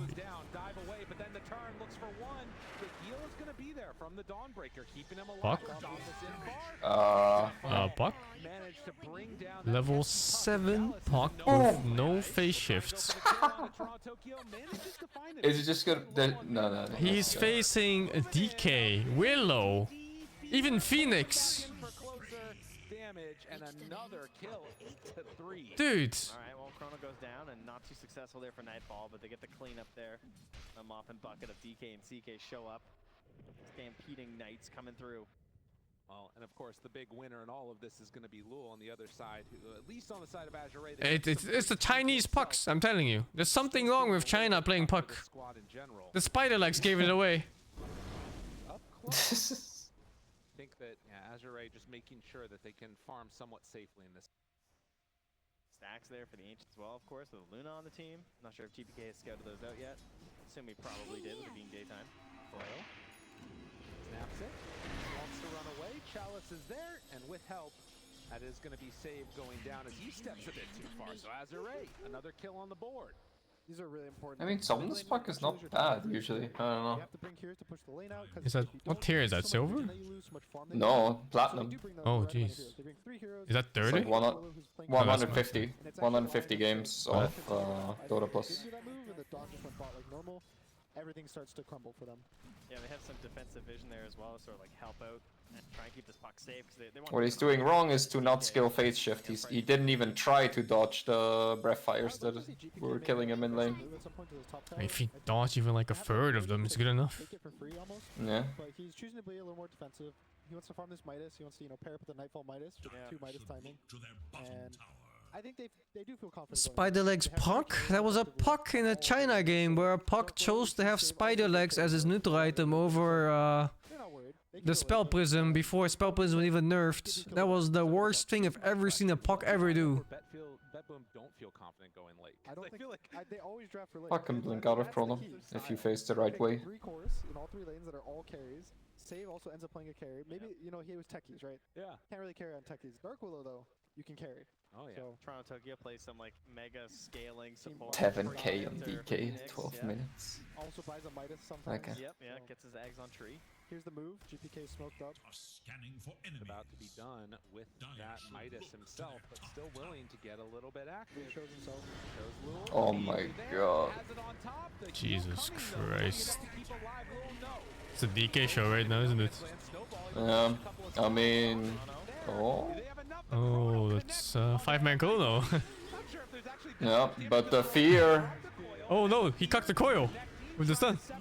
That doesn't matter. And Betboom, they take down 3, not a single hero falls. Everything just in sync there, coming through. I mean, GVK, kind of a risky rotation in the sense that he has I mean, DK with this much farm and then the Willow change where Willow can put the ult on DK. Oh my god, he almost double farm of puck. Yep. I mean, it's like 3,000 more-ish. Breaks up the fight. A nice fear from the Dark Willow just pushes everyone back, and they have so much HP. The Dragon Knight's just so far ahead. The Chaos Knight's also far ahead that this limited damage, I think, from Puck and the supports of Azure is kind of really showing in this early game. As well as having like a Luna, right? Who you don't have this Eclipse ever early on since you're going for this farming build. So even if you had to manage to get off like before the Chrono or something, it's not enough. You can just feel how weak the coil is. You're stunned once you're dead. I need to watch that death. I need to go back. Still just trying. I mean, it's the Willow change that killed him there. What's the Willow change? Being able to cast Bedlam on allies. Nah, I just want to see like what did he see before he died. So even if you had to manage to get off like before the Chrono or something, it's just... No, I refuse. It's the Chinese pucks, I'm telling you. He saw the enemy, he saw the DK for like 2 seconds. He walked into lane and died. Oh no, oh shit, why is this bugged? More space for the cores. Okay, the amount of tempo a farm Dragonite with a Willow has is insane. They're able to kill everyone on the map. I think they really need to find a way to connect the puck with and ease. On a solo hero. They always end up finding, like, taking a more defensive fight where they get jumped first and they have to make sure they survive before they can do damage, and I don't think that's really going to work out for them right now. But if they get this jump, they get a coil on a solo Void and the Dawn ults in, they have the damage to kill these heroes. Yeah, it just has to be coil and Solar Guardian for sure. That'd be the only way. And the Walrus Punch, of course, will be very helpful. So that's probably what they're going to do right now. He's got 2 smokes. Tanks on the top, so hasn't pulled them out yet, so maybe... Not even that far behind, only 4k. A little bit of bop over here. Gotta help out Somnus. I mean, the other heroes are having a decent time. With Chalice and Lou. It's just that DK, man. Oh my god. 9.2k at 15 minutes. Yep. Is there GPM on this? There's a GPM one. 600 fucking GPM. Holy shit. Illegal. On a DK of all heroes. Yeah, illegal. And again, gonna be oh boy. Behind. This guy's no target. Makes the work happen. Don't want to risk it. Leave him to be and instead kill the Cobalt. I mean, is that like a sort of BM kill? They let you go and they come and take your Cobalt instead. You don't want to Oh my god. The hell am I looking at? That one hurts. Huh? Who's that? Initiate. Oh my god. Oh no. Oh, end game. What the fuck happens on here? Please. They're getting stop. picked off at different points in the map. Please stop fighting without the puck blink. Please stop. And Chalice also gets picked off even deeper. Please stop fighting without the blink. Deeper. It's not happening. You're not getting the fight without the blink. The Tusk died in the triangle. Then the puck dies to a solo void or whatever that was. Was it solo void? Void. Okay, DK was there. DK void. And then the Chalice also gets picked off by the CK and Phoenix behind the tier 2 tower. It's fine. Luna is just farming. That's where you mute your entire team. You put on some music and you just hit creeps. He got shovel as well. Shovel is good. And when you don't get that help, or if you struggle so much in your lane that you're the liability, then the game just gets really hard really fast. I would also say Betboom is And probably that's one of on the puck. strongest laning teams in the world, if not 5 the deaths. strongest. 1-5 puck, 17 minutes. You tank every 3 minutes. You have a CK in a free lane, you have a Dragon in a free lane, End you game. have a Void counterpick lane against a Dawnbreaker. Like, what more do you want to ask for as this team? Like, they're going to win your lanes, you're going to snowball the game, and if they keep the momentum rolling, this game Honestly, last longer. Puck is such a risky hero to play. If you lose laning phase, you have such a hard game recovering. Yeah, you do. That's why you can't blind pick up. Like, you can afford going even. Let's say you have 4k at 10 minutes and you're 0 deaths, or you maybe have 1 or 2 kills on some ganks, but this is not the way. Okay, they're gonna try to do something. Like that. And maybe that's a situation where if, you know, Nightfall whips a chrono, then you can look for some smoke play or something from Azure Ray. But will that even need to be dropped down for the team fights to be won? Look how they butchered my boy Puck. Look at him. In tatters. Broken. What did they nerf? His armor. They nerfed his damage. They nerfed his stats. They nerfed his orb speed. They nerfed his W damage. They nerfed the orb mana cost. They nerfed the W mana cost. They nerfed the E fucking cooldown. They nerfed the talents. They changed the agonyms into brainless shit. Holy shit, they actually did nerf the phase shift as well. What the fuck? They did, I know every fucking nerf! They nerf fucking Witchblades! Well, you can be on the contrary. They buffed anti-mage over 2 years, like with crumbs, cookie crumbs. You still shit. What? Okay. Claim the Aegis for themselves as Toronto Tokyo finishes the Midas, which by the way we're at 3 now. Okay. And they're all on one team. And the other support. How'd they kill Roche with AK behind? So yeah, there's a lot coming online. Okay. Tusk Luna. They're gearing up for the late game, even though So much bonus damage. As they start moving forward here with the smoke swell, Pure of course having the Tusk has a tag team max. Yeah, max tag team. If this game gets stabilized somehow, I don't know how, Luna will get out of control at one point. So does Puck. I mean, it's a very good Puck game. Oh. It's gonna cost you your life. Okay. Chaos Knight. Chaos Knight has a very good game, dude. Stack them up, get that block of cheese later. Well, Gunner, is it gonna New axe is more fun than old axe, just Pierce BKB axe. Bro, what year do you live in? Old axe was not BKB Pierce as a talent. Old axe is the improved W with 2-side and knockback. I don't think we've had one on land yet. That one's super skillful, it's nice. It just hurts too much to be able to not want to use them. Oh, that's true. Yeah. Because using them matters a lot in these fights, especially for the supports, where you don't want to commit everything, and they pop the cheese or the Lotus, and you feel like you just wasted everything. So it ends up just being unrealistic to save your Lotuses for that long. Dude, and when the you're game crushing dreams right now. Okay. I know, it's so. Yeah, guys, give it like 10 more minutes, and we'll get like 3 of them. That one was so good. Just lie to us. Yeah, that's what we want. Okay. All the Lotuses. It's been BKB Pierce talent for a long time now. I don't even remember what the other one was. I was like GPM and some other bullshit. He just clicked around. I know. Saw his ally. It's like, oh, you guys are doing that. Yeah, the BKB piercing was way older. Nobody dying to the Tormentor as well. Very well played by Azure. Okay, so they got the experience rune. No, Orb Spear was not 25. That was 20 or something. Where a team is really far ahead. At 20 minutes, they'll make a move. They'll take Tormentor, take your XP rune, and that's when the game feels. Ay. Lou is skipping the fucking 10 town. What's this? But thankfully, they actually take those objectives for themselves. Luna. So they keep moving the game forward, and that's what they need to do. Just make small steps, keep playing the game. The town is fucking ridiculous.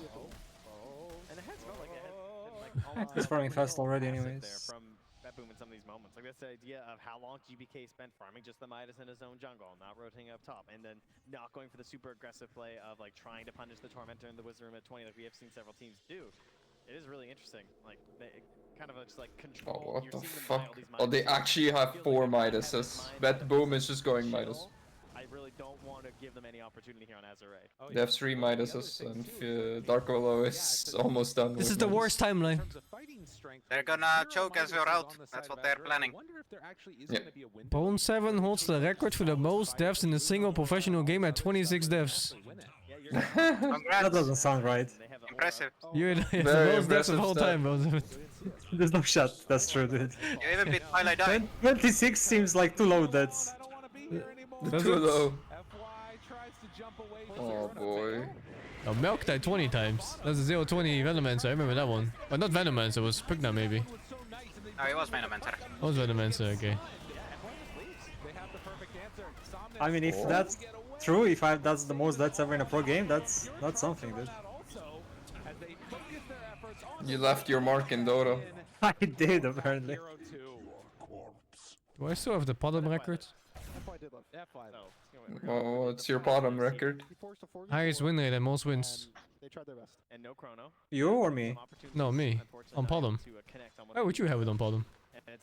Because my highest win rate in competitive is also Mirano or something. What I the think. fuck? Yeah. Really? That's funny. Like 300 gold away now.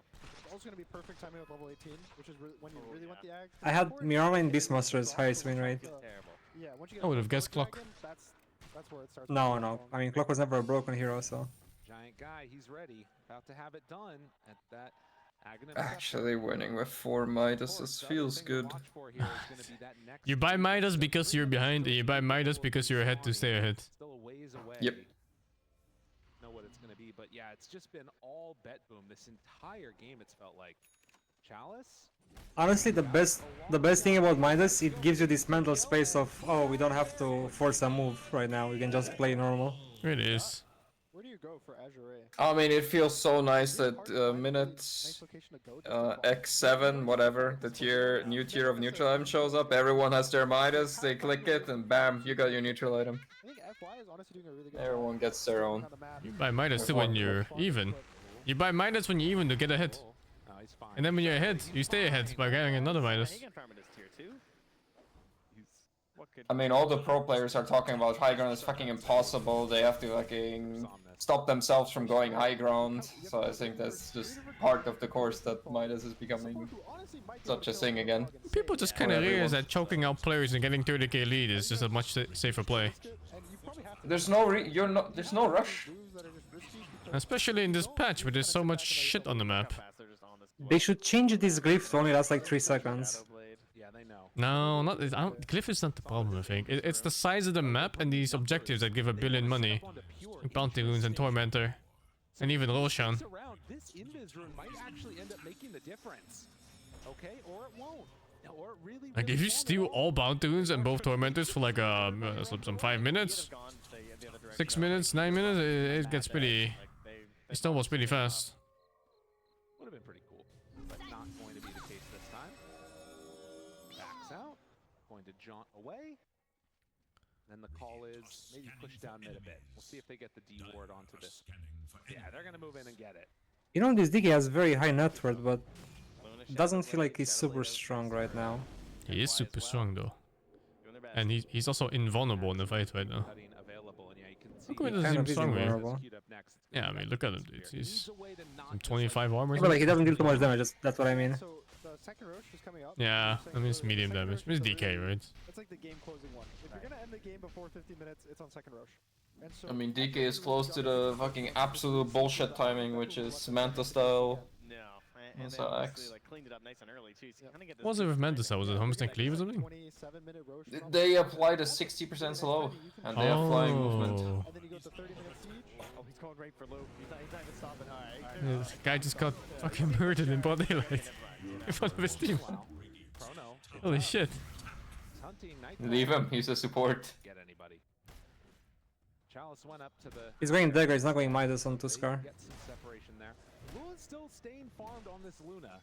He's, you know, right along lines with that faceless void, but it's the rest of his squad that just doesn't really do That moment when Willow is catching up to Puck and Networth.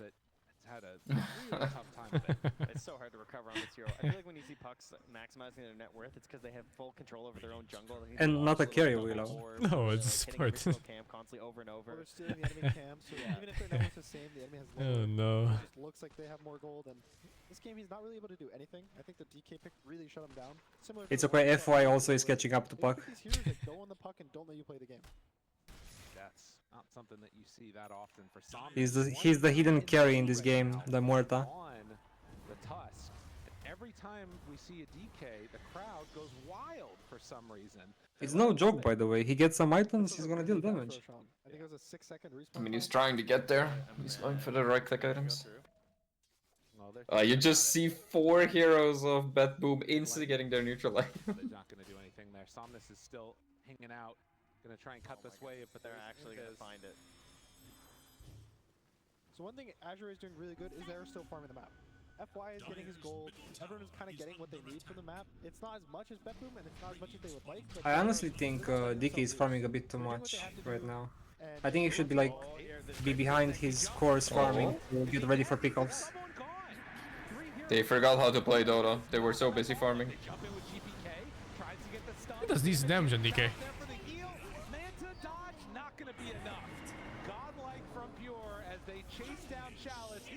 Pretty good. How did Puck die?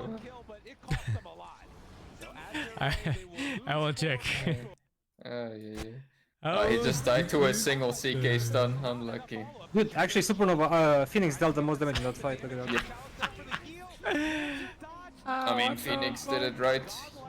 He sunrayed, and then the moment sunray was over, he eggs so he can sunray again. Also, you just know that it's the right play. That you have to punish the guy who's jumping the wave. You can't just let him get away with everything. But it's not. Yeah, and DK set a bomb with the stun and the AoE slow. Now their base is getting pushed. Just like that, GPK on the high ground, taking a tier 3 tower. The ultimate is going to wear out pretty soon, and you can see the amount of respect that Bet Boom. A little bit of a sad game. And I guess also their Mostly because of the mid difference. This is the classic mid difference game. Really is. Oh god. It's almost 30 minutes, so. This is not supposed to happen in competitive. This is supposed to happen only in pubs. So I don't know. Did you see his diff? He's level 2 diff. Yep, that was a pub death for sure. Yeah.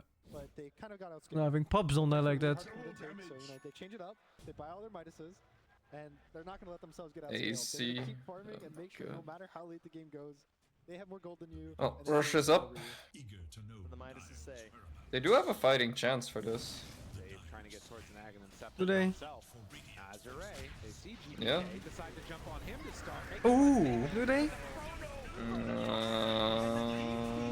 Murta is clicking. Murta is clicking, but they're all chronosphered, so. I mean, how many heroes were in Chrono? Like 6, 7? I think a few too many heroes were in Chrono. Too freaking big. You think yeah, I mean, no, Bad Boom had way too good picks, honestly, and this Dawnbreaker is actually ruining the game by not getting Agonins. Like, he doesn't know how Ags work against the Void. What is this Desolator supposed to do? BKB Death or Dagger? This is actually... This is 100% loss on Chalice. I mean, he's sharing the blame with Somnus, 50-50 Chalice and Somnus. Literally 1v1 for blame. Honestly, yes. I don't think there's any reason that they have to leave at all, but they're still going to play it safe. You know, they glyph, they're coming back alive, and they got Midases. There's a Roshan. There's a, yeah, you know, Midas efficiency. Yeah, the goal. There's probably Tormentor as well soon-ish. You know, we're in there. Oh man, look at this. How quickly this could have turned, but what a chrono. Gets it off right in time. Wasn't able to quite get the finish there on the GPK. I thought maybe even the Luna Shard was going to do enough to Roshan take is it up. at the end, but just too freaking big. Yep. There's the Sunray. And Chrono is not up, so they can go for it. Wanna know something funny? Buck Willow overtook Puck. And Phoenix and two. Unlucky. Like Toronto, look, I got him. Like, I'm lined up. I'll just chrono my own teammates. It's fine. They're going for it. Trying to take it down. GPK Oh, he stumped the wrong thing. BKB tries to run out the route, the damage, the Sunray. Oh my god, Puskar didn't have ulti because doesn't matter, it's GG. Is GG. We can still win. Winnable. Whoa! Winnable. 0.5 seconds. Winnable. No answer at all. What is he saying? Oh, they gave up actually. Holy fuck. Yeah, that's fair. I mean, I think they're mad. I think they're actually mad. Holy He fuck. almost died to the fucking toilet. This game got out of control really fast. This one, I mean, at 5 minutes was when the big swing happened, if you can believe it or not. Are you guys gonna watch the third game? Yeah, I want to watch one game of LGD. Did their lanes Oh, that's crazy actually. For all three lanes, so I think the draft was really in their favor. I would say, you know, how the game looked is. I'm gonna walk my dog fast though. BRB. Wow. Getting a little bit of love from the crowd after that impressive showing in Pure. The young player feeling a lot of it right now as we head on over. I mean, this, again, you think about the mentality of a team. That's been one of the big criticisms for BetBoom for a while, is their inability sometimes to come back from a loss. Sometimes they maybe would get a little bit tilted, but it feels like on this big stage, when most pressure is on them, they were able to stand up to where they needed to be. Do you think in game number 3 we're going to see anything remarkably different? Is it the same type of dynamic? I think they're getting pretty fired up. That's what it looks like to me. You know, Pure there, he's coaxing up the crowd here. He's feeling good about it. If anything that I would expect to see change, it should just be straight up better lanes for Azure Ray, right? Like, you feel like they're going to put more focus into that. Maybe just focus a little bit more on the idea of flex and the possibilities of the matchups that could occur. Right. And, you know, probably not such a bad Puck game. I think giving the Puck gets counterpicked, Dawn gets counterpicked by Void. That's all the number ones. It feels like they got really counterpicked in those lanes, and Chaos Knight's probably strongest laner, just blind pick right now in the whole game. Yep. And so they give that away too, so they don't really have a response to the offlane Chaos Knight, and it didn't feel like they had any responses. They just kind of picked their best heroes, and it didn't really work out. Support duo as well, you know, That's you how can it lane goes. and finish. It's nice stuff. Tough stuff indeed. We'll see if the panel can come up with some more answers to strengthen up those lanes a bit as we head on back to them. Thank you so much. This series is now tied 1 apiece. We're going to be seeing a game number 3 for our second series. So BetBoom, they were dominant in this game. They actually took game 1 personally, and they said, we are not going to get 2-0'd. This is not how we are going to go out of TI. So Owie, BetBoom coming in with a fire in themselves, and this lineup just snowballed. There was no stopping it on the side of Azure. Yeah, I think they played the lanes even better than we on the panel expected. I think, like, I mean, no one was expecting the DK to do this well versus this Puck, right? Like, he just completely took over the game from the middle lane. He had, like, I think double his CS, 10 more denies, and he just, everything flowed from there. And there was no comeback mechanism really for Azure Ray. You look at these heroes, Luna needs to farm, Puck needs his side lanes to win so that when he does rotate they can get kills. And Dawn plays as a hero who needs setup, right? Typically somebody who's doing an okay job on one side of the map will start a fight, Dawnbreaker will ult in, and then you can go from there. But none of these conditions were met for Azure Ray in this game simply because of how well BetBoom played those lanes. And of course the solo kills made by GPK. I mean, I love these little tricks on the lane. GPK brought the blood grenade, and he killed the Puck with it second time. Like minute 6 or something, clutch. right? It was very clutch. Yeah, I've never seen that before. That mid player bringing that blood grenade and having that opportunity to like finish the hero. It's amazing. Yeah, and I mean, he performed like super. Like he outperformed like anybody else like in this particular game. But also Pure, like he was very stable, getting all those pick-offs, like playing like 12-0 or something. Like it's a very solid gameplay from all of them all around. It was the first Dragon Knight of the tournament that we were seeing as well. GPK, not only that blood grenade what's the word I'm looking for here, Reza? You know, the blood grenade trick. Trick. Yeah, I knew you'd know it. That he did. It's a Dragon Knight first time. Owie, you already talked about how in the draft phase you didn't understand why people weren't going for it, that it could have been this counter. Now we see it. It's pretty big. Is it still a very situational hero though? I think it is situational. I think they're able to pick at this game because there's not really any damage on the supports of Azure Ray. Like Murta will eventually get damaged, but honestly that's way later into the game. Her spells are just like good team fight. They don't do that much. Also, I feel like even this game, like it performed above expectations. I could even see a game where if he doesn't dominate mid so hard, I saw some Mortas, they would rush like a Veil of Discord first item, not even any boots, and he could play on puck, and DK could actually die to that. But because of his lane dominance, like there was no angles at all to fight this DK early. I think a big reason for the decline of DK in general is he's usually really popular in metas where spirit heroes are popular, when you need that instant stun. And though Puck has made some appearances this TI, he's not that popular of a hero. So if you don't need that instant stun from mid lane, if you're not hard countering anything, you're just a DK. You don't do that much damage, you're not as tanky as you used to be, and you are dependent on your team. But that was perfect conditions for DK to be met. Anything else that really stood out for you about Bet Boom here, Reza? Because this game, we've already said it was a very stomp sort of game. Is there much more to break down and talk about? The only hope they had is like killing the Nightfall 2 times in this game, but other than that, they had like really no chances because of their lineup, as Mira mentioned, doesn't have really like a good mechanic of coming back, especially after you're losing your lanes this hard. Yeah.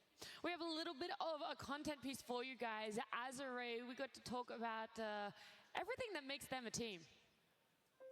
TI 势力对我来说，在小时候可能会非常难受吧。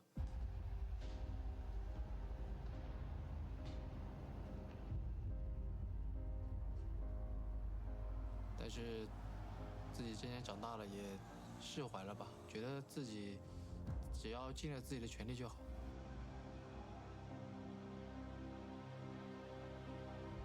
就自己还算是一个可以重新站起来的人。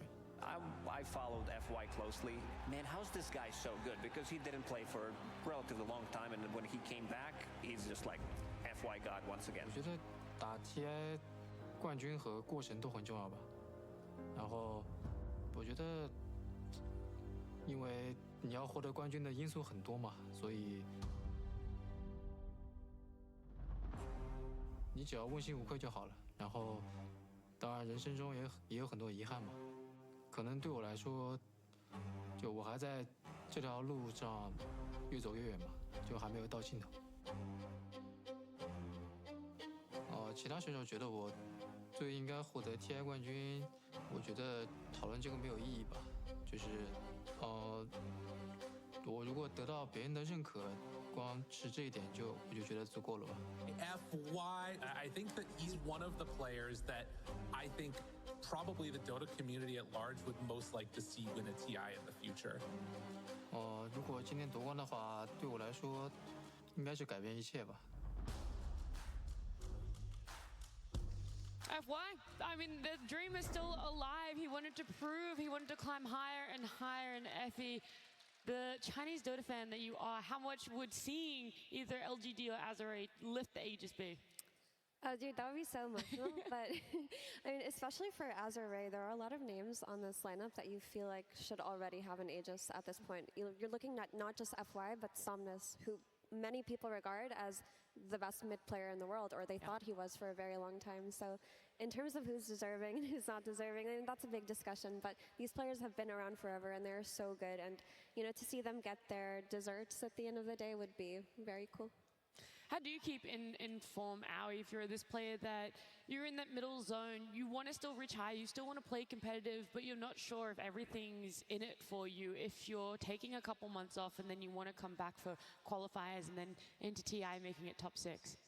I mean, I think these players, like, it looks like they're super talented, and they are, but I think under all that is like just a special ethos where they're working super hard and they're putting everything together. How they'll approach pubs, they'll always take something from it, learn. I think FI is one of those players. He's always sort of on top of the meta.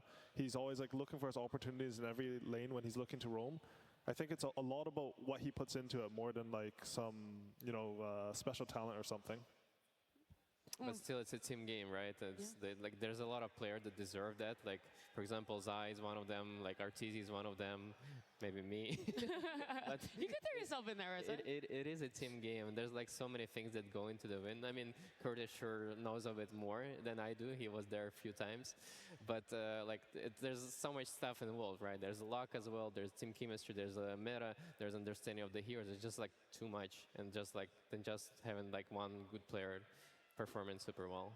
You mentioned the meta, knowing hero matchups a little bit. Do you think that Azure fell too much on comfort for heroes in game number 2, FE, and that BetBoom are such an adaptable team that those changes between game 1 and game 2 are going to now give them an advantage for game 3 unless Azure come out with a strat that we haven't seen yet in TI? I think depending on who has first pick or second pick, it'll change because that last pick, DK, completely caught them off guard. That dismantled their draft entirely, and it made it so that there's just no entry I'm back. into that game. So they're definitely going to be conscious if they have. If they don't have over a last pick of the GPK Thank you for lane. the 100 If bits. GPK gets a winning lane, like a winning Did I lane miss that is anything? that heavy of a counter pick, then it could be a very difficult game for them. That's now sorry, Aaron. I think both teams are sort of on the idea that like You missed everything? Game good Ah, for shit. bedroom. Here, like having a rough lane equals Azure is going to control a lot of the map. I think this is what the next draft is going to focus on. We'll probably see bans on the center, the Spear Breaker again, but I think they'll put more emphasis. Like I think they should look at the CK as well. Like they should. Honestly, if I were them, I'd just ban out all of Pierce heroes in the first phase. I think that's the best way for them to go. It's tough because then Primal is still in that pool of, again, what you said, it depends on who is first and second pick to how many bans they're going to get for themselves. But Centaur, Primal, Bristle, Spirit Breaker, that's kind of rough now, and you got to add CK to the pool too. Yeah, we're at the stage of TI where we figured out the 10 pool of OP heroes, and you are forced to give away a few every game, regardless of what. So it just depends on which team you're playing against. Thank you, Bleedex, for the Player you wanna 5. focus in that first phase. How differently would I have We've played this seen puck? we've It's seen not this me very playing good this days puck now. If differently. you ban out Pierre's heroes, I BetBoom think has to play almost until minute 67, you everybody have would to have play played that Zero. differently. You just don't die in that lane. Sure, you fall down on CS maybe like 10, 15 at most at We are not like really 8, 9 seeing minutes. Primal. Do you feel Rezo And then it just comes down to you press Koyo when he presses alt, and then you hope your team is in dogs and animals. him that maybe it's time to let him back into the pool. Maybe we need to see if he's still a broken hero. I don't think so. I think I didn't even finish my question and you're already shaking your head. I think the hero should still be banned. Like, I mean, we've seen a video about how broken heroes are, and like a lot of people mention the Primal Beast because it's really hard to play against that. It's the meta of like Blade Man Haro Tarask, and he's excelling at that. He was the first one who was like, you know, doing all of that at the first place. What would you want to be letting through, Ali?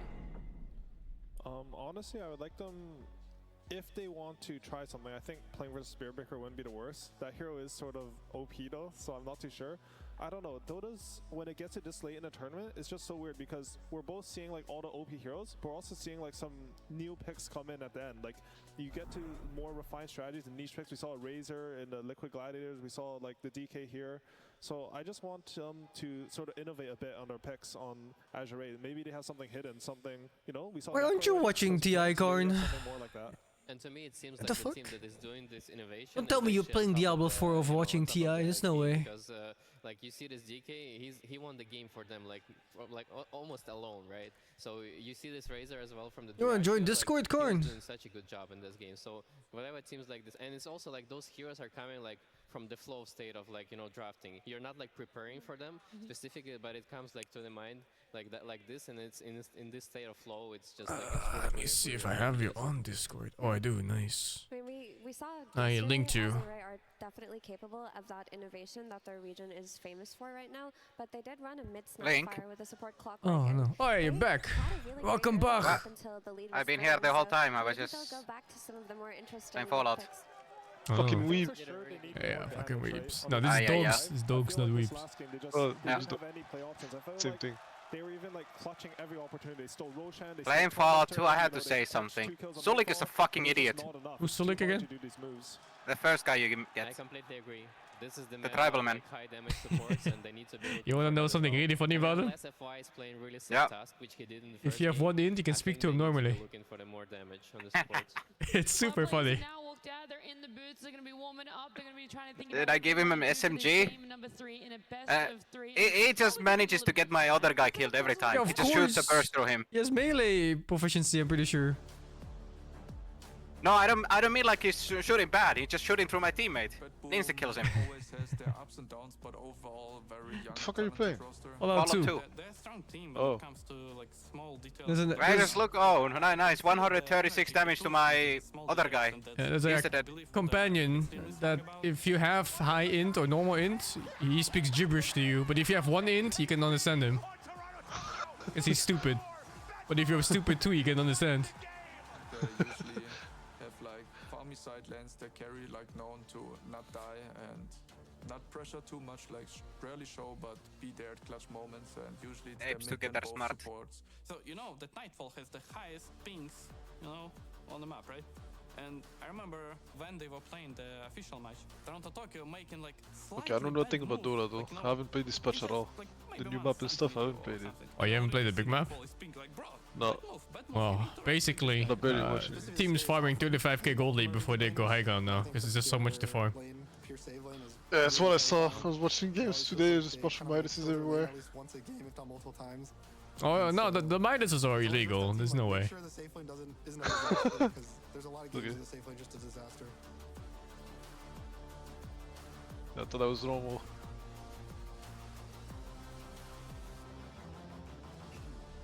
The skill level is insane though this year.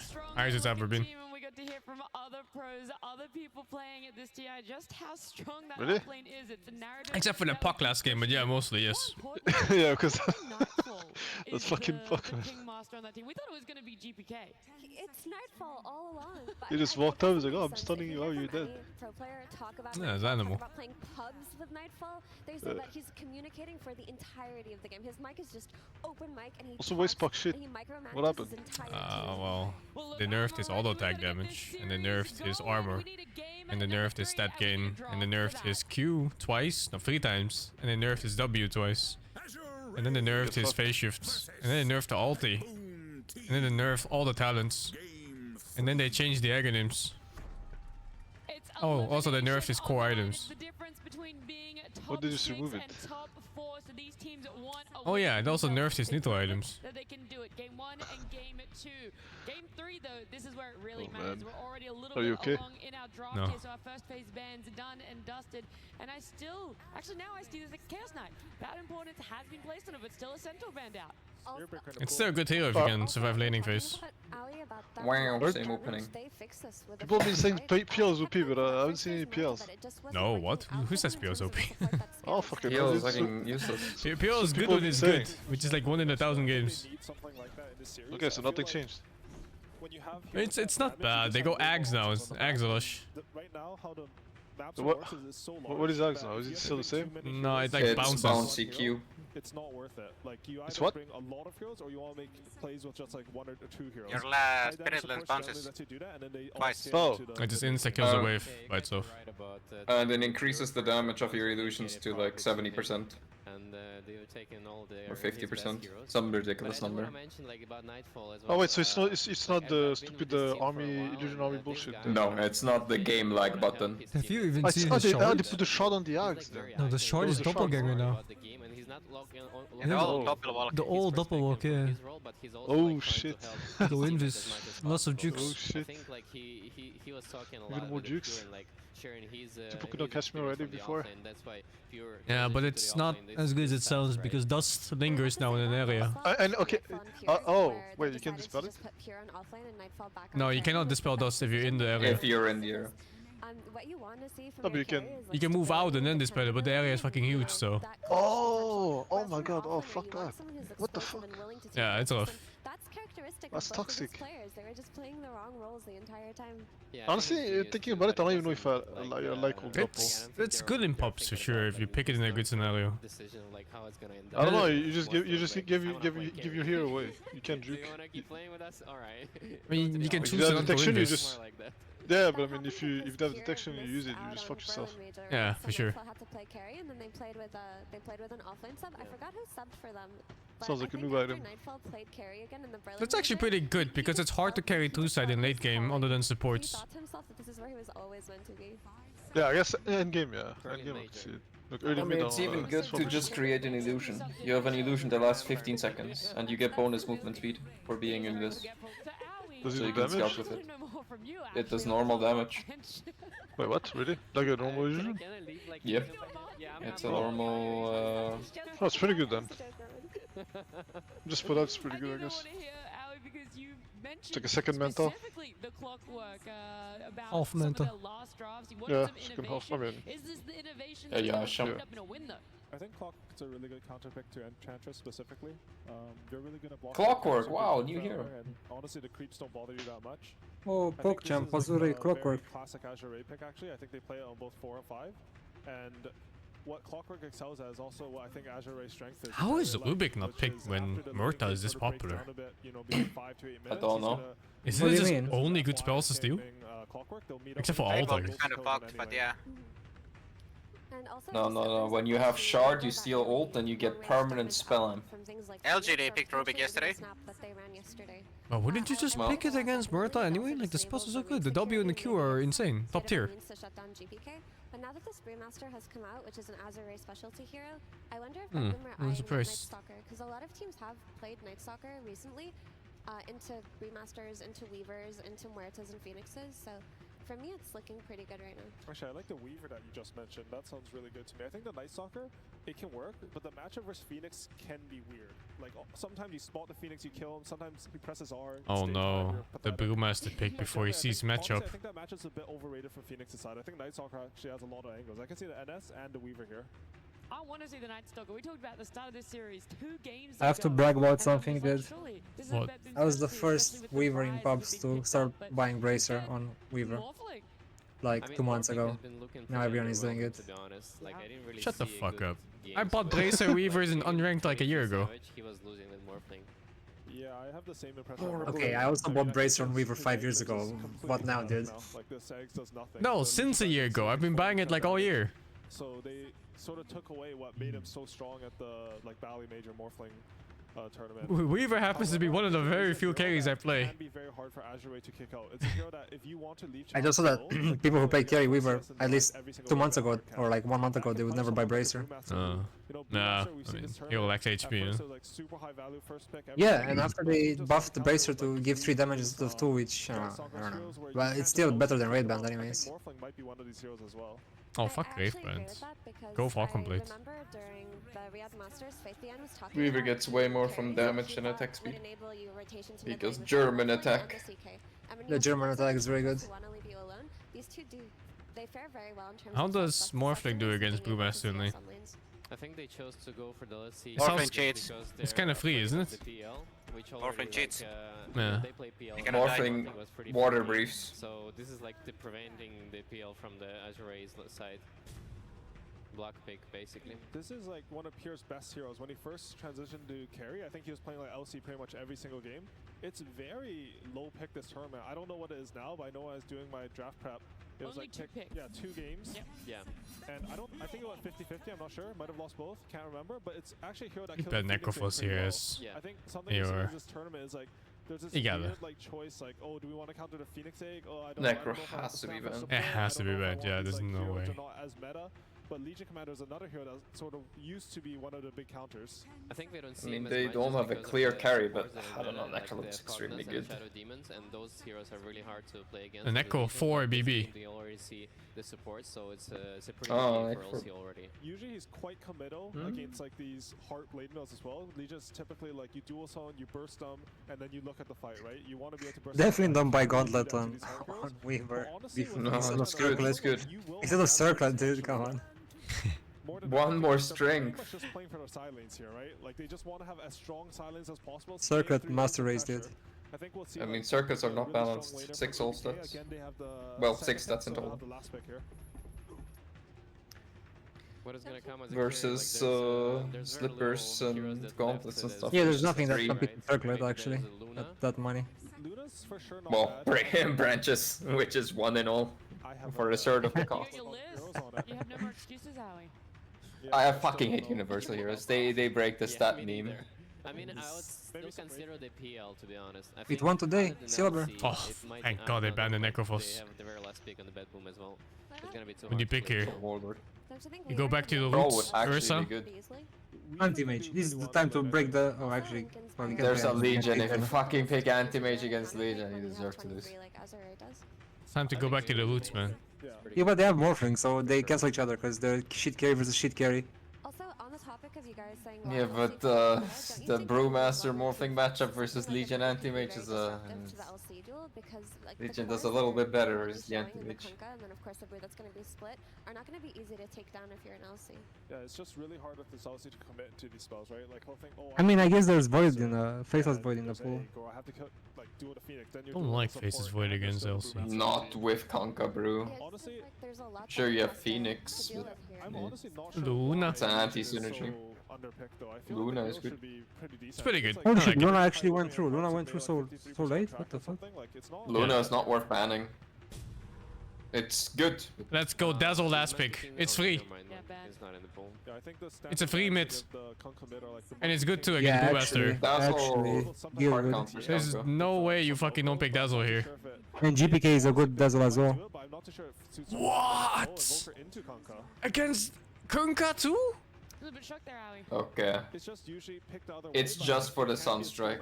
He's going Exort, or maybe the fucking Stormstormer, Wex Exort. This does not make any sense. He has had really good Invoker performances this tournament, so I mean, they're playing for the timing where Legion just duels and they kill with every duel. maybe even earlier, and then that could be really interesting.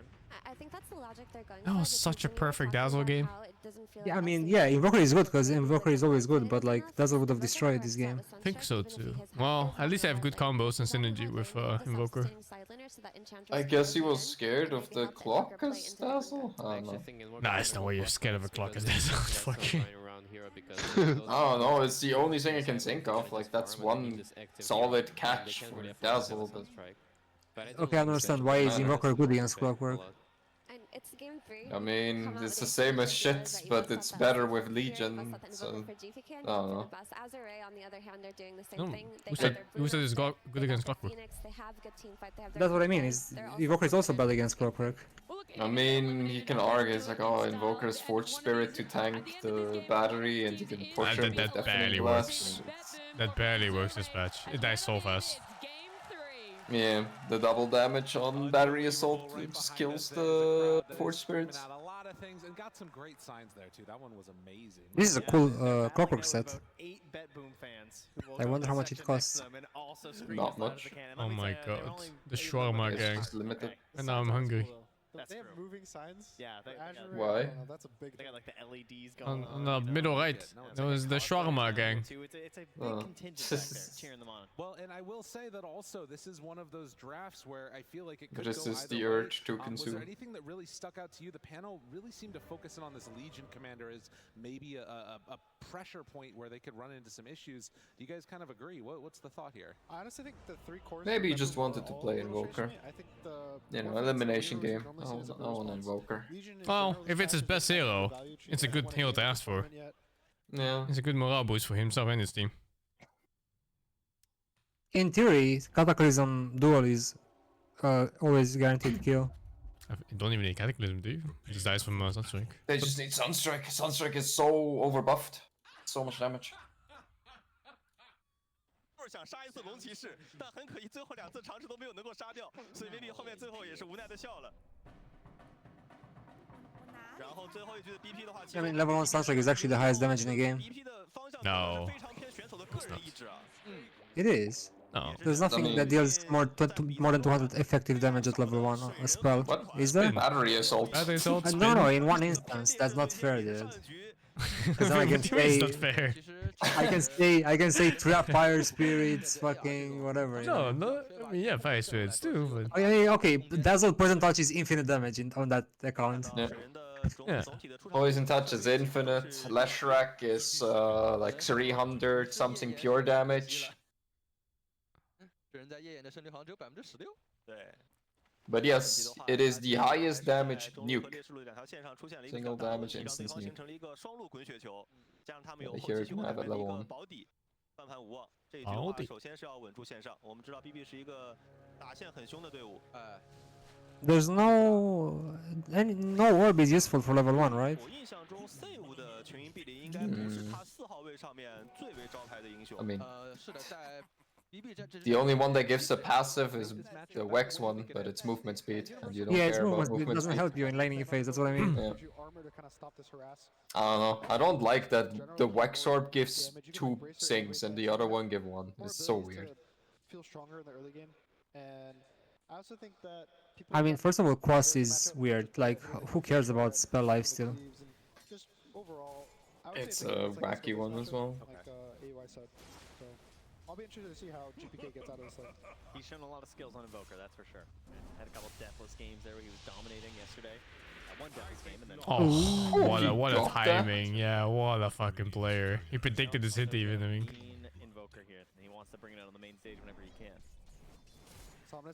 It's not gonna be a repeat of first game laning phase, I guess. Nah, he's done. Second game, I mean. It makes your bottle or bracers like really slow, but you have so much damage for denying and harassing. Jesus. When you do this, you really want to win the lane. Yeah, and so he's very confident about just how this is gonna play out for him. He's super feeling it, dude. And GVK is choking as fuck, dude. I thought this was one of those matchups where he just hit the Kunkka forever. I'm not sure actually on this one, because the Invoker changed. I mean, the previous Invoker, yeah. Yeah, I don't know about this one. Yeah, the Quas region Invoker was pretty fucking good against Kunkka. I mean, to an extent, you still get pushed out. Gets hit by the blood grenade and the overwhelming odds almost enough. Big charge keeps him alive. It's a weird skill matchup. We've almost seen more clockworks now into the main stage than we did in like the road to TI. And, you know, we've had a couple now popping up here, and you can see kind of a rough matchup versus them. Where You only missed one CS on Kunkka. No, it's insane. I like the muscle memory where he was staying on Quas. Was that not a mistake by LC to not go for the hit? Able to get that separation, but you can see how aggressive you're capable of playing. I wonder. On hitting these multi-hero overwhelming odds. He's dropping his items and regenning. He knows he feels very confident here under their tower right now. Oh jeez, that hit. Which is what you need. Again, a winless hero here at TI. I have a new build actually. It doesn't really matter. What hero? No, I mean like on Legion, on offlane strength heroes, I always like to go now Quilling, Fairy Fire Stick, Tango, and Gauntlet of Strength to rush Bracer first. Because, you know, these players they skip Quilling Bait because they're like, I want to get more damage for denies, but then because of the new map layout, there's gonna be some random trees that fuck your pathing up, so you wanna eat some. I mean, you know, I think the game is just easier to play with Quilling Bait because of the random trees. There's a lot of random shit spots on this map where you get stuck. See if he can even get to that position. So far, we talked about the need for Azure Ray. I hope they rework the trees a bit again. I hate the current layout. I just want them to be more obvious at a glance that there's a path or not. Yeah, there's places where you actually have to eat 2 trees to pass through. Like, you can't just eat 1. If you look at GPK to the left, that is not a path, by the way. It looks like a path for me, right next to the tower. You can't walk in there. Yeah, I can't. Spots like that fucking exist. It's so infuriating. There's definitely a level of confidence where you'll ask for a hero to match up. And slight misclicks mean you don't walk the right way because of huge tree lines that completely block pathing. But now I learned how to move. I never spam click if I go into weird places. I know exactly the right click, and I click it once, and I let my hero go there. Like, I have that for the lotuses. If you walk into the tree lines next to the lotus, you click once, and then you fucking watch your hero. Oh. Caution the top lane. Oh, actually, it's only 5 cities ahead. But now with FB. I mean, mid lane is a crush. 23-10 to 14-5. Yeah, it's a hard matchup for you know the Invoker changes, Corn? Oh? The Invoker changes, they're really weird. No. They remove the regular stats from leveling orbs, and now you get like weird things like spell amp and shit. No more Wait, HP so you don't regen. You don't get damage from Exalt anymore? No, you don't. Oh, what the I mean, you get damage from each orb because he's universal now, and he still gets 1 stat per orb. Do you even know what universal heals are? No. It's the 4th stat. It's a stat that uses all 3 stats for damage. But instead of 1 damage from main stat, you get 0.6 from all 3. No, 0.7. Oh, 0.7, yeah, I'm sorry, it's buffed. Oh. So basically, that's kind of OP. It's really OP for auto tech. So there was a time when Wind Ranger just got changed and she just like, she was everything hero. She was also universal. That sounds OP as fuck. No, but now all these heroes got so nerfed that they are worse versions than if they weren't universal, unironically. The only thing that makes them better are the ones that didn't get giga nerfed and the ones that buy a lot of all stats naturally. Wait, I mean they didn't nerf universal heroes, they just nerfed some of the heroes that Some of the heroes that got universal status got so many stat nerfs, like Abaddon. Abaddon has like the lowest stat gain in the entire game now, so he has lower damage gain than other heroes. When they switched Void Spirit to universal without nerfing his stats, and he was like fucking 65% win rate or something. What the fuck? And then they nerfed the shit out. They nerfed Void Spirit for like a year straight, man. He got fucked. Now he's it's been unpicked. that long? What the fuck? It's been a year plus? I think so. Year, has it been a year? More, half a year. A little bit more than half. Okay. Half a year. Right. It was like end of March, April. Yeah. I've played Dota forever. Getting that little bit of help is trying to finish off that urn. And kills like that matter so much now that the Voker, he got a free wave. Wait, is there any like carries that ended up being in universal? No, because they knew that it's fucking dumb. Yeah, it would have been stupid. Well, Wind Ranger. Dark Willow. Yeah, Dark Widow, Wind Ranger. Yeah. Get out of the lane, and once you play the game, matchups like this end up not being that bad for you. Just make a Luna universal. What could go wrong? But yeah, universal heroes add nothing to the game. It's just funny hero with like 300 damage while buying no damage items. Oh, that was one actually. Magnus. Oh yeah. Magnus is universal. That's not because of universal heroes, it's just the scaling. They still haven't nerfed the scaling. Yeah, but it still doesn't add anything to the game. It just fucks with everything that already existed. Every item that gives all stats now has to get nerfed. Really good cogs, it split him from the creeps, so the creeps couldn't take the battery assault, and he just went down because he was completely alone. I was expecting that to happen. So now we have weird shit items that use flat stats rather than stats. You just missed the patch card where people play with 4000 HP and 300 damage per hit on all heroes. Yep. Man. No, you I don't mean, want when I heard about the patch, it looked like it would be fun. It was fun. The map change. It was fun until you play against Wind on every game. Marcy and Magnus. Dude, at one point, even when Wind Ranger is broken, I figured out that Axe actually wins every game against Wind Ranger, and I just spammed Axe, and I would win every game with Axe against Wind Ranger. Wait, Marcy was fucking universal? She is, yeah.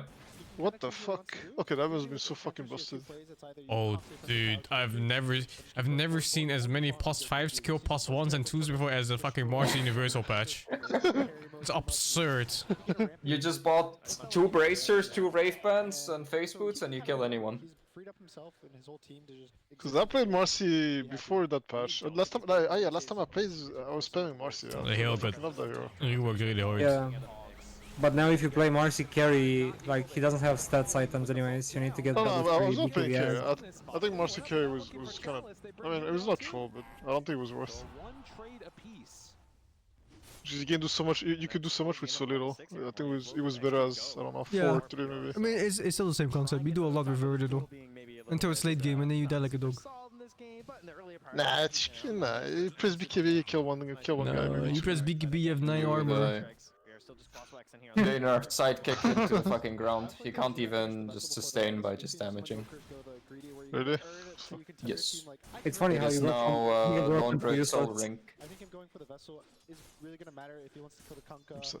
Marcy was so fun. Actually, that makes me want to play Dota. I was thinking about playing Marcy again. People play Marcy mid still. They have a ward in behind on the tower here. And Marcy her carry spells too. got buffed.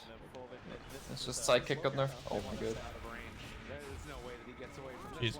Yeah, it was kind of silly. But this guy's dead. Well, Meteor is down. Somnus will fall. Muerta Dotes. No. By Tianming, who's running through, and now he's also in trouble. FFY in the area, the Icarus dive, let's do some pretty good damage. With the Hurricane pullback in, FY did. Oh, duel. 1v1. 10 damage. Well, this is a competitive game, I guess. Suppose so. I mean, there were multiple rotations already to kill that Kanka. But his game is still good.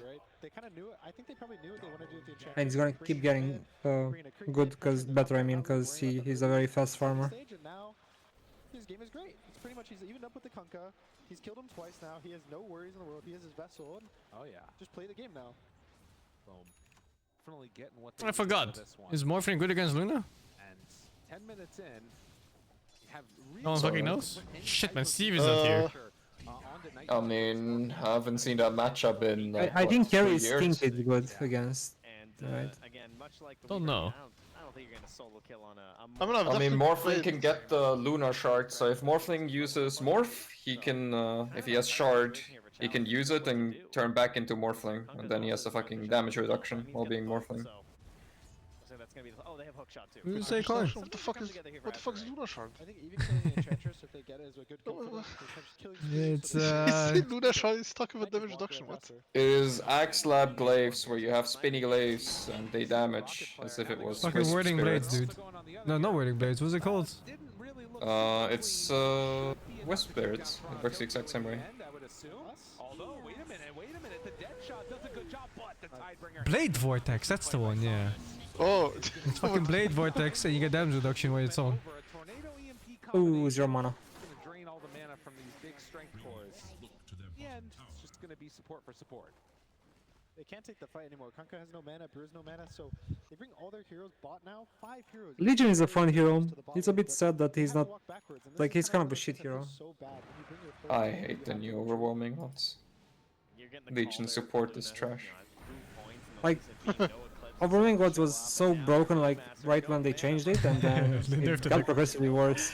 Yeah, I mean, they nerfed it like 3 times. It's super OP. That's enough. Nice try, Nightfall.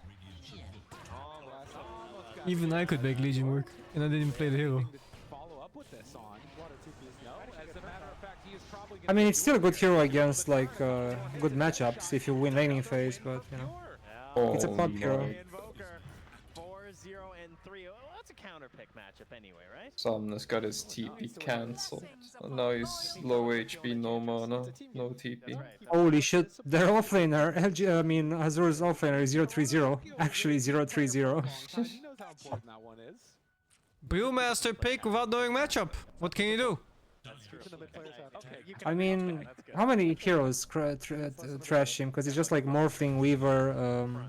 I can tell you with certainty, Bristleback crushes him. Yeah, but I mean, Bristle is banned default. Bristle is first phase ban every single main stage game. For a good reason. Yep. It comes through once. I mean, yesterday there was a game. I guess you didn't see it. Like, guess how many stacks the enemy Murta had after killing the Bristle? Or like 14? No, 42. I was gonna say 35. That doesn't really work though. It does, because you can get quill spray stacks while being in your ult. It took him, like, he did like 5,000, 7,000 damage to kill Bristle, so he got hit by 42 quills while trying to kill him. Yeah, it was a good smoke break. So he actually No, I mean, the damage caps at one point to like 450 or some shit. Oh, Brumas is 54% win rate. I haven't seen a hero win yet. Must have caught all the losing ones. What's the win rate? 54% Brewmaster. Oh, it caps at I mean, the 550. hero is situationally broken or situationally useless. Basically. Keep up this aggression, and Chow desperately trying to get back into the game. So much of this game, you know, looking at this Brewmaster, will he ever become this big Brewmaster? Who gets the Radiance? Who gets the Manta? You know, is that something he can even hope to achieve in this match? Or is he just going to be struggling this whole time trying to lift up his Luna? I think that's always He doesn't have a magic wand against Invoker on Brewmaster though. Dude, I hate this build on Brewmaster with burning passion actually. I mean, he's going arcanes. No, the bracers. Like bracer, you only get to crush laning phase. If you get bracer after you lose, like, I mean, question mark on that one. Like it delays all your They timings. upgrade. They upgrade. They upgrade. It's scaling like Midas. Be like Midas. Why bracer at Scaling. 5 minutes for minute 30, I guess. They should I didn't watch indefinitely Blade scale, LGD. and it's based on the time in your inventory. In game number 2, it felt like for Azure Ray was that Bedboom They should level up again at some point and give 400 HP. Holy shit, level 11 versus 8. Well, he's in the area here. I try and rap on him. He's Yeah. level 9 now. Still some shit. Oh my god, there's the squad. Oh my god, 5-man TP now. Holy. What the fuck? Oh my He god. didn't morph? That doesn't matter. He was fucking dead. I mean, he was stunned for a while, so. You could have pre-morphed when you saw one hero. Was blind, if I'm not mistaken, too. The flare was a little bit further to the right. That player, got nerfed. It's hard to See the split you morph. Also, really good read for Bedboom, I think, to cancel all the This Luma is going to get completely out of control actually from this move. The kill tower, bottom tower opens the map so much for him. I mean, Morphling was slightly ahead, but now he dies. Luna gets the kill. No, Bro got the kill. Only 1,000 gold Tower CS and map control. While there is no tier 1 tower in the mid lane for Azure to protect, you can't really allow Bedboom to just step really There we had the. forward and deny out farm. Okay, that's Still a second. has not been sort of forced out of the ancients yet, but this is Yeah, I used to kill morphlings like this back in C9. Oh my god. Oh my god. when they needed him most, comes out with a clutch. A full minute of not farming, and he lost how much gold on that? Oh, the death pass is very cheap. So apparently, the moon is the same everywhere. Like if it's like a full moon or a half moon. What are you talking about? I was just wondering because when I was walking outside today, it was a beautiful view, full moon outside at 8 p.m. That's very random. I thought you were talking about Luna or something like that. What the fuck? I mean, there's Luna in the game. That's what I thought about the full moon because of the Luna, dude. Yeah, there's Luna in the game. Makes sense. Luna is moon in Fringe, right? No, it's Loon. Oh, Loon. Yeah. Yeah. I mean, Luna is the name. I think it's a name, right? First name. That's what it's supposed to mean, I think. It almost feels like these 2 morph kills matter so much. He dies once, they lose the tower. He dies again, and now Bedboom feel forced to like want to take this fight. They're like, oh, they want to both these boats. Oh, Actually, now I think about it, We're getting picked off all across the map. Sorry. And now they take a fight. So now I think about it, I'm pretty sure Luna kind of wins against Morphling. Also, another somewhat related topic is Luna means moon in Romanian, so. Okay. Is it Latin? Yes, yeah. I think it's from Latin and everyone else copied it. Yep. Can they keep their Copy composure pasta. under these moments? Can they sort of stop the bleed from happening when things stop going their way? We'll see if they can recover over these next Apparently Luna is moon in Chinese as well. What? Okay, there's no shot. match with it all on the line. I don't remember the word for moon in Chinese. That one is no shot. Your chatters are lying. Yeah, they're lying. It's definitely not Loon. You imagine that's probably how you're going to enable it. Currently, though, I think, 2 points Exort still on the Invoker, so the Sun Strike's not too spooky quite yet. Yeah, I think it's definitely really scary, especially when you reverse these like timing drafts that they can just end the game at some point. You reverse a Luna and a Brew, and I would say that if they get this Roshan, Well, eventually Brewmaster is gonna have the Radiance. they can just end the game. They can just walk down a lane, the Brew will split if he needs to. I was spamming Brewmaster when he was broken. It was pretty fun, but then he wasn't broken anymore. Throw away these early game leads. It gets So fuck that hero. Which ones? Yeah, there are a couple phases where he's broken. Well, they removed the shards. You couldn't pop from Chosen Spirit anymore, and he also lost 0.5x on the Drunken Brawler multiplier. He also lost crit. When they changed them first, everyone fucking he played also lost carry a lot of brew, and then he fucking slapped you, and he was better than PA or any other crit You're hero. talking about the one we had 3x multiplier with like fucking 70% chance or something. Yep. The stupid one. More like 90% chance. But No, he had 96% chance to crit for 180 or 190%. That's really stupid. But it's pretty fun though to play like that. Yeah, you just fucking demolish everyone because you gained 100 attack speed and 100% crit chance, basically. What am I looking at in this game? And holy fuck, the Chinese crowd is loud. So then the Legion kind of got stuck in no man's land and just gets cut down. That was amazing reaction. I mean, China has a chance of finally being in the finals again. They're winning, dude. They're crushing this game. Oh, 20 minutes Torment, they're so good. It's actually good. I mean, I said like 10 minutes ago, I wish Legion would be a good hero. Look at this. Even with Brewmaster starting with complete garbage game, he's still more useful than Legion Commander.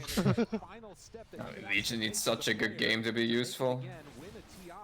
Oh, he didn't know he had cooldown on duel, so sad. 2 seconds.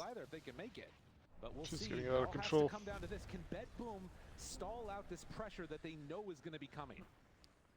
It's definitely going to be around this Aegis timing. I think Luna is really going to want to call for an Aegis timing, like a... Also, I found that going phase boots on Legion in these games is kind of game ruining.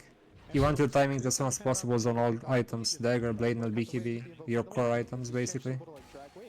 And phase boot is 1k from BKB, that's like a quarter, so actually matters a lot. This time. All right. Pure. Taking a little bit of retribution for himself. That's some kills. Yeah, nice. They can't really kill Roshan though, can they? They have Destroy. Destroy is gonna still keeping alive, Never actually. morphling, never morphling. Alacrity morphling, dude. Yeah, they got the Roshan for sure.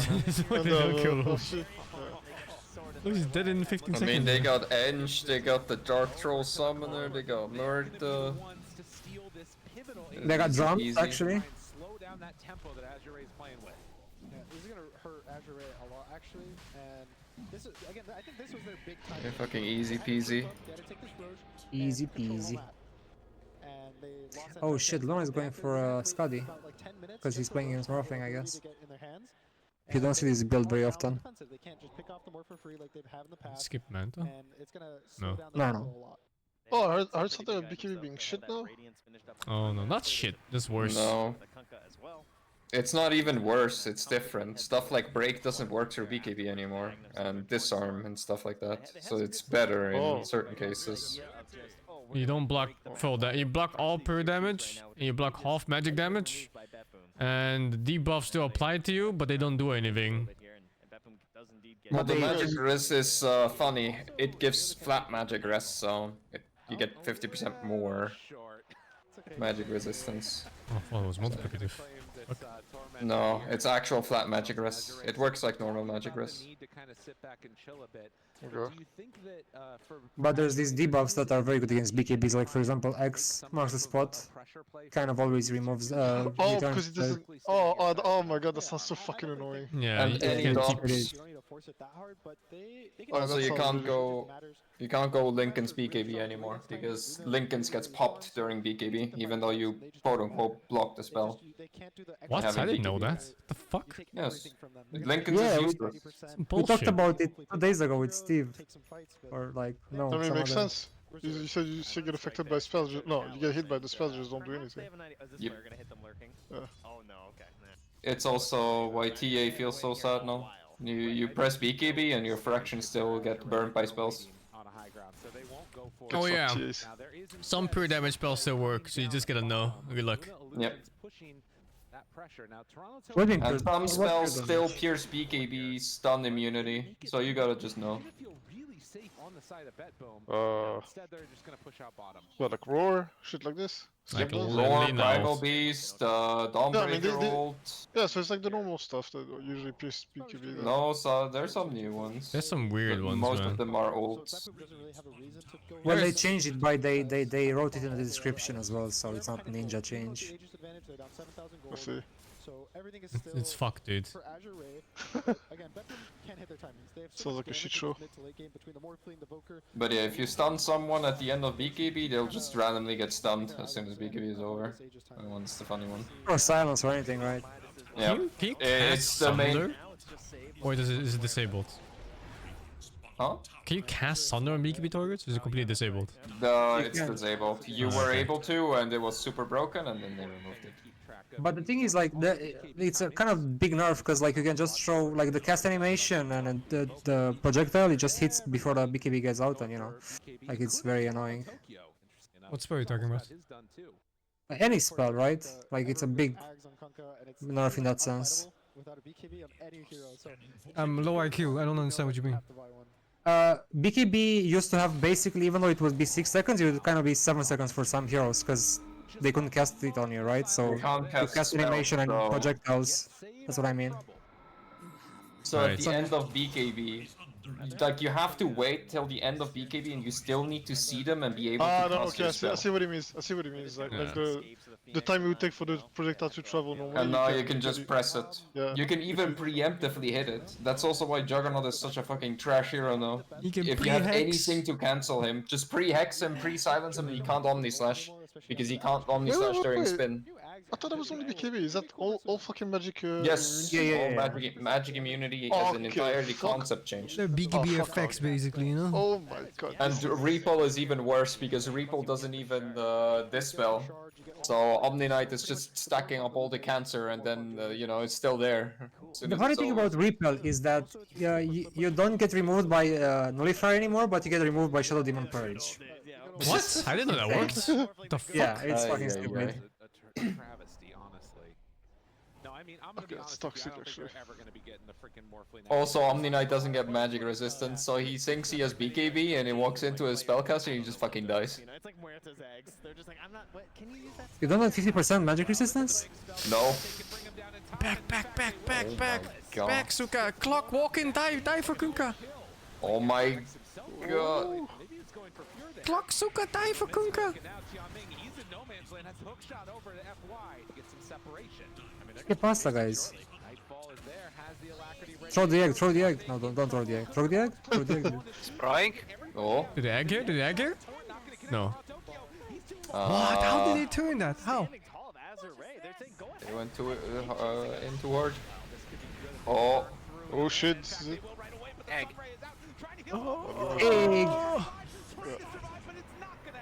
Also, Irish Scotty doesn't pierce BKB anymore. Which... What was that damage? Just I saying. didn't think Morphin was hitting. This is all because Clock didn't want to die for his fucking team. Yep. I mean, I'm gonna say it, Luna is winning the game. Why? Because he bought Scott instead of BKB. Oh, well, yeah. Well, you need BKB against Blade and Legion. Because, you know. Scotty is just a shit item. It's not that good of a morph counter anymore, because if morph is BKB, it doesn't do anything anymore. It's also important to have BKB against random Muerta, slow and silence and shot back and invoker spells and... Like, how do you not get BKB on one against invoker, actually?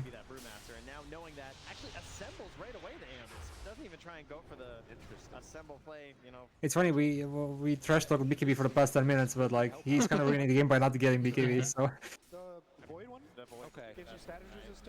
I mean, that's just the fucking life of Dota. It doesn't matter how fucking shit BKB is, it's still necessary to play the game. Yeah, it's unplayable against Invoker if you don't have one. On the Luna, like completely unplayable. Yeah, Tornado, Dismember, Cold Snap, good luck.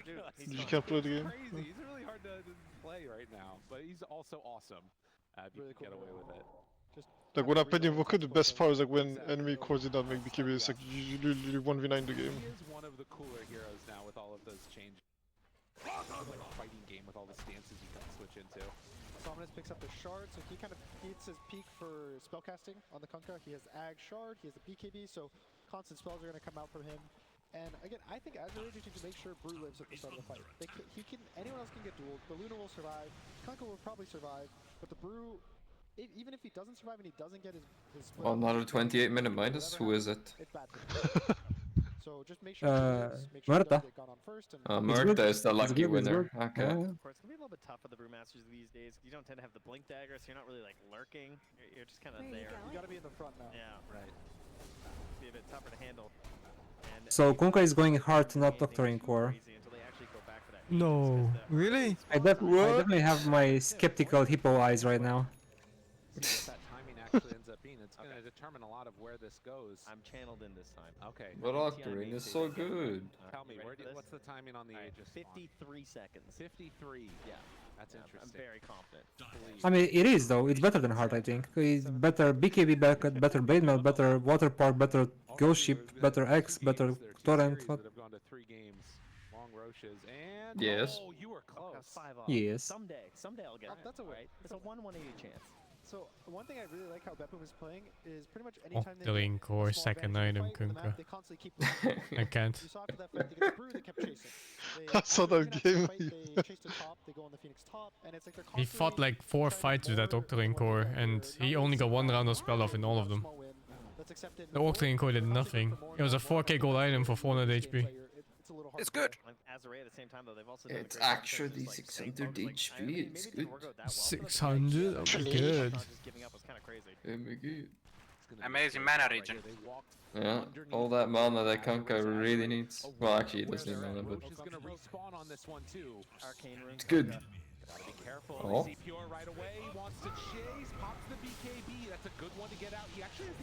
He on disc.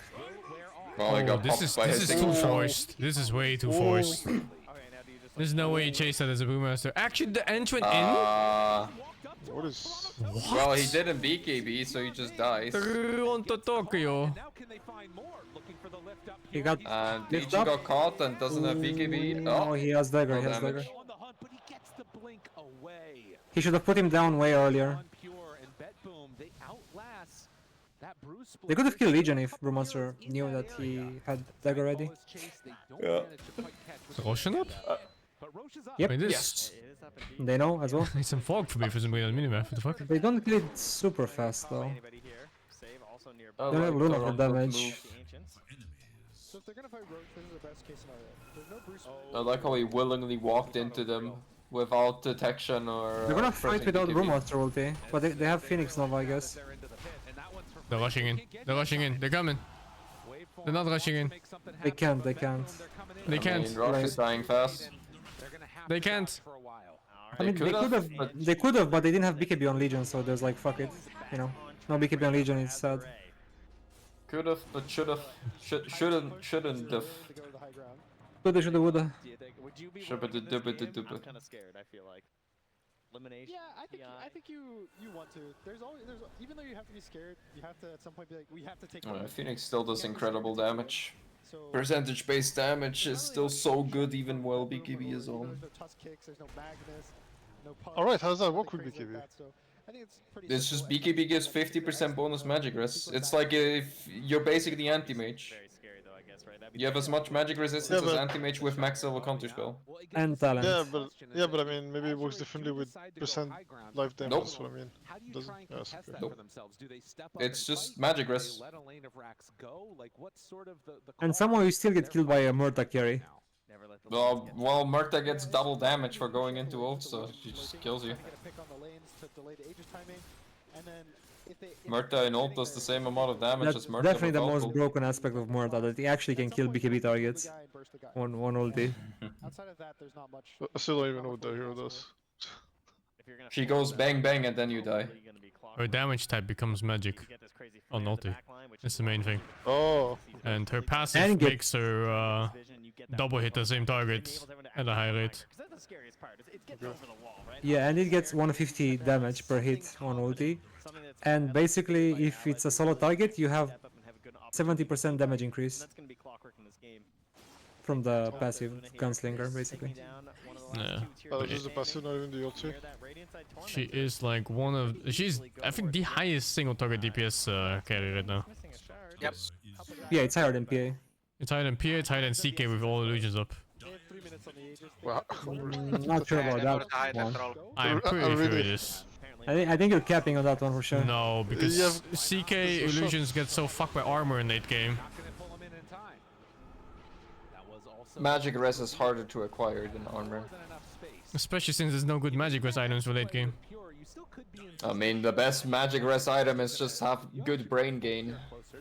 Also, so you know, 0.1... Every point of int gives 0.1% base magic res. So every 10 int you get 1% magic resistance. So Silencer is the best, or? there's no TP. Silencer is the best counter to Murta. You get all the magic res. Or Skyref Mage. You just need like 50 kills and you're good. Skyref Mage can actually reach 100% magic res. Unironically. What? How? Well, you just need, how much you need? 10,000? It's base. You need 1,000 intel, 750. No, you need 750 int. That's 750 of 100% magic res. Nice, nice. You can I saw someone that managed to do that. You guaranteedly get to 100% against Meepo. What the? If you have shard and you use ultimate, you get 40 charges, right? On one target. So on Meepo you get like you can get 200 pretty easily.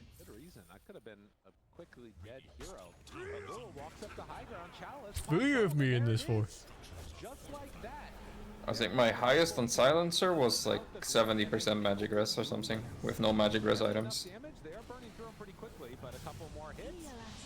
Toronto, Tokyo. Tomato, potato.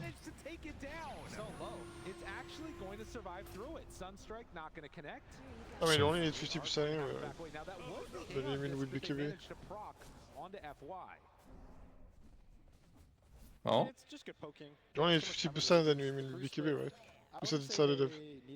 Yes, I mean, it's just like how normal magic res works. Yeah. Right, Luna wants to get BKB at minute 42. You can't let them play this whole map game and delay the game. So you have to just keep making pressure, but do it in a way that's safe. Which I think they're doing a really good job of not dying on any heroes. Yeah, I mean, they get the glyph force out. China can win. This game is all about the Legion initiation. If he gets a good initiation, they have a chance. If not, GG. It really feels bad when you have to rely on a Legion for the fight to go well. It's hard to I mean, do. who does even jump? Yeah, it's really hard to do. And they take down these big objectives. They have good follow-up. They have good follow-up, but Legion still needs to... I mean, actually, they don't have not good follow-up, because it doesn't have Ags on Invoker. I mean, who does he even jump though? Like, Brew is... Brew, but he has Brew, I Eon. guess, yeah. And there's a... He needs Nullifier. Oh yeah, he's going Nullifier on Legion, but pretty far away still. He would actually die, by the way. He would actually die on Brewmaster, because the debuff doesn't apply on the duel, basically, so... It's condom, though. What? Condom. It's protection. I mean, the duel is like 5.25, and if he loses his Eon in 1 second, then he has another 1 second and I have to kill him. It's not happening. That would be possible with Cataclysm, I think. If you time the Cataclysm exactly after the thingy, sure. I should mean, you can time the Hex, but again, that still means you require 5 whole seconds to kill one guy. Like, they have so many heroes that can do so much in 5 seconds. Yeah, that's what I mean, because that's why they needed Cataclysm. It would be with 0 commit from his allies, except for like maybe an adaptive strike later on. Because it's so awkward. If you go in, if you waveform in on the duel, then you get Supernova, then you GG out. I mean, that hurts, right? I mean, Right, no on this now. Like, that is the forced cooldown, it increases every time, so just getting it passively like that feels great. Double damage! Is that a DD Luna? That is a DD Luna. Oh, that's kind of scary. Oui. Vindicator's Axe. I mean, again, it doesn't feel great wanting to try and make some type of a play if you don't find a pickoff, but to find a pickoff, that's a whole different story. Sing, did you have a party with the Among Us era? With who? The Among Us era. When people would play Among Us, everyone was playing Among Us at one point on stream. Among Us. Oh, Among Us. No, I played before it was popular. I'm hipster. Oh shit. Oh. Well, Morbling is dead. And immediately the pandas. Oh no! I mean, she's a DD, it's over. It's over, it's over. It's over. It's over, dude. He has no buyback. He's GG. They know he has no buyback because he's not buying back. Toronto, Tokyo is dying to glaive bounces. I guess they might go back because they have no Brewmaster ulti, who knows. The Luna 20 talent feels so good now because of the BKB change. You can just loot some beam a BKB target to get a free attack from long range. much damage done. Look at that, Luna went into an EP, didn't give a shit. Oh, Sunstrike. Wow. Whoa, that was a shit. I mean, all they can do is watch. You can't initiate here. You don't have your morph lanes. Keep it going. 20 seconds. They try and look. Save is out there. Starts to hit on the Somnus. The X mark. The play. The ghost ship. He gets a little bit separated. Oh my god. Fucking conga, dude. This is abusive. Creeps are still in the mid lane as well. Oh. They had enough on Azure though. It looks like they have. Wow. They hold. I mean, it could have been worse, but a huge opening for Azure. They're gonna bring her back, you know.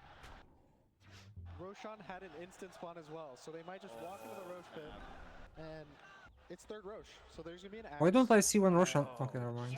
Roshan is up. Yeah, there is no vision at least to see like the walking Rosh. The Sunstrike comes down, but it's off gonna Wait, what the fuck am I watching? Oh, the Sunstrike right He goes through the portal. Yeah, Rosh was making. There's a portal that connects from top right, top left to bottom right, and Roshan goes to the bottom right in daylight and top left on nighttime. But on release he was really bugged, so sometimes he would walk through the entire map instead of using the portal. Dude, we had a game where he casted Nightstalk ulti and he went back top. Yeah, it's fucking weird. With Supernova, there was a bug where I think it was a Night Stalker Phoenix game, and he just was walking back and forth forever. Yep, he would run from top left to bottom right, use the portal, and then run again. Also, if you walk into Roshan when he's running from pit to pit, he will stun lock you and bash you aside as if he was Spirit Breaker. It's Spirit Breaker, yeah. This is super buggy, dude. Look at that Luna's network though. Yeah, damn. Obviously, you know, your buyback not quite as valuable if the fight takes place outside. I'm sad I missed this Clown Fiesta. Also, only the Invoker and the Legion who have buys, and you don't really want the Invoker to be the one having to buy back. Yeah. And the Legion, once she duels, as we talked about earlier, she's not one of these heroes that has a massive amount of HP and constantly doing damage just being alive. Here was like, pick me Legion, I carry you. Oh, you didn't. Luna has 40,000 net worth. So clumped together on Azure. 5 heroes smoked on each side. Feels good, man. Yeah, they have to back away. I mean, they stuck the... Yo, he got Octarine! He didn't go for the heart, he went Octarine. Nice, go. I think it's fine now. You can't go hard anyway at this point. It's pointless. Yeah. I think you go hard to snowball. It's past that point already. That's a good amount of damage. Yeah, take me Meteor. Jesus, where's the point where to do so much damage?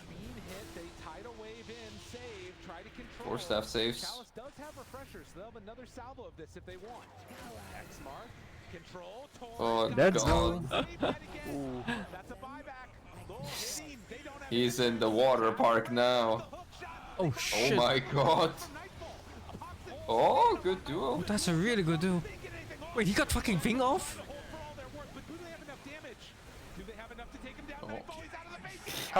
That's game. That's game, boys. Luna. Luna. Gay, gay. Question mark? Wait, what the fuck? What is brutalizing ya? I mean, this is morphing, dude. This is morphing. You abuse laning phase against some bad meta hero, you crush him, and then you're just like, okay, well, I'm morphing, so I'm useless at one point. So. Was that legit BM or what was that? I think so. Wait, oh, they said it means not good enough. You're not that good, little bro. With question marks. Oh my god, I didn't see that. Wait, who said that? One of the Chinese players. Whoever was on brown slot. What the fuck? Brown slot, if he was on brown. Oh my god, I can't see it. I left the game too early. GG's. I think all the games are really Tianming close. apparently. They also showed in the second game how strong of a team they are. They just completely crushed the second game. So. The 5th player. Of course, you know, some fan favorites here moving on forward. Something you love to see, you know, some storied memories there on this team. We'll be continuing forward as we will lose one of our potential TI second hopefuls here in Toronto, Tokyo. Absolutely. He put on a good performance again, switching roles, doing so much work with this squad. There's so many Chinese fans. Wow. No. China #1. I guess Toronto Tokyo took the bad bet. Holy shit! Look. But all of the Azure fans in the arena right now, they got to see some beautiful adjustments in game number 2. I can't believe it, man. It's always the 5 players that are so toxic. Fucking toxic shit support players, what can you do? We have 2 China region teams. Nothing changed, support is still shitheads. Representation for them. It's phenomenal. And in game number 3, let's break it down. Let's talk about it, because this Luna was able to have so much impact at the end of the game, despite it being a little bit. I mean, everyone played well, except for maybe. Yeah, I think The Chinese fangirl.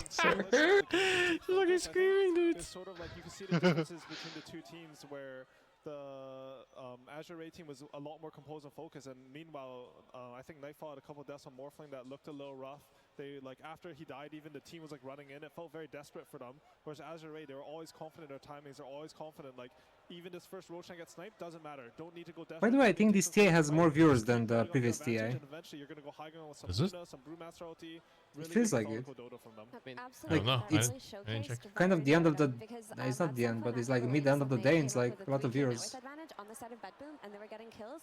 It looked really rough for Azure Ray, but they just rotated their Kunkka to play with the Brew bottom. They got that first kill on the Morphling. They opened up the tower. They stuck around, and they got the sneaky Tauren on Morphling when he TP'd back in, and that just turned the entire game. It has 580k on Twitch. I think it used to be 400k last year at this point. I have no idea. More advantage later on, but that third death after, like, when he was walking on the high ground. He just left. He didn't even sign everything. Too many. I think it's the nerves that come into the players when there's like really high stakes. The elimination match, it's yeah, it just seemed like they didn't cope with it, and they didn't manage to deal with it. Yeah, we were praising Bedboom a lot about how much they had adjusted over these. Well, good luck watching your LGD game. I am faded. I can't either. I wish you luck. GG's.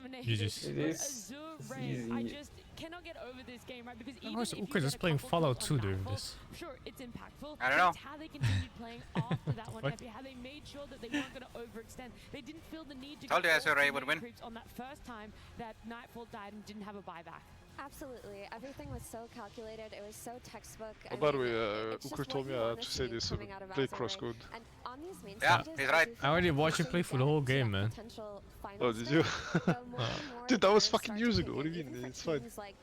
It's true, actually. I don't remember anything. I only remember you got stuck for hours at some shit puzzles. That's part of the experience. No, there's no way, dude. What? Oh, Puzzle Master. There were these fucking puzzles where you had to like ricochet shots or some bullshit. And I saw you, I went to like take a shower, I got some food, I walked my dog, and came back and it was still the same fucking puzzle. Yeah, all their high ground. No, that never happened. Like, methodical, like they didn't Fake really news. overcommit, because like many players say that it's really hard to break the high ground dispatch, but they managed to do it like very methodical and very nicely. I hope all the Azure fans are still in the arena, because right now we're going to be gifted with a Chalice winners interview. Hello everyone, I have Chalice standing right next to me. 感谢查理斯来接受我们的采访，先自我介绍一下。大家好，我是 AR 战队的3号位查理斯。Wait, interview time. Chalice from Azure Ray. How does it feel to move into the next round, and did you guys predict the victory? 能够晋级到下一轮的感觉怎么样？因为败者组赛前有没有想到这是今天的结果？希望能明天顺利的跟雪碧会师吧。I hope we can successfully meet Team Spirit tomorrow. 那其实第2场的话，比赛很一边倒。当时的话，我想你们也是非常有经验的选手嘛。当时队内的一个氛围是什么样的 ？So the second game is a little bit one-sided. As an experienced player, you all are. I want to know what was said during the break and what is the adjustment being made. 其实兄弟们早就想打DG了，装模作样的打了一会儿。我再说一下，就是中路早就劝兄弟们要不投了吧，但我们就毕竟 TI 嘛，就多打了一会儿。During that game, maybe always try to make us GG earlier, but I feel like it's TI, so we have to drag the game longer. Now, you have many fans in here in the arena, and they are very happy to see you moving to the next round. Is there any word? Can I have a round of applause for our Precision 3? Any words to the fans? 有什么想跟粉丝说的吗？谢谢大家支持吧，然后等一下我们努力把GG给干了吧。Thank you, fans, for all the support, and we will try our best to get the next victory. Back to you, panel. Thank you so much. That was a beautiful Chalice interview. He's already looking at what he wants to accomplish tomorrow, let alone the series that he's going to be playing later today. So much confidence. Gaming Gladiators. It's the 4th series. I loved hearing the confidence from it, and I loved hearing the roar of the crowd for Chalice every time he finished talking. And the confidence in his colleagues, right? Because he said we'll successfully meet Team Spirit tomorrow. So he's saying that LGD will beat Team Spirit in the next series. There was a double whammy right there. That's what he was saying. We do have to quickly look at the other side, though, to close out the rest of Who's the best team even nowadays? Okay, they're coming out. What team? 5th, Best 6th. team? I know Toronto Tokyo, a content piece that we saw earlier. He really wanted to hit Spirit top 4. usually. That was his goal for this TI. They won the especially with previous massive giant position tournament. change. So he falls LGD just is a little apparently short super of good, that, but I missed every single game of them because they're always second half. teams out there, at least definitely for Bet Boom in this hardcore 3-game best of 3. I mean, I think this time's been kind of weird. It starts at like 8 or whatever. Are you in Europe now?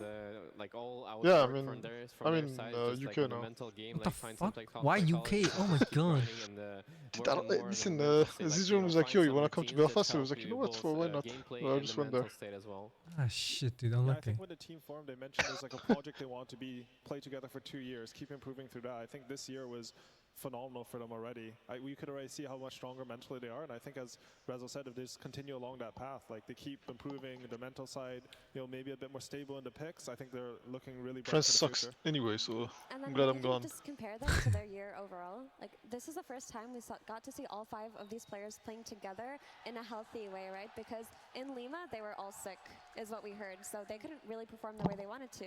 In Berlin, they had this man standing in, and he's as excellent as he is, that's not the full roster, right? And then in Bali, there were some circumstances that went on, so we couldn't actually see what would have happened. I'm actually seeing a trend. It's nothing about that boom. Maybe it's about something. Coincidence? I don't think so. But now at this TI, they played with their full roster, and a top 6 finish is nothing to be ashamed of. Alrighty, well, it's time then that we do have our exit interview of Bet Boom. They are standing by with Tsunami. Thank you very much. Yes, I am standing by with a Nightfall. An unfortunate result, but I've really been impressed about your growth as a player over these past few years. You're an incredibly young player. You're 21, and your growth from like Virtus Pro a few years ago, Evil Geniuses last year, and now this team on BetBoom team, I've noticed that you've started taking a lot more ownership in the performance of not just yourself, but your team as well. So I was wondering, after you can look through this entire year, what are some lessons that you've learned about what makes a pleasant team to play with, what brings success, and what do you look for in teammates or your own performance?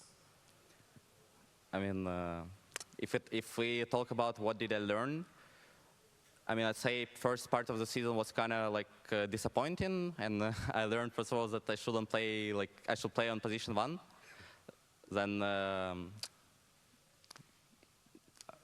Then question about what I learned for this year, right? Yeah.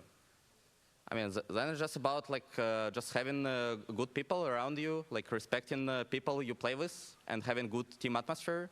That's first, and then just having good enough players to win tournaments. Like you still should have good individual skill players. So we did have it, but unfortunately we lose today. Yeah, obviously looking forward to go further in the tournament, but this is your best performance all year throughout LANs. So while maybe it's not the championship ending thing, it's still ending on a high note to an extent. So when you look back, or rather when you're looking forward into your competitive aspirations, are you still hoping to maintain your carry role? That's a role that you've definitely grown accustomed to. I mean, of course, I want to keep playing on my starting role on position 1, and I hope we can win more tournaments next year, since we didn't win much this one. Yeah. And for all the fans out there who have been supporting you in your journey, you have anything you'd like to say to them? I mean, thanks everyone who supported us. I kind of played bad last game. Maybe I could have carried it myself. So that's it. But yeah, for us that's it for this tournament. But still, I can feel the support when we walk on the stage, and I feel my own supporters as well. So keep supporting us and me. I really appreciate it. Like I said, you're a very young player, Nightfall. We look forward to your success in future years. Appreciate your performance at this tournament. Back to you guys. Thank you so much, Tsunami and Nightfall as well. That is going to be the end of their run over on BetBoom, but it was a phenomenal one for themselves. Should still be very happy in it. We could talk more about this series, but we have to look towards the next series. And before we do, we had a fun moment with the players. We asked them, who would you ban if you could ban players instead of a hero? After the group stage, you're allowed to ban one other player from any team. So, just ban a player. Yeah, just they don't get to play anymore. So who would you like to ban? Yatoro. Yatoro. Eller bara Yatoro bara va? Probably ban Yatoro. I will ban Yatoro because he is so good. I thought about the Ramses, just for fun. I guess I would ban Pure from Team BetBoom, so I don't have to lane against him. That guy's laning is really annoying. Luck. Wow. Okay. Unique answer. Why? No, I'm not answering that. Just luck. Okay, great. You get a substitute then. Who would you like? Two Whispers.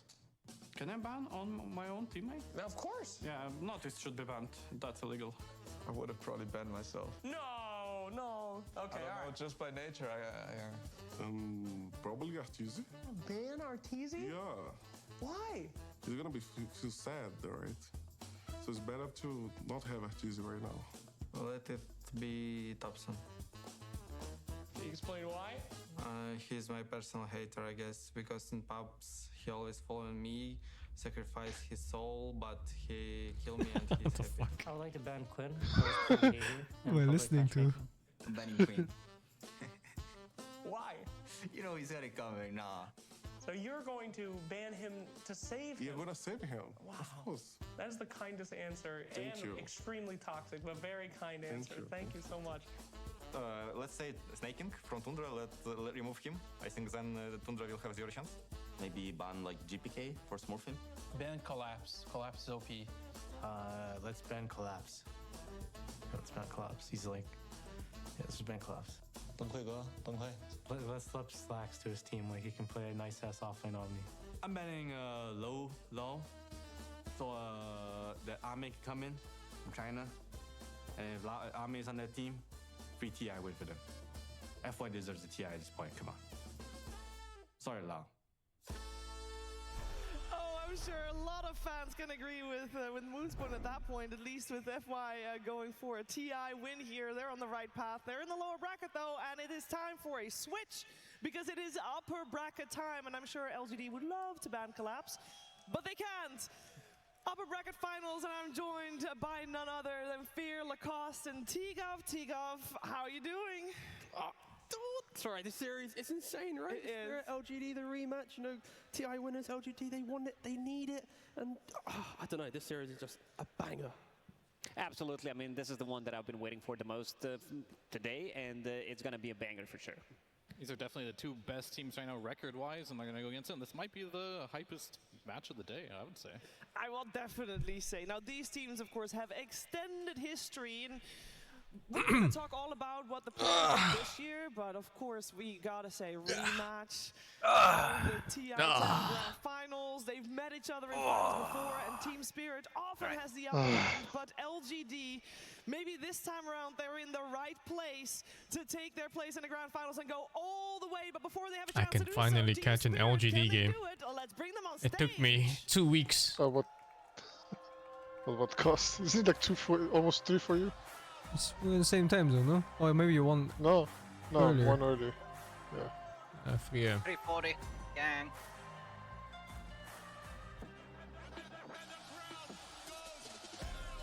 That guy on the left always reminds me of the dude from Kung Fu Hustle. No, not Kung Fu Hustle. What's it called? Shaolin Soccer. That one uncle guy with the mustache. Oh, I think I see it. It is Shiro, nothing to say. New planet, why you smile? And Coach Zhao, they are ready to take the stage. They have only dropped one single game in their entire run here in Seattle, and they are not about to stop now. But Only one game? Team Spirit would like to I'll see. If they're good games, I watch both, but I'm dying here.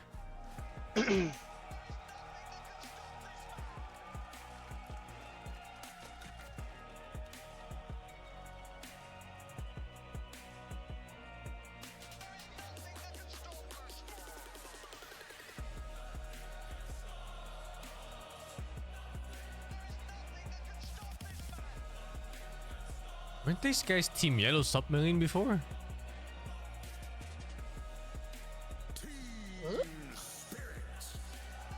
Wait, that sounds familiar. They were an absolute dog shit team for the longest time. That was like, how many years ago was that? That was Many, like, many years. Yeah, because I think I remember Yellow Submarine from somewhere. It was Yellow Submarine. Yeah, no, I remember that team name. And they were absolute dog shit. Because I think we played them with that French team I coach at some point. We destroyed it. I think they got destroyed. How they got here, Fear, because it's been a tremendous road for them. They have looked unstoppable. Now they're best in the world almost 2 years in a row. Heard in the last segment there, everyone seems to be afraid of Yao. Actually, I guess it was a year in between. No, they were still good.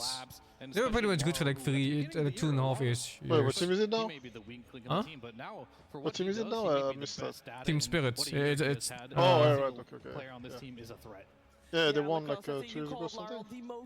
yeah, but they also just played really well on the He was tournaments. the easy target to pick on because results were lacking. You know, you're playing with other members of the team who already won a TI, and one thing I really like about check the rest subs of the team first. is Scarmar they Zero, decide thank you to for the let them 6. up. You know, they wanted to win Ilarian, a thank you big for the tournament, 14. big LAN tournament coming Boktroid 9x, thank you for the 21. and they won And Cadaverek Explosion, thank you for the 4. money involved. You know, the Team Spirit, they're gonna level up.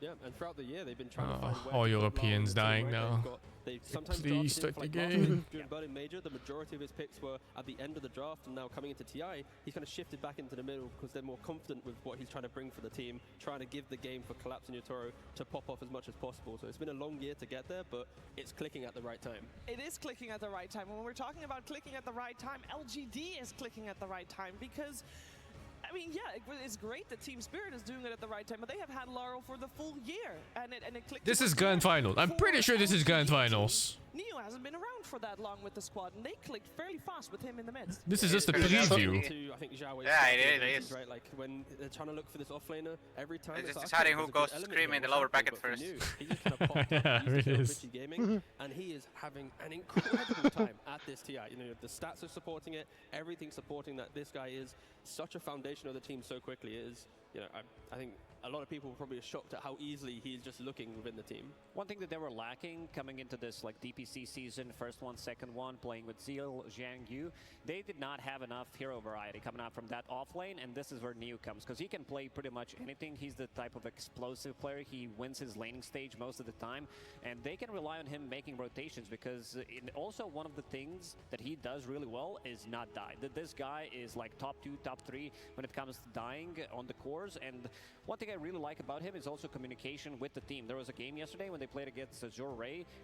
He was going Blade Mail on the Night Stalker, which is, you know, not your item that you usually go for. And then NTS on Magnus, he had Blink Dagger queued up, and then he was like, okay, maybe I need a little bit more damage. I'll go for Echo Saber. Switches back to Blink Dagger because he saw this Blade Mail, and then they get like 3-4 pickoffs, which kind of seals the deal for the game.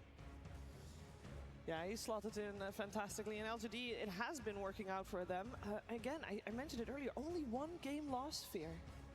That is super impressive. Like it's, but we're talking a lot about New, how well he's doing, but there's always like the behind-the-scenes characters, and that's Planet for me. And he's actually done the most stacking of any player in this tournament, which will definitely help like players like New get that head start, doing a really good job there. And this is a Zhao 8 team. You're always going to expect that consistency.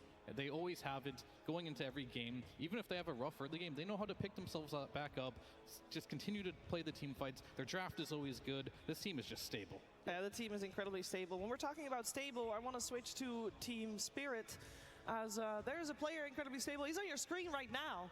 Yotaro has played phenomenal. Now everybody knows TI-10, most rampages, great records, did amazing, but fear the records, this TI, it's unparalleled. This is the guy to beat. Everyone knows it. His stats are showing it. Highest kills, highest GPM, XPM, second in hero damage, second in tower damage, and he has, this is the best part too, he's not just doing it on a couple of heroes. He has the second highest hero diversity as well. This man is doing it all. He is taking the spotlight and everyone's afraid of him. Yeah, and the key thing The best player in the world, Yotaro. When you look at the damage he does per minute, Yotaro. He's entering the mid game, keeping up that. He's not going A fucking weeb. hitting the creeps, like he's consistently farming and fighting, and he's got that weebs. perfect balance. Weebs win TI every year. They want to ban him out as a player because he has found that They win last year too. between it all. That's It what doesn't matter, they win every year. Weebs always win. That he really does well is the shot calling. He's the one that Weebs win TI, Weebs win League of Legends Worlds, Weebs win Smash, Weebs win everything. The Weebs win in PoE. No, Is safe. whatever he does. One thing I want to mention also, You when just we're don't talking know about about Team it. Spirit, last year, it wasn't, I mean, the year itself was great, but I'm talking about last Weebs winning Guilty Gear too. There's no way Leffen is not a It weeb. felt like the patch might have just not fit the team very well. Yeah, I think it comes down to this heavy zoom meta that was happening and the collapse. These are not his, you know, favorite heroes to play. Well, he really shines on these I'm not a weeb. I don't know. initiators, team I'm not a fights weeb. that Fuck have weebs. some kind of a stun. He likes to be the one controlling the tempo of the game, going in first. And now that zoom meta is kind of over, you can see that Team Spirit is doing much better. Yeah, it fits Collapse well, it fits the team well, and I have to ask this question, Fear, but comparing this form of both of these teams, both Spirit and LGD, versus the form TI-10, how similar are they in terms of peak level? They look more dominant here to me. Team Spirit does. Yeah, I mean, they were doing great at TI-10, of course, but like they didn't go in as the favorites every single series. So like they had a lot of like challenging games they overcome. Now it kind of feels like every game is just a little too easy for them. So they're just looking unstoppable at the moment. Where LGD, they're bleeding here and there in the early game. They're just like, as I said, they always have a stable draft. They always come back into the games, and their fundamentals are probably the best of any team. Where does the dominance come from? What part of the game are they just exceptionally good at? I think it also I'm going to. All right, fuck. Tai is a big weeb. Yeah, I forgot. When I look at a draft from them, I know, if they man. take a loss, if they were in PoE too. way, you know the next game, the draft's going to be completely different. You can't There's win. gonna be a whole Weebs win element of everything. shift. And I don't think a lot of teams have that ability within a series at TI to have that room. But when you have, you know, sign up for one coach Zhao Wei as well, like they are teams that are refreshing this way. Personally, I want to see these guys in the grand finals. I want to see the rematch because just they bring the most invigorating drafts of any team. It seems like everybody wants to see them in the finals. We heard Chalice say the same thing. He's ready for Team Spirit tomorrow. So we'll see who gets the honor of being up against them in the grand finals if they make it that far. Or lower bracket finals. You know, that's also tomorrow. That's also something Chalice could have meant there. But Team Spirit, LGD, there is a war of battle going on. The last time I watched LGD, they did not understand how to engage Roshan or a 5-man team fight, and they disrupted bought an E-blade and a fucking... What was it? Some other shit item. LGD, they're the best at What this the fuck? TI in terms of It wasn't Aghanim's. also the amount of wards that they lose, the amounts of observer wards that they kill. Solar Crest. It was fucking Solar Crest. They love to pick it up early, like a lot of Chinese And they teams. just, they refused to 5-man for Roshan. They insisted on engaging format, and then the mid player was just somewhere else, fucked off on the side of the map. Pick up the early gem. Yeah. I also like the fact that now, because obviously, I say now, we've had 5 couriers for a long time, but it took some time for pro players to feel comfortable buying an early gem, having that I courier can out imagine on the map, Zhao ready Wei to just snipe it beating away. If them you do die with a into closed gem, fist. You feel pretty bad if you buy in 20 minutes. But just these pros, they're so much better now. Micro and the crews, Alright, making sure that shoes. gem is at the forefront of their ideas. And when you have heroes like this, like Night Stalker and stuff that can utilize it so well, you can just choke Look up at the him! opponent You think he so doesn't beat them? You fucking buy E-blade one more time, you little bitch. Do it. And there's not Try enough me. sentries to cover the whole map, so if you want to choke players out now, you kind of need that gem, whereas before you could just deward certain areas of the map and feel pretty good about it. Look at the There guy. was this one guy on Reddit yesterday that could be on the analyst desk. He's like, fuck, the he's right question behind was me. how to beat He's Team watching. Spirit. Number 1, don't get outdrafted. Number 2, don't get outplayed. Number 3, most importantly, don't No lose. player Zhao Wei. So smart. Zhao Wei doesn't speak good English. Because he might be needed right now. Never played outside of China region. No. missed out. Shout out to him though. Yeah, Shout out to that guy on Reddit. Team Spirit has lost more games than LGD this TI though. You can't deny that one. And one thing that we often talk about, but when it's in upper bracket finals, it's something different. We talk about momentum a lot. Both of these squads come fresh off of the win in the upper bracket semifinals. They have all the momentum they can wish for. The only thing they've got to go on where they might be faltering a little bit, we'll see. How much did their opponent learn from their series before this? Fear, we watched both the series yesterday. Let's talk about Team Spirit first. They of course dropped a game. Was there anything that you feel like LGD could really pinpoint in Team Spirit's gameplay or draft that they're like, okay, you know what, we learned from that and we can beat them now? Well, I think for the most part, like when you play against Team Spirit, you always have to be ready for their late game because they've shown you can beat them in the early game, but sometimes this is why Yatoro is so scary. He can always find a way to come back into the game. So keeping Yatoro down and also in the early game, keeping Collapse down, making sure he can get on his axe and get a bunch of kills around the map. I think that's something you should definitely focus on, but they don't have like one weakness that's consistent throughout all games. It's going to change by game to game. And one thing that I've seen from LGD Gaming is Shiro is amazing, slightly Remember Leah compared to Yatoro, but he's the type of a guy she's at TI right now. I've been watching TI for like fucking 10 hours, and she told me, look for me in the crowd. I still haven't seen her.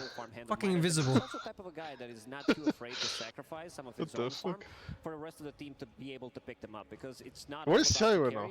Seattle. Side of Team Spirit, they like the arena again. Oh, it's got Climate Pledge now. Spirit, that game too, it was maybe an overreaction to the Spirit Breaker, right? They had a lot of counter-aggression heroes, but they weren't able to push out the lanes, make these early moves, and we I mean, you can't see shit in the crowd, it's too dark. But they just didn't really draft themselves a way to get there, and I think that's my main kind of concern in this upcoming series. Should be Karen assigned this, we can find her. LGD, they're going to be able to punish that. So it would help to know like which area they are in. You'd at think least. Spirit also would identify that after quite Related a nice to victory like from Liquid in that game. Maybe stuff with from LGD Azure Ray series yesterday, there was a very it was a very clear switch that was waiting for Tofu hookup. You can running do the thing where you just walk up to him and you ask him if you can suck his dick. Composed LGD mid game. You get your answer, yes or no. Switch and is able to make a comeback happen. Will this series be similar to yesterday? Will Team Maybe I suck your dick. Plan in place than Azure Ray did? We're finding out. Game 1 draft starting now. Team Spirit versus LGD Gaming. Well, she's here. Yeah. I mean, she flew to fucking Seattle to watch her phone. LGD will be Radiant side, Team Spirit will be Dire side. In classic. Will go to LGD, and we've seen how important first pick has been throughout the entire international. But maybe Team Did you ever attend TI Core? No. What? A shameful display. You gotta go to TI at least once. I mean, listen, yeah, I know, but I've been busy, okay? Oh fuck? I've been busy, okay? I'll go to the next one if there's people I know that are playing. Yeah, I think right now the only question mark is will Team Spirit. I guess this one is really expensive in Seattle TI. But also, Muerta's still in play because they pushed Spirit Breaker into is it the first same bans. as others? No, not really. This time around, Muerta, Some places are much cheaper than others. Like I think the Romania one, for example, is much cheaper. Why, there was a TI in Romania? There was. What the fuck? When was that? Was it 220 or 221? I don't remember. And yesterday, nothing to say. He showed really dominant performance on the hero. I don't remember that. I think we might see the hero just being picked. Oh, Romania would have been fucking nice. Yeah, it was like, oh right, yeah, I think I remember one in. Was there one in Sweden? No, that one's cancelled. Ah, yeah, right. Because Sweden was like, no, we don't want esports in our country. Stop tainting our children. Video games? Are they going to try to do more block picks against Spirit here, or they just come out with something that's more comfort? I mean, LGD, they've been predominantly second pick throughout this tournament, unlike most of the other teams that are rushing towards first pick. So yeah, I went to ExalCon. We haven't got as much data to go off of them, but I think they needed to lose more. Yeah. I've been to TI Spectator, yeah. Was it once or twice? I don't remember. A large amount still in the pool. They'll pick up the AA first, but it does mean that the Brewmaster is still in the pool, which again, how about this? If you go, I'll go too. It depends on location. If I go to TI, it won't be for TI. It'll be because TI is there at the same time as somewhere else when I want to go. usual suspects still the team. I'm not going to fucking Seattle for the 6th time. But I think just this AA is a hero that we've seen on and off from teams, and it is so potent. Of course, in this tanky meta, being able to stop that healing is incredible. But I think Vortex is that even a good place? Like how Seattle? Is it even... Yeah, it's nice. It's weird though. There's a really stark contrast in wealth. You have like these multi-billion-dollar companies and offices, and then below them there's like a fucking train of homeless people. It sounds like super dystopian. Just go ahead and just pick an AA. All of a sudden, you're in a situation where you're just showing support. They're going to answer back with another support here. Most of the cores, we're getting pretty deep in the tournament now, so a lot of these good cores you would pick in the early phases, they're getting banned out now. And when I see an AA, we talked about like Collapse, he doesn't enjoy playing a lot of the Zoo heroes, but Beastmaster, Zoo type heroes have always been good versus AA because, yeah. I'm not playing the Out of Lane survival game now. But this is why AA has been popular. That's probably why they're picking it now too, to just kind of shut that play down. Yeah, and if Ancient Apparition is paired up with something strong in the laning phase, like another stun, CK is still in the pool. You know, behind the scenes, pros are talking about this hero as being the strongest carry of the meta right now. And this has been old school combo, AA plus CK. I've been to like 50 Dota events. I'm not going to another one for Dota. The best hero no way. against the CK, because he wants to be blown up immediately. He also can get the target. She can't even, like, we can't even fucking find her. No, I think, what was this? There was one event, I think in Paris. What was it? Fuck. He can't really defend himself. Can we highlight the I don't remember if it was it's not Dota, I think. No, it was Dota. It was Dota because I know, because people saw me on the stream. Fuck, what was it? Is it Dota Paris event? I don't remember. Yeah. Yeah, there was something. I don't remember. Oh, the Disney Major, yes. I think that's what it was. Yeah, it was a Disney Major. Yeah. Yeah, there was a Paris Major. I think Gork and the others had the right idea for how to enjoy TA. And I feel like for Spirit, they have just get up the boys. Yeah. We can get up the boys next year. Make our own hub. Predominantly, it is the disruption that is Something doing to consider. most of the heavy lifting for this hero nowadays. Because if you don't Wait, hub for what? it is just going to open up your A hub. to reset. The boys get up to watch some TI. Another big thing this hero does that isn't talked about enough is he that just sounds fun. is a save, of course. His laning was buffed a lot, but he can stack a lot too. So if you do pick an off laner, we know Collapse does like playing Axe and Tides and stuff like this. He can just get him really farmed and just accelerate Collapse's. Yeah, for sure. Collapse is one It's of the easy to set scariest up. players to play against when he's top net worth. We could probably raid like a random bar or something too. I'll just double check it. Just be like, hey, put TI on or else.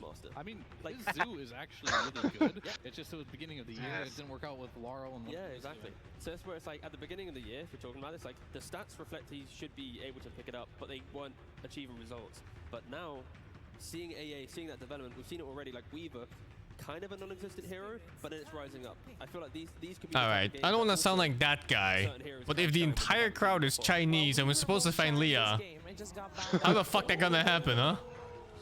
Let's go.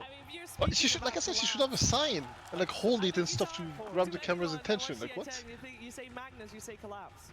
Amazing. Be like, what was it? Well, who was the guy she wanted to? That they are showing it up in the first game. You know, this is not just the battle in Dota. This is also mental warfare. Oh yes. Take it away from LGD, and on top of that, like, yes, Magnus, it has changed from the horn toss, the old school times where Collapse achieved, but then Harpoon got introduced.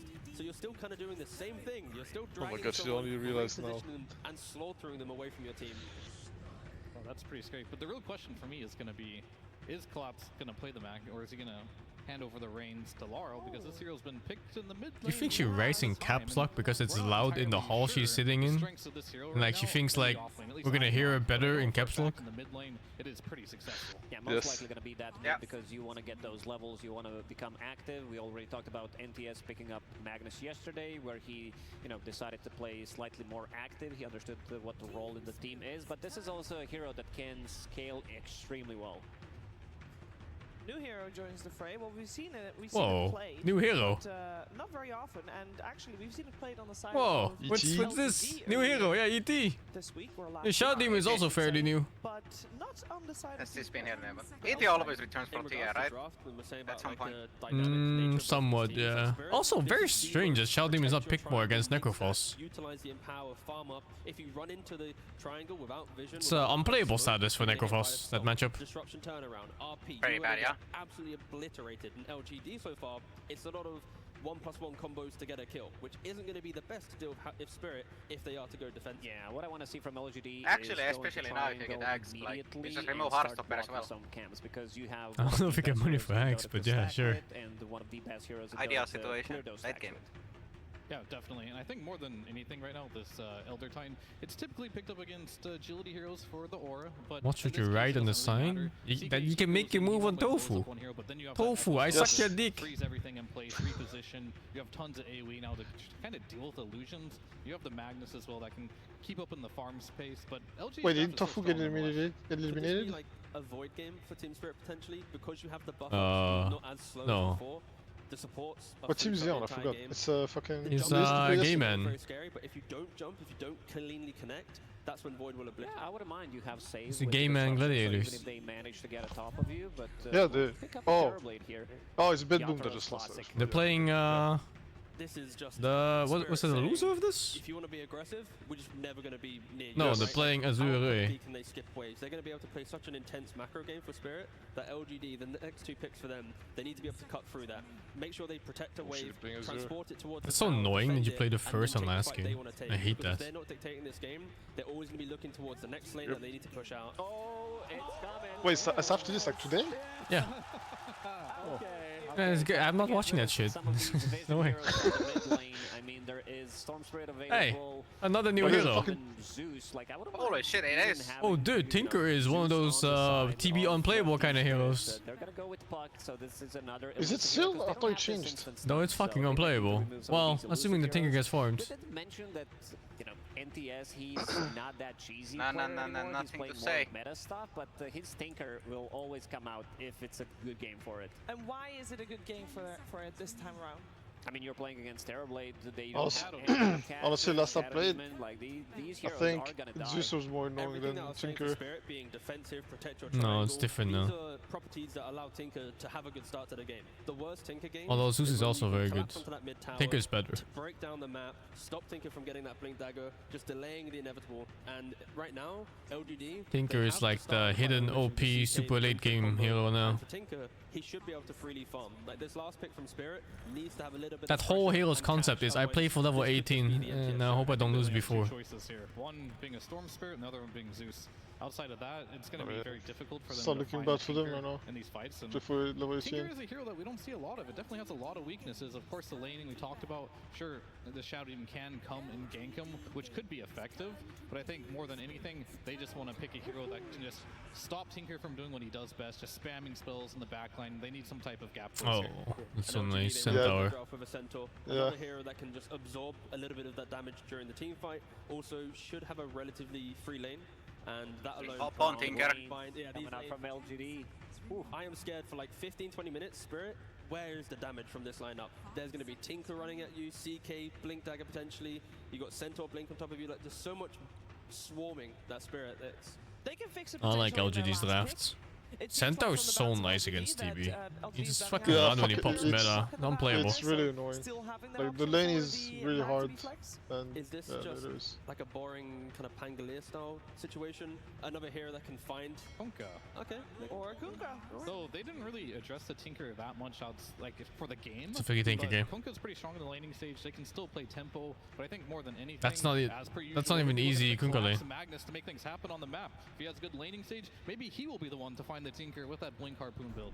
I'm feeling this LGD draft, I'll be honest. Two strong side lanes. And have you seen the new Centaur Stomp card? Also the latest Chinese meme, you know, TI2, they wanted you can now move during the animation of the Stomp. Equals 12. What the fuck? So you can precast Stomp and then blink. Some good math. And quick. You get instant Stomp. And also you just chase people down. It's fucking crazy. So you can just ulti, when you're 6 you can just ulti pretty much. Oh, you can't do the blink. Never mind, I thought you could. So it's kind of LGD's game to lose, where you can't like time it so it's basically instant. They have a lot of really good early game timings. I thought you could. Unlock. That late game, there's going to be the collapse pick-off potential. Well, you can or you can't. You can't blink while you're potentially fall off only into all the chaos that Spirit can bring. But it's all on I mean, it's pretty big for don't allow them to get these items and show us why this 71% win rate Tinker across his entire career is picked up so boldly. Oh, we're seeing early aggression then. That's what you're saying. That should come out. That should come out from both teams. Lacoste nodding along heavily. Yeah. And you're thinking still bloodbath, but Tinker comes out on top. Yeah, I think so. I feel like they have Something's changed with CK. It's like every fucking game with CK. That is not really answered until they start to get, a couple of kit items. got changed quite a bit since you played, I think. If they don't want to take a fight, they can easily just stand. I think last I played it was already the crit was like killing. They changed the illusions a bit. The collapse show. It really does. We're gonna have to see a lot of skewers, a lot of harpoon plays. Other than that, I think since you played, illusions are now higher damage, but they're less tanky or something. And their cooldown is ridiculously low. It used to be like what, 120 or something, 130? Yeah, it's like 60 now. It was ridiculous. It's super short now. Will it fit in the meta? That's took what, a minute now? No, it's 80 seconds or a minute. It's very short. Yes, it used to be 150 even, I think. Thank you very much. I am standing by with Silent, who, Hey. You think you're funny? What? You think you're funny picking Magnus? I don't think funny. Maga just like plays Magnus. And we each, why not? See, now, I would understand that if you've picked that at any point in this tournament, but specifically against LGD, what's going on here? Hey. I don't know, he just wanna play it. Daylight savings just kicked in. I just gained 1 hour. Feels good. Yeah, you can't say him no. What the fuck? Me Magnus. Traveler, what the fuck? It's 2 AM again. True! It's 1 AM again. Plus one, you can catch one more game. Confirming that time is just a number. Yes. Thank you very much, Tsunami. Yes, ladies and gentlemen, it is time for Spirit. Oh, the schnitzel! Thank you very much, Tsunami. Yes, feels good. It is time for Spirit to go up against LGD, and my goodness, folks, what some kind of hero player combinations we've got coming out. Indeed, as was hyped up, the Collapse Magnus, but over on the side of LGD, the Tinker. There's been so many games, so many drafts in this tournament that a lot of people have felt that maybe 75-second cooldown now. It didn't happen, but it's happening now. And folks, do they have the answer for this Nothing to Say Tinker from the side of Spirit? Can they deal with it? Oh, could be some limited answers, but if anything they do have is base control and base defense. There's skewers, there's an ET to hold high ground, there's tidal waves and I like seeing Tinker in pro games. We're in for an absolute treat. Who knows which way this one's gonna go, but all I know is it's gonna be... I knew Waga was wrong about the draft settling. He said the draft settled after like the first 2 days of group stage. I told him it was gonna evolve like crazy. Definitely a lot of heroes that are really it changed so fucking much actually. It's not even the same meta at all. Not even close. As much as some of the other carries, and of course NTS playing his Tinker. I think it is just these two teams. They know a lot about each other, and we're gonna see that quickly. Now we have this shit. Absolutely, we'll see how well. Oh my god, Tinker players think they're so fucking good when they deny like that. And sort of beyond the laning stage, who's going to be the hero that has the answer to lock Nothing to Say down and stop him from being able to freely jump around the team fights in the later stages of the game? Yeah, right, fucking laser. Laser deny. I'm so good. Of course, for the Tinker, even the Zeus. Oh my god, you got both of those. Looking at Spirit, the catching for this Tinker could be difficult. They have the ET. Oh my god, this missile is 105 mana? It used to be 75, I think, or 80. Nothing to say. It's a Nothing to Say Tinker, right? If he's able to get away with it, he will take over this map. And they have a lot of aggressive potential they can do with Global. They have an AA as well with this Tinker too, so it's got to be a lot of damage that they can have in that early mid-game. And looking at the side lane matchups, what do you think we're going to get out of this bottom one? The classic sort of CK AA safe lane duo from Shira and YU Smile. Have you even seen the Tinker changes? Have you played since? He doesn't buy levels anymore, he gets it for free. Oh yeah, I think I saw that change. Okay. I mean, that was just the gist of it, basically. His early game changed a lot of it, because he can now rush Blink instead of going for boots. Chase down on towards him. Yeah. I saw this, I was like, what? I think he lost March, right? That's the thing. Yeah, his farm speed is atrocious until he gets items for it, like the big strength blink or the Shivas, or both. Yeah. LGD bait Maposhka perfectly. Nice play from Planet. Sometimes you do see, these 4 positions or these greedy supports. They tend to just hit the creeps when something like this has happened. Planet immediately runs to his buddy, so quick little identification. They can go for that kill. Yatoro does get pretty much every single last hit out of it there, but a good kill for this Centaur to start off. And that was the first usage of the meta, so there'll be this long period now where New and I should learn Tinker. Tinker.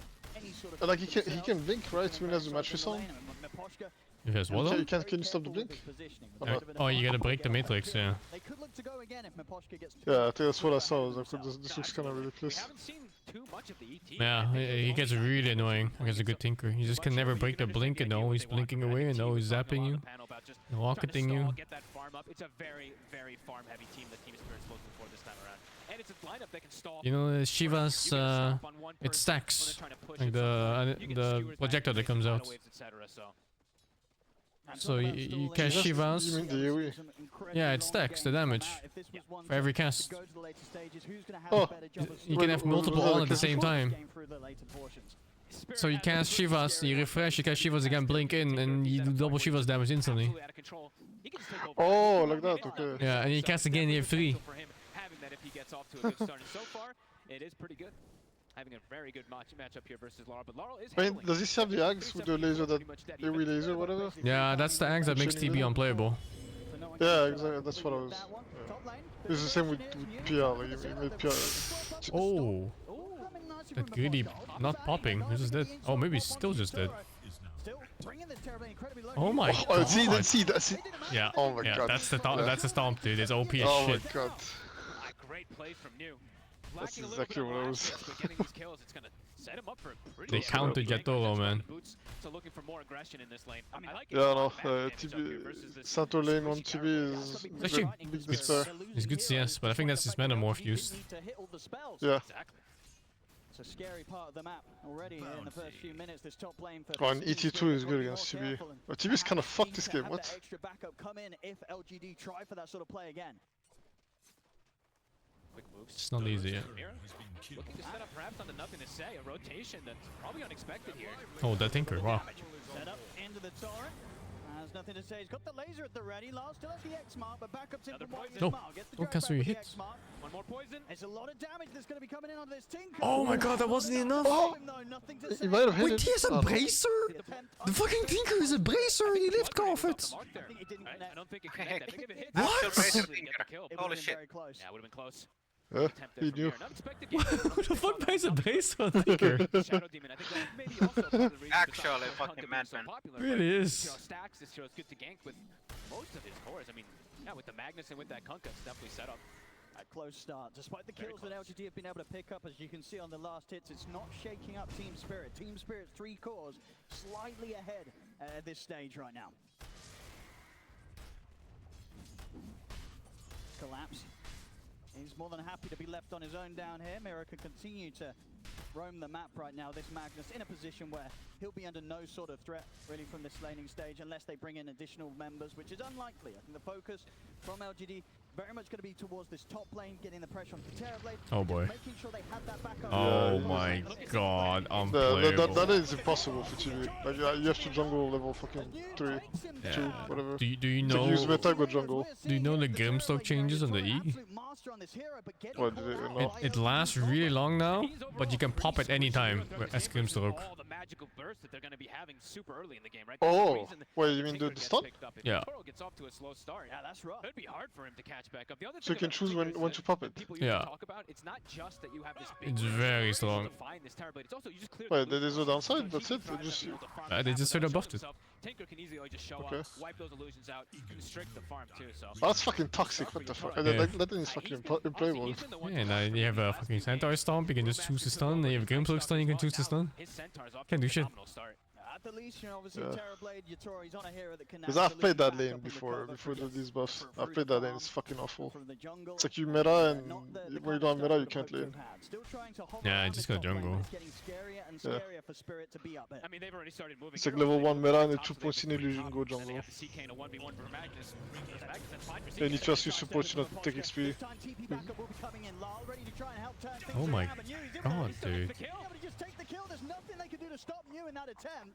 See if they can hold him back at all. I mean, Lars looking towards him, but he's just walking away. He's going to be able to walk it off. Lars not going to be able to throw anything down onto the Centaur. He's just getting away with everything in this top lane New. And it's a cool approach, because I feel like in almost every one of these games, people just default a lot of times. Like, oh, I'm having good lane, I go Vanguard, you can't kill me. No, New's like, I'm going phase boots, I'm going bring out, I'm playing the aggressive Centaur, and so far, look at that differential. He has 1,000 gold over. Yeah, I think an exciting start to the game. You can see already in the net worth. This is Very much going to be down to the off-laners to see what both of them can do. New coming in with a hot start through this early laning stage. See in a minute, look at the setup. It's gonna lasers and be fine. Yeah, it's fine. Yeah. Get the laser off onto Lyle. No further hits coming in, but the X mark is still there. Now the TP backup comes into play. LGD wanting to try and do their best to keep nothing to say safe, and it will work. This side of Spirit can't go in any further. See Collapse, he's also swung across, but the silence was there immediately. Stampede comes out from New. LGD able to separate themselves from Team Spirit's attempts. All the little things mattering. Oh my god, that fucking stomp damage. Yeah, that's what I was thinking too. I'm gonna say he knows. Be a little bit tankier versus this burst as Laurel. Should be alright here. Planet just throwing out a blood grenade for a bit of fun. And as we know, there's a lot of aggression going on so far for LGD. Lanes are looking good, but as Candle said, and as we see, isn't the game kind of hard for CK too? Themselves up for, and looking at the stacks, they're getting them. It is, but he's not the true carry this game. It's Stinker. Stamp or something like that at the moment, set up inside that triangle for the. Just needs to destroy structures later on. These recovery outlets. No, for sure. Spirit can calm things down. Why is he just surviving these 3-man gangs over and over? What is this? Oh, fucking melee heroes, just click laser, GG. They might have to go clear them pretty soon, just in case of anything. Because if a Tinker nothing gets cleared in no time. Yeah, lanes, I mean, they've kind of broken the lanes a little bit here. LGD, with this dominance from New, they're going to force Toro a bit to the jungle there, and the supports are having to make these moves around to get these stacks around to try to fix things. They're going to work on those stacks. In terms of Collapse's progress, he's of course going to go straight for that Blink Dagger, 1300 towards it, so should be on in trouble though. Having it a good timing there, and with the silence with the three of them, there's a huge amount of damage that Collapse he cannot withstand. LGD clean, taking kills wherever they want right now, 5-0. Planet making it happen. All 5 kills are at the back of this Grimstroke so far. Inkswell connecting perfectly. He's got level 3 Inkswell already too. I mean, this is very scary how much magic damage they have. What is this? I mean, New's gonna have such an early Blink Dagger too. He's just omit. He's like, why is he here? What is this? Yeah, what the fuck is this? That's so random. And they're just continuing to pick up the pace what? Here. Tinker's TPing top and TP's mid. Oh, yeah. I was like, okay. Unless they bring a lot of numbers. But Collapse, he actually did port down bottom, so TP will not be available for the Magnus to be able to join if there's a big battle committed up top. Looks like Laurel was able to sneak into the enemy triangle a little bit here. I think he's he back. Stole a double He really wants that gang. A little bit extra gains for him. And Poshka's got to be careful. Also, I guess you could they just max laser and rocket. Gotta be so cautious. Yeah, I mean, the Matrix is good, but not that good. Tinker's plus is so strong still. That's actually kind of nice that you have to take into spread like this. Yeah, but your farm speed is really atrocious. You have to farm lanes now, very much.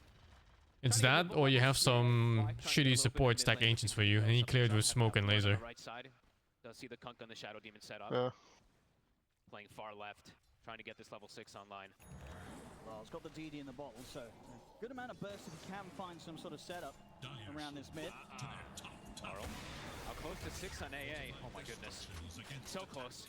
If why is 6 there? That just. I don't know. Tinker just wasted like a minute and a half doing nothing. What the fuck is this? What? Why did he just wait for his stun?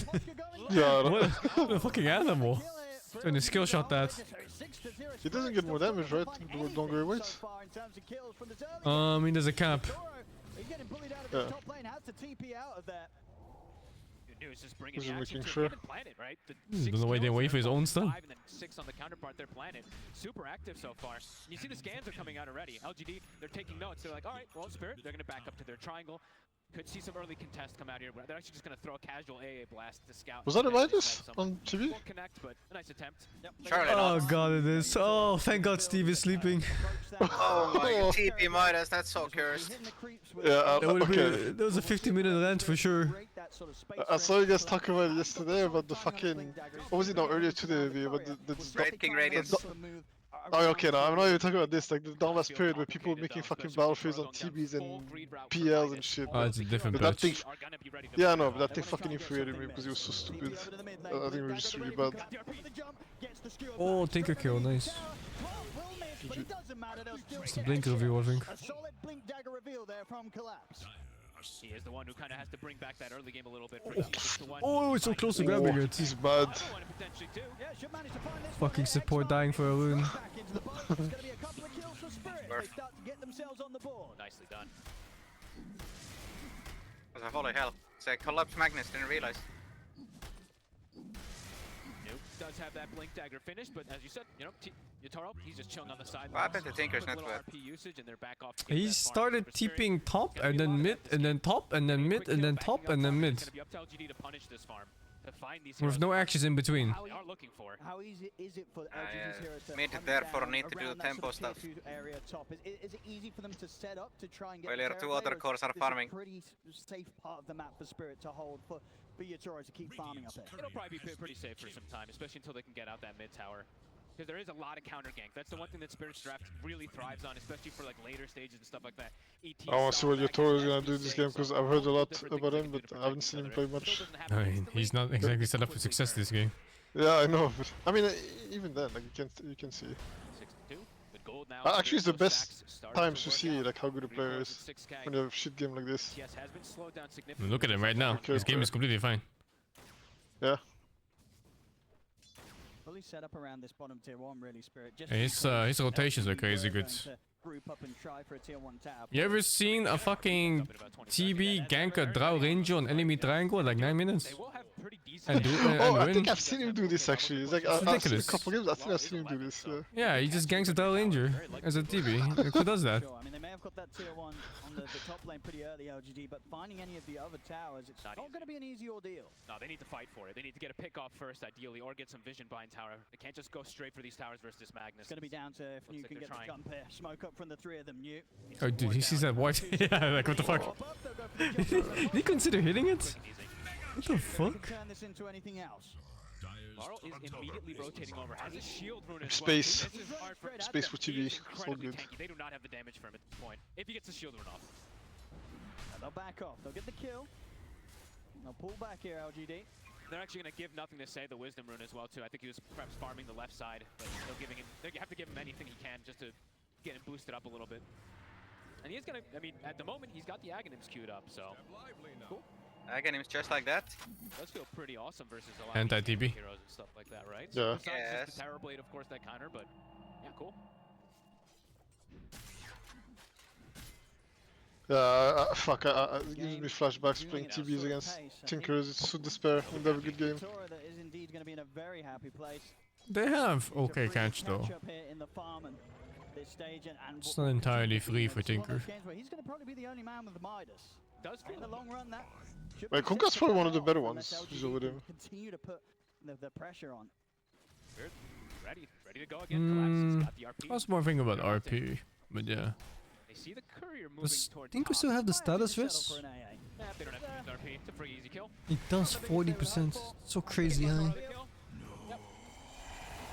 Oh, the Matrix?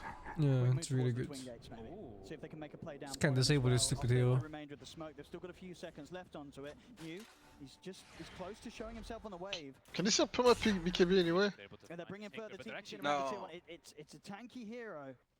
And again, any sort of setup, maybe mirror with the disruption, but not New. He's already out of the area. It's a scary place. Oh, that was some fucking. That was pretty dumb when you could do this. It's like Dota 1 days. The battle vision as soon as somebody shows himself. And that ward, it will actually expire in 30 seconds, so it won't actually be a D-ward. Quick, easy kill. Yeah, so knowing that with that sort of focus at the bottom, he was able to push forward. Shadow Demon counters Matrix.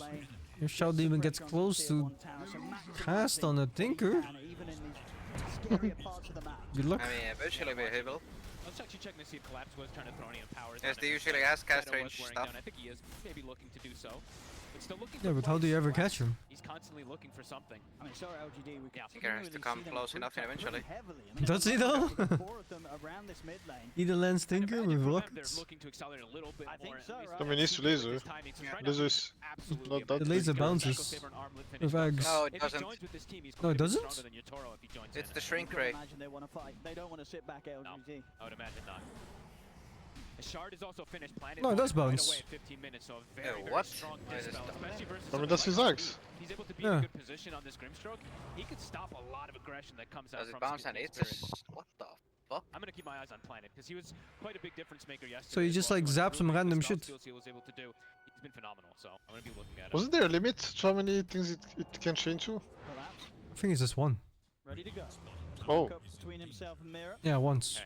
Got decent damage now with the But that's all you need on a hero like Tinker. All 5 heroes are set up in the area as well. TB, I mean.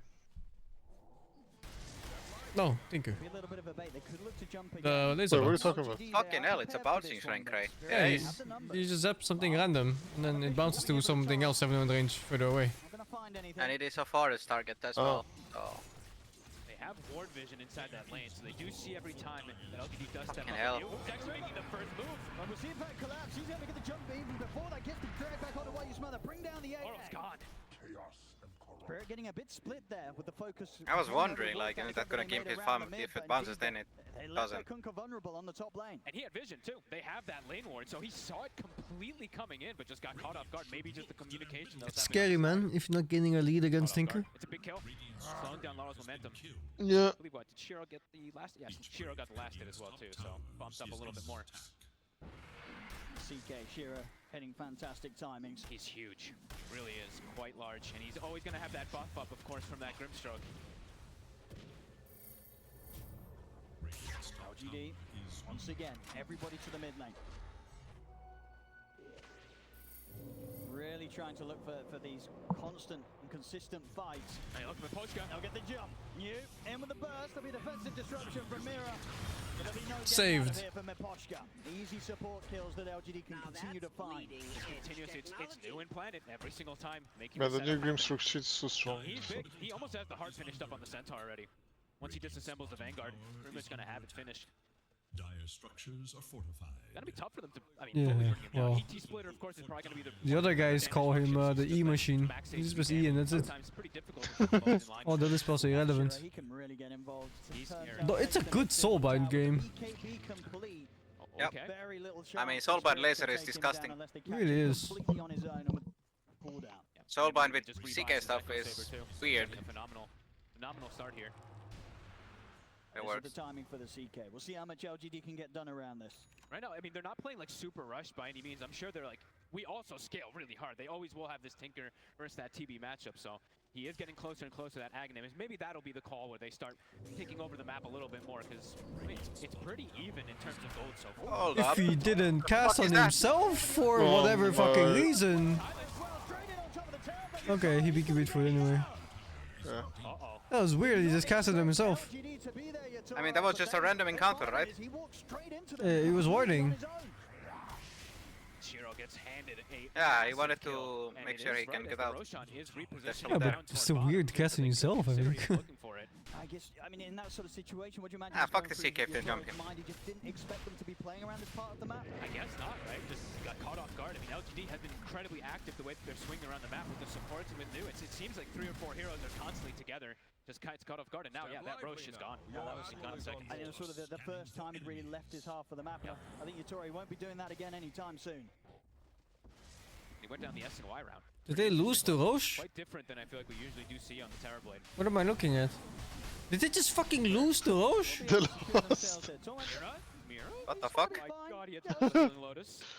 Shout out from Apostle. Surely not. LGD? Hello? Aghanim's done. It's always LGD somehow. Why is LGD so bad at Roche? Nothing changed. About half HP and then decided to pull back from it. I guess they got a little bit scared because they didn't see exactly where all the heroes were. Okay. Aghanim's now finished. I mean, they were Laurel, fucking sucks big cock. power spike now. He can look to get involved a little bit more for these team fights, but so far it's been. He just lost like a good just very farming. 1,000 gold or something for that. 4 heroes not farming. And now for LGD, Like a minute. Aghanim's finished up More the than game, so 1,000 it still probably. feels like they're going to be moving around at least at these 2 supports, looking for potential setups. There we go. Smoke Okay, Spirit's time. going to do it Team first. Spirit. See if Yatori wants to get involved or if he'll hold back to farm. Now it doesn't look like he's too keen in joining the smoke. Does have the Eagle song done. Who are they going to find though? He's going to show himself at least the illusions around the mid. Maybe see if he can get some sort of. Oh no, He'll they got join the smoke ET now. shard. He's ready to reveal. It's a full bait here with a push from the Terrorblade. Okay. Who they are able to grab? I mean, he's walking up. 2800 luck. HP Centaur. It's a hard one to go on, even if they get. He's the vision getting upon butterfly him. Especially first. if they don't know where Planet is in second. particular, right? This Inkswell, it could just stop the entire aggression that comes out from them. They can find him. Try and get the grab one. And indeed, they'll get the Grimstone, drag him back. The Stampede's there, but the ice They're fucking gone. Huh? Oh my goodness.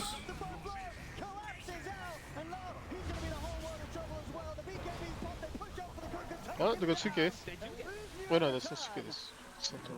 Glance Valley. It is LGD, they're able to take down the core. I don't know. That was decent trade for them. Time to farm though, right? It's a horseman. So it's always like these positives and negatives they're gonna get out of these smokes, even if they do lose some heroes.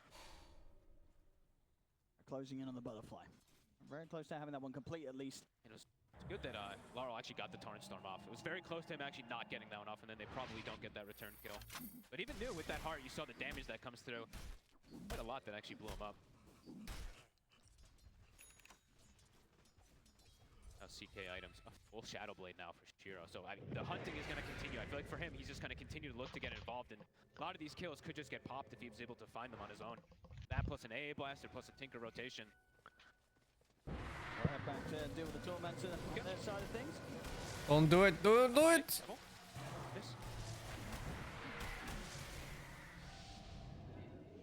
Bro, these guys gotta check their math on the PV events. Yeah, that was fine. That was fine. Sure. CK is in area he wants to farm anyway. No. It's calculated, dude. They got a good shot. They do have vision as the fight starts. Could be difficult for Collapse to do the usual, harpoon skewer kind of plays. He gets used up, they can just fully go for him. Yeah, it's gonna be trying to get that BKB online next, but it's gonna take him a bit of time. 4 minutes faster. We'll need it to be able to get that type of setup first. Still 13-6. Gold continue to be very, very close, but LGD feel that they're probably feeling pretty good with getting away with this NTS Tinker so far. Not getting caught out too much. And we're sort of in that bottom spot there, the lowest of the course for a while, but now he's caught up both Collapse and you, making the right sort of progress here on his trajectory towards getting the BKB done himself, so he can jump around these fights without the threat of getting caught in a straight torrent from these Torrent Storms from Lyle. Yes, that's the big thing, right? He absolutely needs this BKB versus Torrent Storm.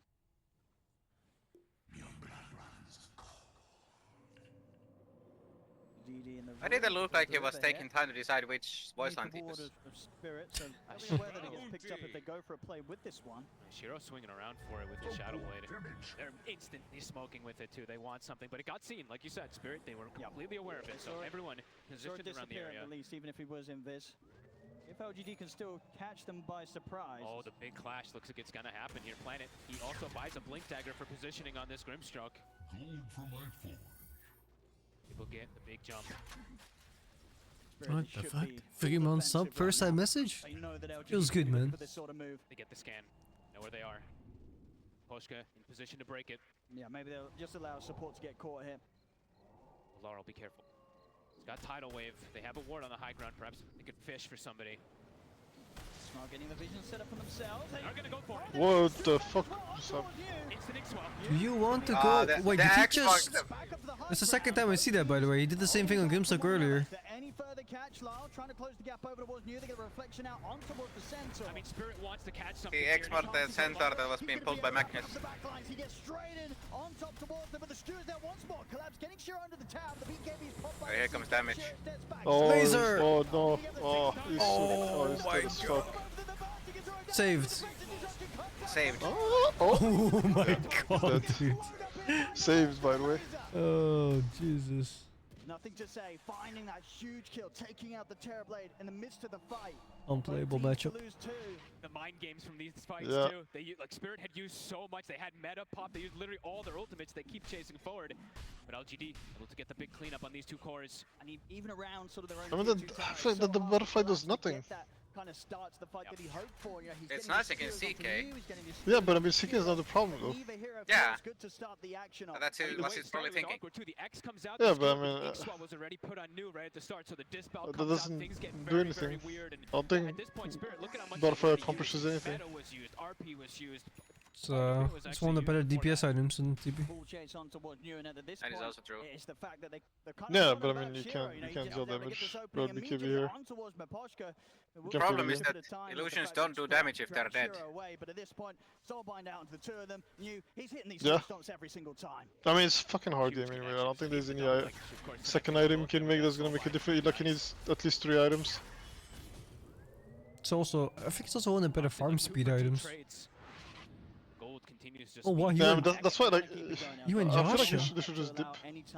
I feel like top they should just left. Like, we don't fight. Because TB needs 3 items to fight. RP 5 seconds. That's right next to the Roche. Like, I like Butterfly first if you don't fight. against this lineup. Shiro just hit 18 off that kill too, so actually Right level 3 at him Phantasm. too. Do they win against Roche this time? Finish it off this time. No ET to scout. They've got great team fight, but even as a support, you know, Miposhki is a crucial part of that.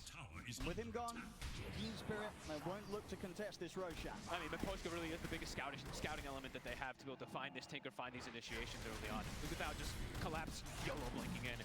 Which Collapse can now do also. He does have the BKB finish, so a little bit more... Tinker level 18, call it. Pick and choose how he goes in, but now... It's time to play the game. Wait, what's level 18? Level 3 ult. Oh. They changed the scaling. And they nerfed it overall too.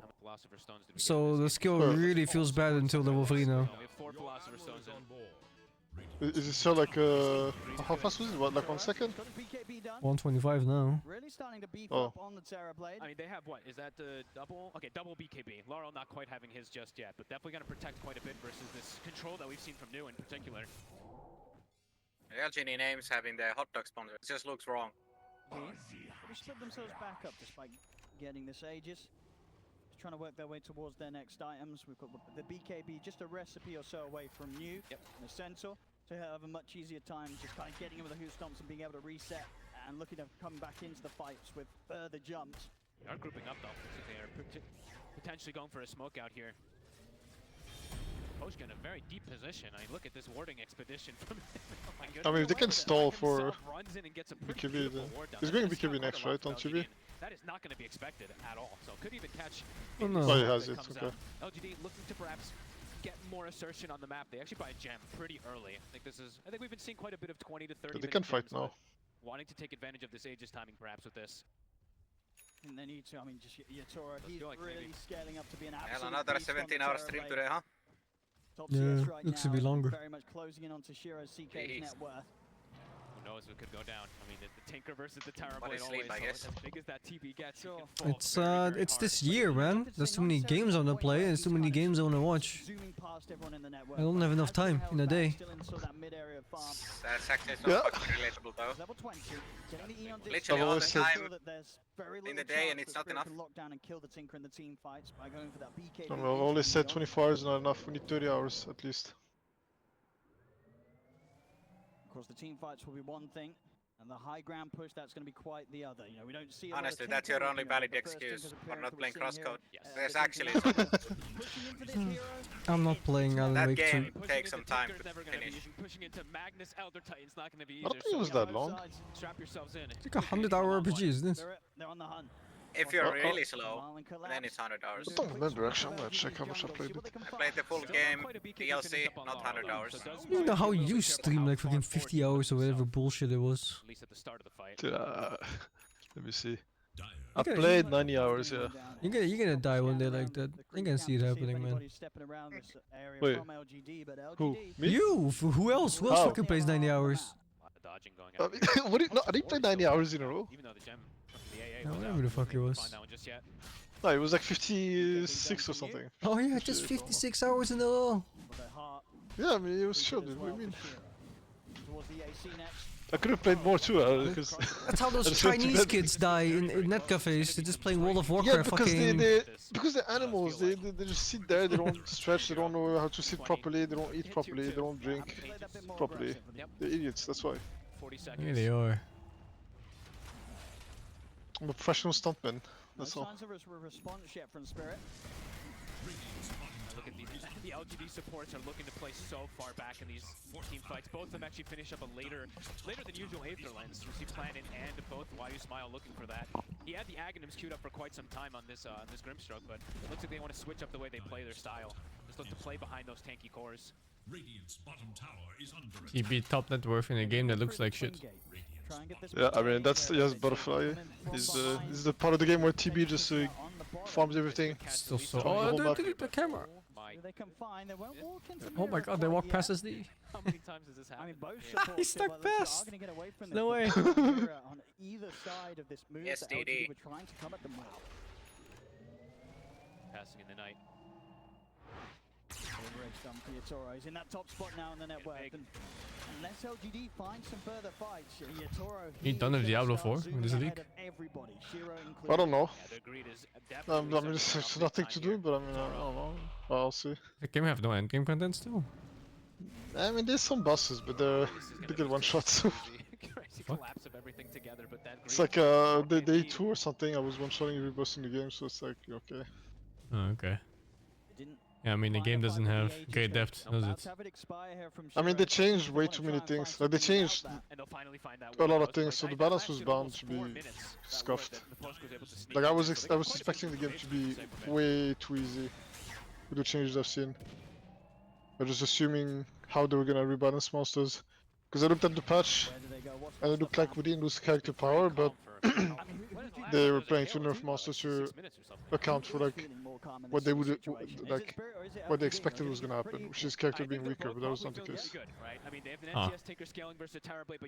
So you end up with the fucking Uberleads getting one shot by barbs. So much farm on the map here, but it's really gonna be up to how those fights be dictated. Who gets the jump? And even then, even later on, The game is better. There's more stuff to do. It's more varied. Different builds. I stopped playing where my Necromancer DPS was limited by bad AI on summons. I was like, Oh, yeah. I was like, fuck this. Yeah, everybody said the same thing about minions. Trying to get some vision himself here off the back of the silver edge. They're stupid. They don't do anything, they don't attack. Half of them just stand there. You lose 3/4 of your DPS. Just play Thorn's minion, at least. At least they don't need to hit. That's so fucking boring. It really does feel like it's just gonna be down to that one big jump. At least they don't attack you. The vision, whoever gets that control, whoever finds one of these squishier heroes, is nothing to say gonna be able to use a rally of team fight. The guys might follow to experience. Team fight, or is he just gonna improve right at the start of it? What is Radiant doing actually? Like they just start. What are they waiting for? They're waiting for TB to get fat so they can lose. Yeah, because that's what it's looking like. Like I actually think a fat tanker beats a fat TB. No, but yeah, exactly. But the thing is, as a team, like he's gonna get caught by something. LGD sold their heroes for late game aren't bad. They have 4 heroes that can catch team. LGD has some fat fucks though. Yeah, but I mean they're not strong. They get destroyed by TB though. If TB gets the hit for free, yeah, but I mean he will. He has a BKB. Press BKB. 6 seconds of hitting free, or how much is it right now? Yeah. Oh shit! Oh my god! He just fucking looked at it like, oh shit! He got the A, right? So he did? No! Oh my god! He lived on the A. He's got. I look like oh. Thunder. Okay. RP something.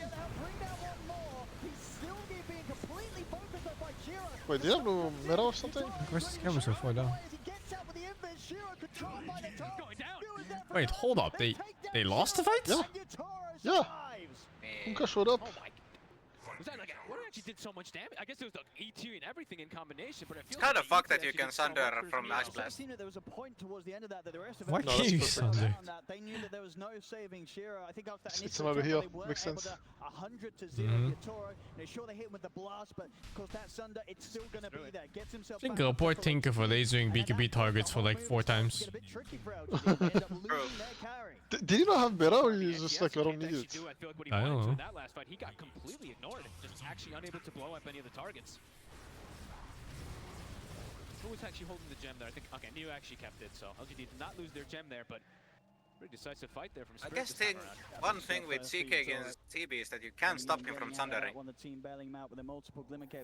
Unless your team gives you. You can't, because he takes some illusions. Oh. Yeah. And you kind of have to bring them with you. The first BKB reveal too, right? So that long duration one where they can't actually break through him. I mean, these illusions should not be healthy. I think interesting in general, TB is good against CK because he can't get bursted. Yeah, it's really good. Armor is just too high. They have such a good lineup to be able to go for those. High armor. Yes. They're ready. They're ready. Good refraction. He's good against CK. Still positioned around Yatoro. They might still be able to. CK has low armor, right? He's not very high armor, is he? Is AC, right? No, I did. Oh, he skipped going AC. Went hard instead. He has no armor basically. Okay, yeah, but I was just thinking, they had the E-Blade queued up on the Tinker for a long time. I think the Hex is necessary. I think they have to have it. They have to have that 100 to 0 control to be able to bring down this TB before he's able to get Sunder. Blast coming in towards the pit. Spirit holding this area. LGD, they are approaching. LGD still does have vision on that right side too. Very close to Shiro having the AC done. Scared. Yeah. 100 gold and he'll have it. Doesn't mean he spent all out. Middle tower is under attack. He does. He commits it. That's definitely a bit of a risk. We know how quickly this Terrorblade's going to be able to push down towers if a fight goes well for Spirit. And he also has no boots now, so could be a position where he just gets kited a lot in these next fights if he isn't able to stick on these targets. They're going to get the Roshan here, Spirit. As LGD not able to interrupt this. Oy, oy. Now Yatoro, so even if they are able to Chibi burst, fat. he's going to be back with a second life in this team fight. That is a huge deal. Collapse now also is going to have Lincoln, so he's going to have the freedom to always be able to get those initiations now too. Spirit, patience is working out for them so far. LGD still not afraid to step out of their half of the map though, crossing the river. How close to the Hex? Nothing to say, is getting very, very close to it. Oh, Ninja Gear. Definitely going to be eyes on him. Now 2, 1, and 4. That's to sort of take a lot of time to catch up on the farm, but very much in a point now where it's getting to that stage where a nice bit of tinker play can take over the team fights. He does have to watch out, though, as you mentioned, the various saves that there is. And on top of the ROM that's always going to be coming out from Laurel, which he's probably going to get off in every single one of these fights, has to watch out for these glimmers and resets as we saw in that last fight. And never mind, he goes straight for the E-Blade instead. Okay, anyway, so. just wants to get the raw burst damage. Okay. I mean, maybe feeling, as you say, even if he's able to have the lockdown at the Hex, because of the fact that the saves are there, you know, having that control, that's not necessarily going to get the job done. Maybe better to just focus on bursting the rest of the lineup so that they aren't alive to save and back up the Terrorblade. Hey, the push is going to start commencing, though, and they have a lot of ways to poke. And yes, he gets caught. Oi! Oh! He just RP'd. Oh! The RP, like you said. It wasn't just the RP, it was the Yeah, nullifier. the skewer, yeah. No, the nullifier fucked up his barrier. Oh, he could have still blinked after the skewer? Probably not, but he had BKB out. He could have done some random shit like cast laser and stuff and then another barrier on himself and then maybe blink after. Could just decide the game, so they're just going to sack their axe. But Spirit, they're lingering around. They want to go for another catch here. Collapse eyeing his opportunity. He is. You got to be careful if you get The close. nullifier didn't know any of that. Collapse will be ready to tear you out of it. So many different ways for them to reposition. Oh, because you lost the status resistance? Yeah, well, and the damage block. Like maybe LGD just weren't able to get enough done in the mid game. Spirit taking over, and they get any sort of catch like this, especially if it's nothing to say, they're going to be on the verge of taking another set of racks. He needs to be way more careful with his positioning here, but just not easy. A lot of repositioning as we see. Toro blinks in. Meta is wearing off, but they'll get the tier 2 and they'll be able to back off. Pretty damn good usage of that Aegis. It really is. 9k lead now for Spirit. They've broken one of the hardest things you can do in this patch, of course, breaking that high ground. First step. Top tower has fallen. I respect the fact that nothing to say is respawning in a few seconds. Spirit heading back to their half of the map. LGD, they're trying to chase. The cooldowns are all coming back up, though. Meta is still on cooldown for about 30 seconds. They're ready. Shiro, he's looking. Segas. Yes, Segas, yeah. Oh, Jesus, all illusions gone. And Sunder. Oh. Oh, no. Wait, hold it, hold it.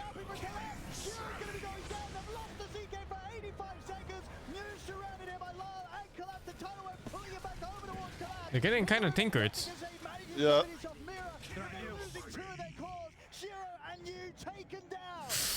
Oh, that doesn't stop TPs. No, I thought he had RP still. But why? Looks like he won't. I mean, they were so close to potentially being able to burst Yatoro at the beginning of that fight, but I think sort of the straight torrent from the Toro stove, it caught the best juke. You just don't juke. Except it didn't work. They get another kill on a YE Smart. But am I in the future? On LGD Spirit. They can look to push in. I mean, so clutch by Mira. That disruption there, it makes him actually lose. He dodges his own teammate's run buff, but it gets the save potential. It's well worth it so he can get that Sunder. Just beelines it to Shiro and gets it off. Very close towards the end of that. Maybe nothing to say. He nearly didn't get out himself. Almost did not. And now Meta's back up. That was without Meta this fight. Toro didn't even need it. Now onto high ground.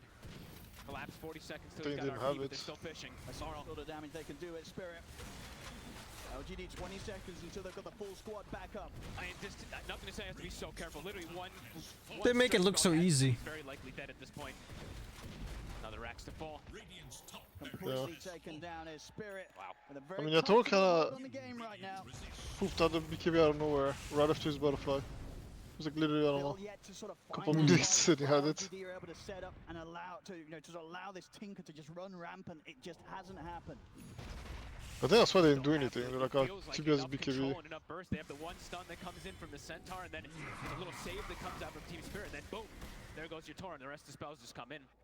Beautiful execution so far from these two supports on Spirit, honestly. Just these little saves and resets they've been able to do with their Glimmer Capes and even disruptions. As we're seeing, Sean Yu, he's incredibly tanky. The same to be said for Shiro, but at this point, Spirit, they absolutely have the damage to still take these beefy boys down. They're always going to have the percentage damage that comes from the ET and just the overwhelming damage that, of course, kicks off from this Terrorblade, yeah. See where they can go next time. And Collapse actually goes for even more. Even further blink. Yep, the Arcane Blink. That extra little bit of a range as well can really catch you by surprise. I look at the cooldowns as well too. 6.2 second cooldown, Blink 7.9 second. Yeah, he's going to be jumping in, skewering you out, and then he's going to be pretty much as soon as he's done that, ready to jump back in and again and skewer someone else. Yep, fight's getting harder and harder. LGD. Who do they focus fire is the question. They have to, I mean, it feels like they have to focus fire the supports, but they have to deal with these corners as well. I mean, they just don't sort of have the same impact of starting the fight. It's the same strength that Spirit has. At the end of the day, this Collapse RP, it's going to reign supreme if he hits him. I mean, the big team fight, in particular from Spirit, has been reigning supreme. And they're going to be able to get the opening here. They might just have to let Planet go here. LGD, they'll start backing away. They'll let Planet go. Collapse. Oh shit. Straight back into the RP. Look at this damage. The sense on you, dead in an instant. Jesus. Can't even get out of the stun. Yeah, I mean, Fight them here, LGD. Spirit. Too strong, ready to push. They're not giving Tinker time to play. He's looking to try to do something crazy.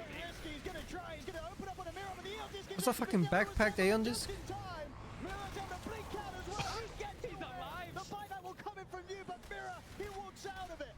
But barely a scratch. The TP out there from Mirror also got a TP away. He almost splashed it. But they get the majority of them out. They only lose the one of them. They force out a buyback from New. Things continuing to go in Spirit's favor massively. It's, domination. They even cut the creep wave. Yatoro just sends an illusion even after all of that too and kills every single creep in mid. All they find is the 5-position ET. Beautiful identification from Spirit. How is he 40k net worth now? What do LGD do? I mean, TB? Yeah, look at him. Yeah, I know. It's TB. Oh. You buy the Hex on the Tinker. I mean, he went that's butterfly first, I guess. To be able to get some consecutive back-to-back kills, but it's just not easy at this point. Like, if you get... You don't need much space, especially with the build you went. You get like 5 minutes of space, and then you just... Will NTS be you just able to fly. make magic happen with a Hex and a 25? Guess so. They also do have the Aghanims on the Grimstroke. Yasha Butterfly is really fast for him. Will there be an enormous dark portrait of that Terrorblade that maybe can also... And Midas. It's really fast. Like, once the game gets in this state where people are not doing anything, then you just... Oh, this farm's faster than anything in the game. Catches nothing to say. He'd be ready to jump in and try and get aggressive upon him. He was probably farming at least one lane in entire... 2 lanes in the jungle. Won't catch him for now. Spirit's just been dodging. I feel like pretty much every single movement from LGD. All the moves that they tried to make in that mid game, to slow down this farming draft from Spirit, they were not able to connect. It looks like they have complete control on the second half of this game. Team Spirit, LGD. Look at Collapse. He's being ready. Pulled all over the place. Blink in 2 seconds. I think they'll back it up, but perhaps maybe setting up from the top. I mean, look at your Toro and Laurel. Middle tower is under Catch this Tinker when he's doing the split push. Yeah, they want to make sure that when they go high ground, once again, they've got all waves in good position. They don't want to allow for the split push to happen from LGD. Roche is also up, so they have to go scout that one out. Yeah, looks like they should be able to claim this one, but this is maybe LGD's chance to go for the fight here. I mean, they have to try something. Are they aware that it's up, though? They do have a scan. scanning for enemies. So they will know which angle of approach do they want to take. They have a ward on the far right side. Do they want to take their chances here?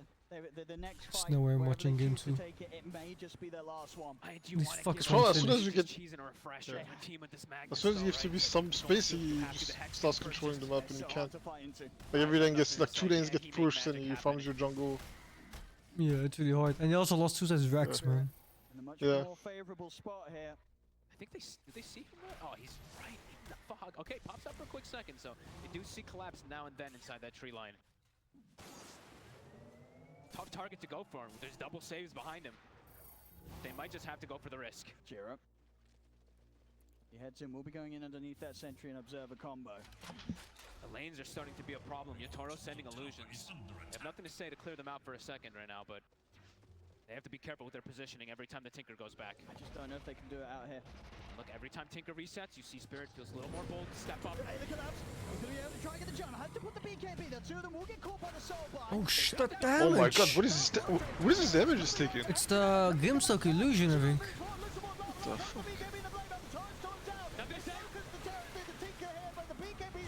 Oh, that RP! Is it? However, Buyback Tinker. Oh my god. Buyback everything in the world. The further buybacks coming in the TP as well. Over the walls, Mew. The backup will be there. The Hex from Nothing to Take comes into play. They jump on. They take Die back on Magnus. Die back on Collapse. Oh! They got the poison. But Shiro buys back. Oh. Ice The Roche is is top. They gotta get Roche now. They gotta wait a bit. Oh my god! Don't fucking Oh my, point at this me. just doesn't give a fuck. This is bad. Okay, okay. Why am I Roche? Is that third Roche? Might be second. No, it's second, no? Is it second? No, Let's see. yeah, it's third, yeah. No, it's third. In a game where they were Yeah. getting nothing, they found something. They found something to collapse out of the game for as long as he is. This gives LGD the room to get into the Roshan, take this Roche for themselves. What a beautiful initiative. The way they started. Oh boy. Tinker That only is no powers buyback. up. That ward on the side there. As soon as they Tinker see a buyback? moment to sneak Yeah, in he and get did. that dark He potion, did. they do get a Yeah, beautiful everybody bought back then. and No, his not Aegis might be everyone. very defensive. See again how they're able to pull this one Charles off. Demon All ET in the Grimstroke, so collapse, but buybacks. the Soulbind into the dark portraits onto the 2 of them. It's just so much damage coming out to Collapse. Immediately going down at the Where the beginning fuck are of the those fight. illusions From this going? point onwards, That's things started to get fine. tricky here for Spirit. I mean, look at the micro also. I didn't even notice on the left side there, but the dark portraits with the Stampede just starts chasing the supports out as well too. It's chaos from them.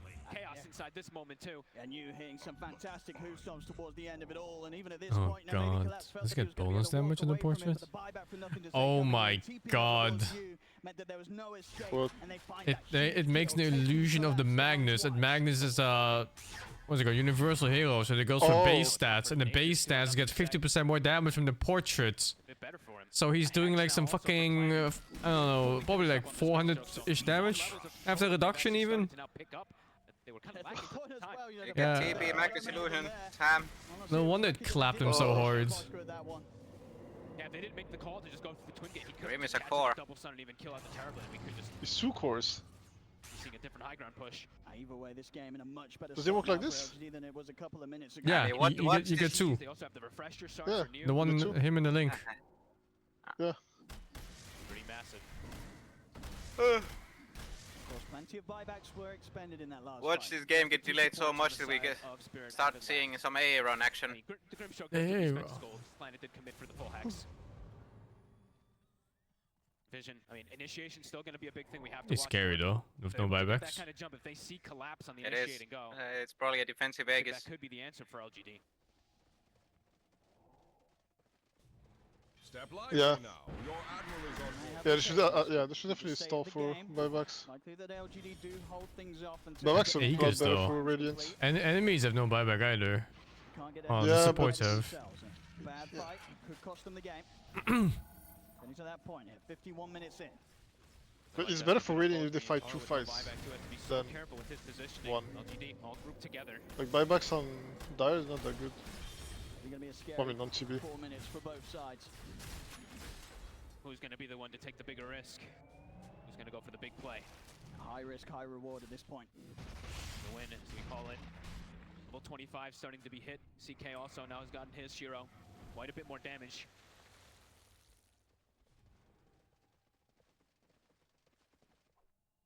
Spirit just staying completely away from this. Right up in their base right now. Only Maposka that's sort of stepping out here and there, trying to get some vision out for the team. That was great. The rest of the squad making sure that they do not leave their high ground. They know how many ways that LGD have to set up with these, with the invis, with the jumps. Setting up all over the place too, just with the Tinker, they can just get, they have to stick as a unit on the side of Team Spirit or they will get outnumbered and caught outside the base. Minutes left on the Sages. Shira just consistently on the hunt. Yeah, this is why Spirit is staying as far back as they are. With the DD on this CK, Shira, if he finds someone caught in a pretty bad spot. These hexes. The hexes, the dark portraits, their own allies turning against each other. Oh yeah, I almost forgot. Something's Happy partner anniversary. Yeah, happy partner anniversary. I don't even know it's partner anniversary. Wasn't that yesterday too? How long? I don't It was know. yesterday or 2 days ago even. I think it ended. What do you mean ended? It's still going. If you don't know the exact day you got pardoned, then might as well celebrate it every day. Feels good, man. It's like your birthdays. Yeah. Exactly. Yeah. Pretty much gonna be hitting that critical mass when he does have it finished up. 7 minutes until those glorious neutral items as well too. Like you said, a very likely game that would go the distance. So far it is. Definitely be watching out for sort of the mirror shields, the Ex Machinas, even maybe the Seer Stone for some of these heroes. It's now for nothing to say, an extra bit of protection for him. Centaur buyback available. Same thing for the Grimstroke soon too, on the side of LGD. Difficult for them to force. Who's gonna make a though, play playing into this first? Magnus, playing into this high ground defense that Spirit has. Just looking to control the map, sweeping across side to side. 2.5 minutes really until we see the So support is gonna feed. come back up. They're looking That's to how top the fight fight's gonna the start. Aegis though, going down 20 seconds, nothing to say. They're ready to take this risk. They find the Tinker. Stand lively now. Your admiral is on board. I think LGD, they're going to be aware that this sort of move's coming in. Oh yes. Don't know that Spirit will want to try and abuse that Aegis timing. Look at the illusion battle in the mid lane. The CK Phantasm versus the TB illusion, very exciting.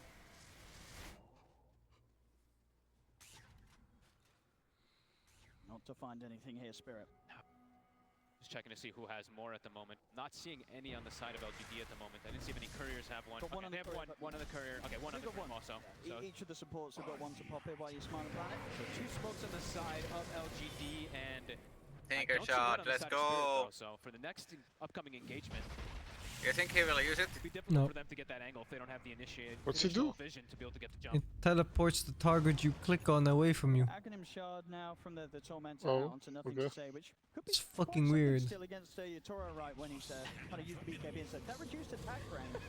Yeah, you know, it's something. I don't think I've ever seen more player use Mira. It's jump new. He's got the Eldest got the ready. There's the supports that feed. Yeah. Guess another fight. Oh, but they have buyback. There's nothing there way to come back into the fight though. Yeah. Oh, but this is Although, what the? Yatoro is in. You pop back anyway. Oh, Tinker's they got dead. it. Tinker's dead. They got Tinker. No buyback.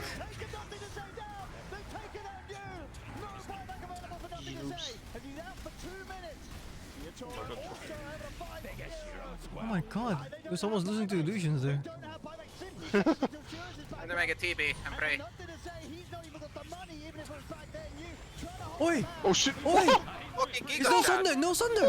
Oh my god, they fucking got him! He saved the game! He just saved the fucking game! Actual fucking Giga Chat.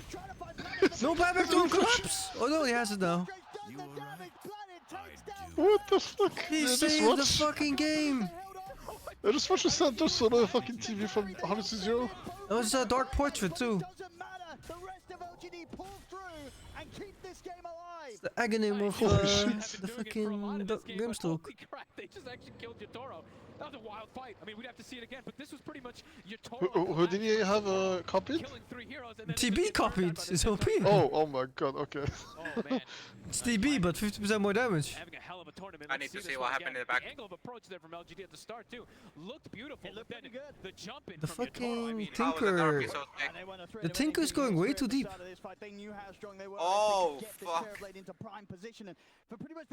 he TPs in and gets insta-stunned. Yeah, I don't like his positioning on Tinker. I think he has to sack his teammates way more. Yeah, if he lives, and he sees Magnus. Maybe don't TP into the ally that's going in. They've got to be feeling fantastic. They know that these buybacks are still on cooldown. So Oh, he TP'd on Centaur? push onwards, but No. turn it around, and Yatoro caught absolutely by surprise by the potential for LGD to do so. It's these split-second things too. If you saw that, we hovered over planet for a quick second. It was like 1 second until that dark port comes back up. So every little thing matters at these points in the game. I think, yeah, Team Spirit, they could taste the victory there, but it's very, very swiftly knocked away from them. Once more, LGD keeping this game going. Oh man, we're getting blessed in 2.5 more minutes until those neutral items come out. Everyone's buybacks soon coming back up. Gold, of course, still needs to be acquired for some. Fresh on collapse now. Okay. Salvo of that ult. They're going all out. It's still a little short on the buyback off that purchase. Only 1,000. I mean, at this point, Grimstroke needs to die. For nothing to say. I mean, they're both. Like, before he does anything. And indeed, in terms of overall buyback situation, Hard catch, though. in a better spot for Spirit. Yeah. Did cost the buybacks from New and Planet to pull off those moves. You have to get So hard to Stinker. catch Shadow Blade, Grimstroke. Let's go. What run do we get? Shield run bottom. Yeah. He knows. I mean, TP cannot kill him now. Yeah. Such If he doesn't die, sides, vision, jumps, everything, all important. Trying to kill off these supports seeming to Can be a very nullify good that. answer as well too. They're very difficult to bring down with all these Aeon discs and protection. Very smart. Planet, even now having a Shadow Blade of his own to try to hide himself into the back lines. I mean, he could be one of the most important heroes in this game at the moment. That Dark Portrait, it's a big difference maker. Double X, double Dark Portrait. It really Invisibility, no could set any counterplay, of these fights as in always. LGD's favor, especially if he's getting it on the big Yep. courses, if he's getting it on Yatoro. Oshka's still hanging on to his gold. Just seen him. He has the gold for the Hex, but he's just been sitting on it, waiting for those buyback plays. Hitting that timing where it might not be too tempting to take risks with the new tier of neutral items. Just 1 minute round the corner. Any minus is queued up. Just make a dark portrait out of the illusion. I forgot that works. That works? Yeah, it works. The fuck? Who wants to step into the pit though? Both teams. Oh, that's really annoying. Holy shit. Yeah, it's unethical. There's very limited vision from both You sides. didn't play the Morphling patch. I was gonna say, the fucking Morphling stealing your stats from illusions. Yeah, the Aghanim would let you steal 40% of the stats, and you could cast on illusions, and then your main hero loses stats. Some type of fishing play here with the X Mars. Oh no, I definitely did not play that. That's some fucking bullshit. Pretty good ward from Spirit right now. That's not Is it still in? No. Oh Actually, no. it is still in, but they nerfed it. Wait, he... Okay, they got him. Did he manage to click? No. Still got it good to go. Sure, the Phantasm. And the BKB will make sure the collapse isn't able to pull him back. He got aggressive. He tried. I mean, he got the Dark Portrait of the Terrorblade, but put himself in an incredibly dangerous position. Yeah, 2 minutes, no Grim. Bit of a bait there, really, from Spirit. boy. Collapse immediately in with that jump. Instantly pops the refresher as well. So has this Oh, second RP Aghanim ready. Roshan. If the rest of LGD tried for anything, they'll look to swing attention over to the other side of the map with between gates. Get down there. They'll be able to Let's get go this right. straight into the pit. With the rest of this metamorphosis. He played Alright. over Shivas? Down without any question Really? coming out from LGD. I like how there's just no hesitation though. And who- what? On Tinker, he played over Shivas. They have a Shiba on Centaur. Fuck Centaur Shivas. Yes, Ex Machina, Seer Stone. Planet before he can get any of his spells or items off.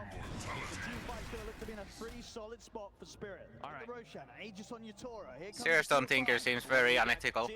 But nothing to say. Busted one on the Tinker. Now the big question is, do they get Oh, Mirror Shield boy. against the Tinker? I know he was carrying the Because the telescope. Mirror Shield is the And big Grim. one. He won't have both. He won't have a telescope plus a Seer Can Stone. I check what it is? No. It's really good against Grim too. Previous TI performances, the horn toss now online. He didn't get Mirror Shield. He would have picked it already if he had Mirror Shield. Out of LGD's Ye- base. Ex Ex Machina's good Machina! too. Oh my god, that's so good. Now also for your Oh, that's so I'll carry good. sorry. What the... refresher. He actually sells Oh, it's a Giant Ring Horse. himself because he has an Ex Machina. He'll buy it out. Buy it a full You gotta have the wide offlane. Tinker has Slash- fucking Seer Stone. That one is it's crazy. Does Machina refresher? No. Let's see what's going to be stronger. The ability from Team Spirit to jump in with collapse and rip Giants heroes Ring out of the Centaur, base. he will split you in The half. Potential of nothing to say is Tinker just to completely Seer Stone Magnus. Kidnapped from the other planet. Oh, Different planet. I mean that's one way Look to at this use shit, it. holy fuck! That is definitely one way to use it. Holy fuck! Oh no. So insane. Oh, this is Oh my god, LGD fucking flashbacks coming. Yeah. Okay, what's happening? TB. It's Oh, Aegis. Jimmy's dying. There's Aegis. Magnus didn't get to play. Down. It's buyback though.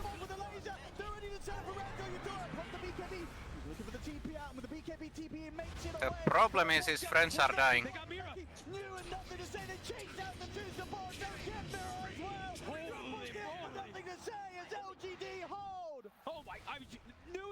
What? Oh my There's god. TP. One There's illusion, TP on one TP. What illusion. is this? I got X marked. They tried to rat. Oh my god, what the fuck? I mean, his BKB doesn't have a cooldown, neither does Travels. They can keep doing this actually. They can. Like, what are they gonna do about it on LGD? It's a fucking OP shit. Imagine using spider legs over this. Wait, what do you mean it doesn't have a cooldown? Here's Ex Machina. Yeah, you can just Yeah, but refresh your BKB. What's the cooldown on Ex Machina? Like 25. What the fuck? Yeah. What is this interaction? I thought he was stuck on a lamp or something. So? So?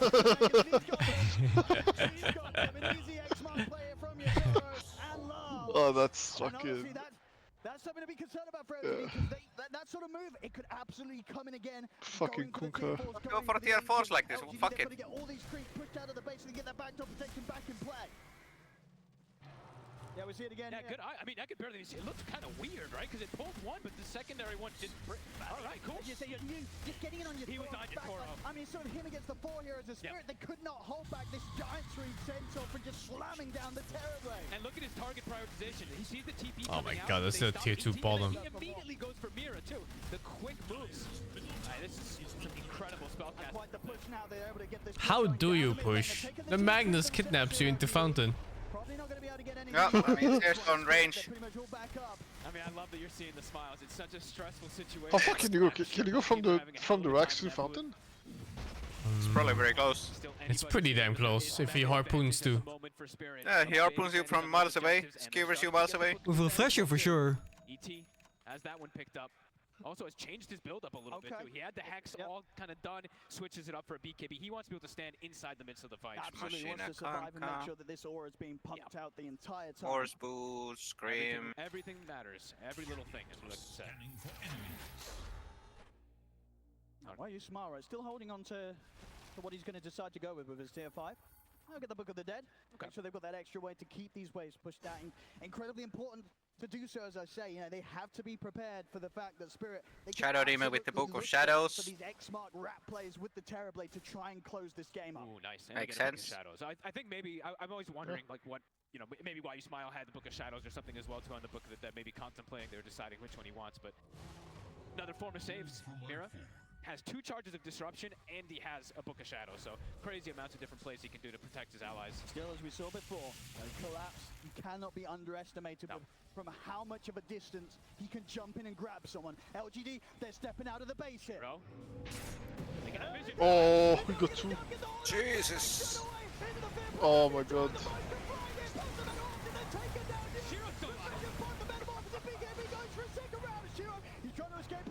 Fuck is his X mark? Yeah. Huge catch, Collapse. You've got to be ready for this Magnus. And he's got another one. He's at the ready. Perfect layering of skills too. Gets the Terror Wave while they're skewered so they can't pop anything. Immediately get control. The full hex now for the Kunkka coming out. They're ready. They've got to stay right by their fountain. Let's go, Liquid. If you step anywhere further from the ancient towards the edge of this base, USA. USA. The blink range is absolutely ridiculous. He can almost hit the tier 4s from where he is right now. A little harpoon play as well too. It's time for the proceeding onto the tier 4s. The X. Oh yeah. Poking and prodding. Towers are dropping. They can just keep doing this with the X, and with that Ex Machina constantly as well. Trying to hold on the spy back. Can you get away with that one, but the tier 4's got the Ancient now exposed. Oh boy. X. Again, they catch him Where'd they go? Oh, the hex! Oh, we got Hex. Double hex! Oh, buyback Magnus, no? No. Actually, he might. Jules up here, LGD is ready with the second try from Postra, second time round, and down with the Blem, and it doesn't matter. Liu still finds him, jumps in with the Who's Stop. This shadow, the shadow's there from Mira, trying to buy some extra safety here from Postra to get away, but New and Shura stay upon him. They bring down a second New with a double kill. Oh my god, the base. Two of those muscles archer shooting. Okay, fucking Dota spitting. Let's hit damage. It's coming. Oh, is this how they lose? A TB with BKB getting pulled back from X-Mark from base? And he hits drone? Still gonna have it back up soon. Oh man. LGD push out quick enough. I mean, it is a minute. I've won a tournament like that. But it just doesn't feel like enough for LGD. I think they're still going to just get consistently held in their base. Played BKB. They can take him out every single time. He can get pulled back even if he's BKB, right? Get away. Nearly find him there, but Mirror indeed will manage to escape. I think he will still get pulled back, yeah. Spirit, they just got to keep their composure, and they should have a solid chance of closing this one up. Oh, and they know that Yotaro went all the way back to base. The Phantom actually chased him all the way across. It's time to go next level. You get a dominator creep and you plant it somewhere. You plant it somewhere close to base. And then you come from weird angles. I mean, you can make it like the shitty harpy creep that can fly. A little bit of a window where maybe they can try for something while Spirit the three of them up. They can't blow them outside of the base. They get it with the opening start. The second round is back in front. Nothing to say. Ready to burst it. Low Mirror comes in all. What? Hold You're up. getting freebies. Oh. Oh, at least it's just Kunkka. I mean, they look. Out for 2 minutes. Ice blast the scout. Wait, what the fuck? That's freezes? Doesn't look like they'll capitalize onto this one. LGD, they don't want to jump. Why did he meta? For now, but 100 seconds, no. For the wave, I think. And they're getting their lanes dealt with. Why Smile just continues to shove out bottom. Terror wave, whatever. Laurel getting greedy, getting outside there for just one. A medium. Oh, it was the small meta. Quick little scout there from LGD.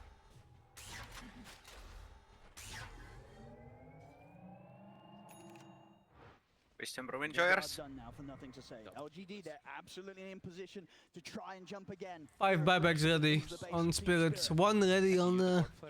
I don't think I've ever seen anyone use the Warp Flare. Why? Yeah, too many buttons. Too many buttons. Players. Yeah. Why? Hits 25, another pretty impactful one. Is going to help them clear out waves and in these team fights, more chaos. Got their lanes in a good position for the fight. 60 seconds, still no Kunkka. It's using the idea of heading out into the triangle. A risky play. Oh, it is, but Collapse if he can find a grab. Try and get the wall down. Actually, a little bit low. I think you back the fuck out as LGD here.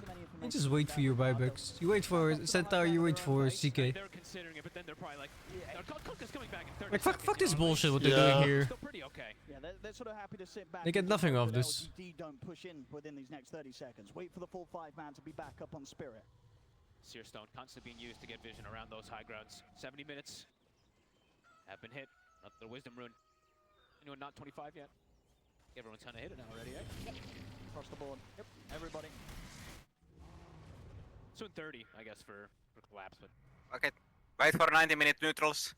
Timing on this, Roche. Just a minute. 1 more minute. There's the Roshan coming out. Spirit. They got to smoke. Yeah, they know. That Roche could be getting up pretty soon. Get positioning. Initiation, it's Collapse that sort of is the king right now. This Magnus. They've got more buybacks right now. They have a lot more bodies they can throw on the side of Team Spirit. 2 buybacks not at the ready on the side of LGD. How could the axe I almost broke it. So an extra way Yo, sort of yo, what is this? Oh my god. Oh my god, so close to each other. You got kidnapped on Grimstroke. Yeah, they got the Grimstroke. Is buyback though? Keeping in? I need to control my own camera and just what the fuck am I looking at? Yeah, I know, right? Yeah, I need to control my own camera. Oh, well, that's game, I think. Yeah. Oh, no, what I'm supposed to look at right now is like fucking 1500 fights going on.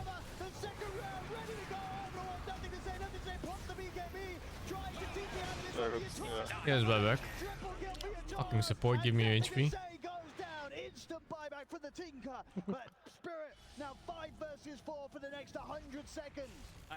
Collapse is pulling out his magic, catching the perfect heroes back to back, drags them all the way across the fight with that skewer. Roshan's up, Spirit. They can look to take this. I mean, actually, Wait. Whoops. That's such a fucking gank. Role-playing as a ward, and then ganking. They've been menaces all game. Again, finding Laura collapse, won't find the catch. Makes things a bit more complicated now for Spirit. Was a buyback. Like that. Was a buyback from the Tinker though. Should still be able to have the luxury of taking down the Roshan. Alright, this is the strat now for LGD. You wait 7 minutes for buybacks. So wild. How much damage there truly is, but overall the That's the same strat from 7 minutes ago. Beautiful in these. We'll see. I mean, this Aghanim's who's going to the SD or the Elder Titan? Ooh. You probably give it to Mira. Yep, give it a mirror. Imagine so. Jesus. And also taking the Aegis. Well, I mean, the saves are pretty damn important right now. Aegis. Aegis, yeah. And cheese, and eggs. I mean, definitely makes Egg. sort of Everything. sense, right? Especially Aegis. when, Yutoro right at this stage, relying on the Ex Machina to sort of refresh his items. Oh, I was like, one more quick game and I'm going to go to sleep. One more. Yeah. I mean, Yeah. keeping him alive in that one life and making sure Mr. Streamer, what about game 3? Game 2? Could just do so. Yeah, I mean, it's besides just these disruptions and No. stuff too. It's just having, I mean, more and more demonic No. charges is always massive versus this Tinker. So definitely huge here for Mira. More and more potential to do the save out. Toro as the push commences. Yeah, approaching the base once more. Shiro's back up. Immediate smoke from LGD. Okay. Lal, he'll be ready to join the push of Spirit in 10 seconds. Of course, worth noticing, fortification is back online for both sides. And Neo, his buyback is back at the ready. I don't know why. I just feel like for Neo, he seems to be the most important hero in this, on the side of LGD throughout this entire game. 1 minute until Shiro has his. Okay. So here we go. Marked up, jumps in to get a bit of information. Big boom. X back. Ice blast. Won't connect. We collapse. Oh. I called it. GG. Oh my god. TK dead. He had his last meal. Yeah. Well, is that Centaur BKB? He was scared, man. And collapse. He's got the refresher at the ready. So He saw his friend get kidnapped from base to fucking bottom lane. He was scared. And collapse Magnus. He keeps catching 2. He's ready to go every single time. And Miposhka also with his 25. This Earth Splitter cooldown, it's actually doing It actually went from base to tier 2s. At this late stage of the game. I mean, this Centaur has like 8,000 HP. Why not? 40, like just 4,000 HP gone. Bye. No? Fuck it now. 4 versus 5. Buyback would have been back up in 5 seconds, but Shiro, he's low on the gold. 1,600 short of buyback. I think you're still up though. Spirit. Where'd he go? He'll get the grab on the AA. Quick grab back on why you smile. A couple of hits from Yutoro, and the AA is gone. Oh, she's going in. Try closing this straight onto the edge, and the buyback comes out from why you smile. Spirit, they'll respect that immediate back off. I collapse was so quick. He actually popped his own refresher the second the AA buyback comes out, gets himself out of there. No hesitation whatsoever. Doesn't want to get caught out by this blink. Yule's ice. Hey, build Grief. Can offensively play with. Spirit still hovering around the outskirts of the base. Yes. Looking for another grab. Smoke up from LGD. They'll look to try and stay hidden. They are going to have to reveal themselves soon though to try and pull the creep. Blink Yules. Okay. Didn't put the fortification. They still had that at the ready. They gotta reveal their book though. Their book is just standing there. At least to start clearing out some of these creeps because the building is starting to go down. He's ready to try and force the reaction. Force the metamorph. As you look to close. He'll be back. They were able to force that out, Spirit. They'll back off. That's their only one. Ancient's already down to half HP. Toro. He's gonna back up and reset for a second here. Gonna get Axe. He has 20 seconds until Matt is back up. Look at that jump! Look at that! They jump at the disruption there from here. Holds back in. Shiro, he's in on top of Miposhka. It's a good timing to go in, but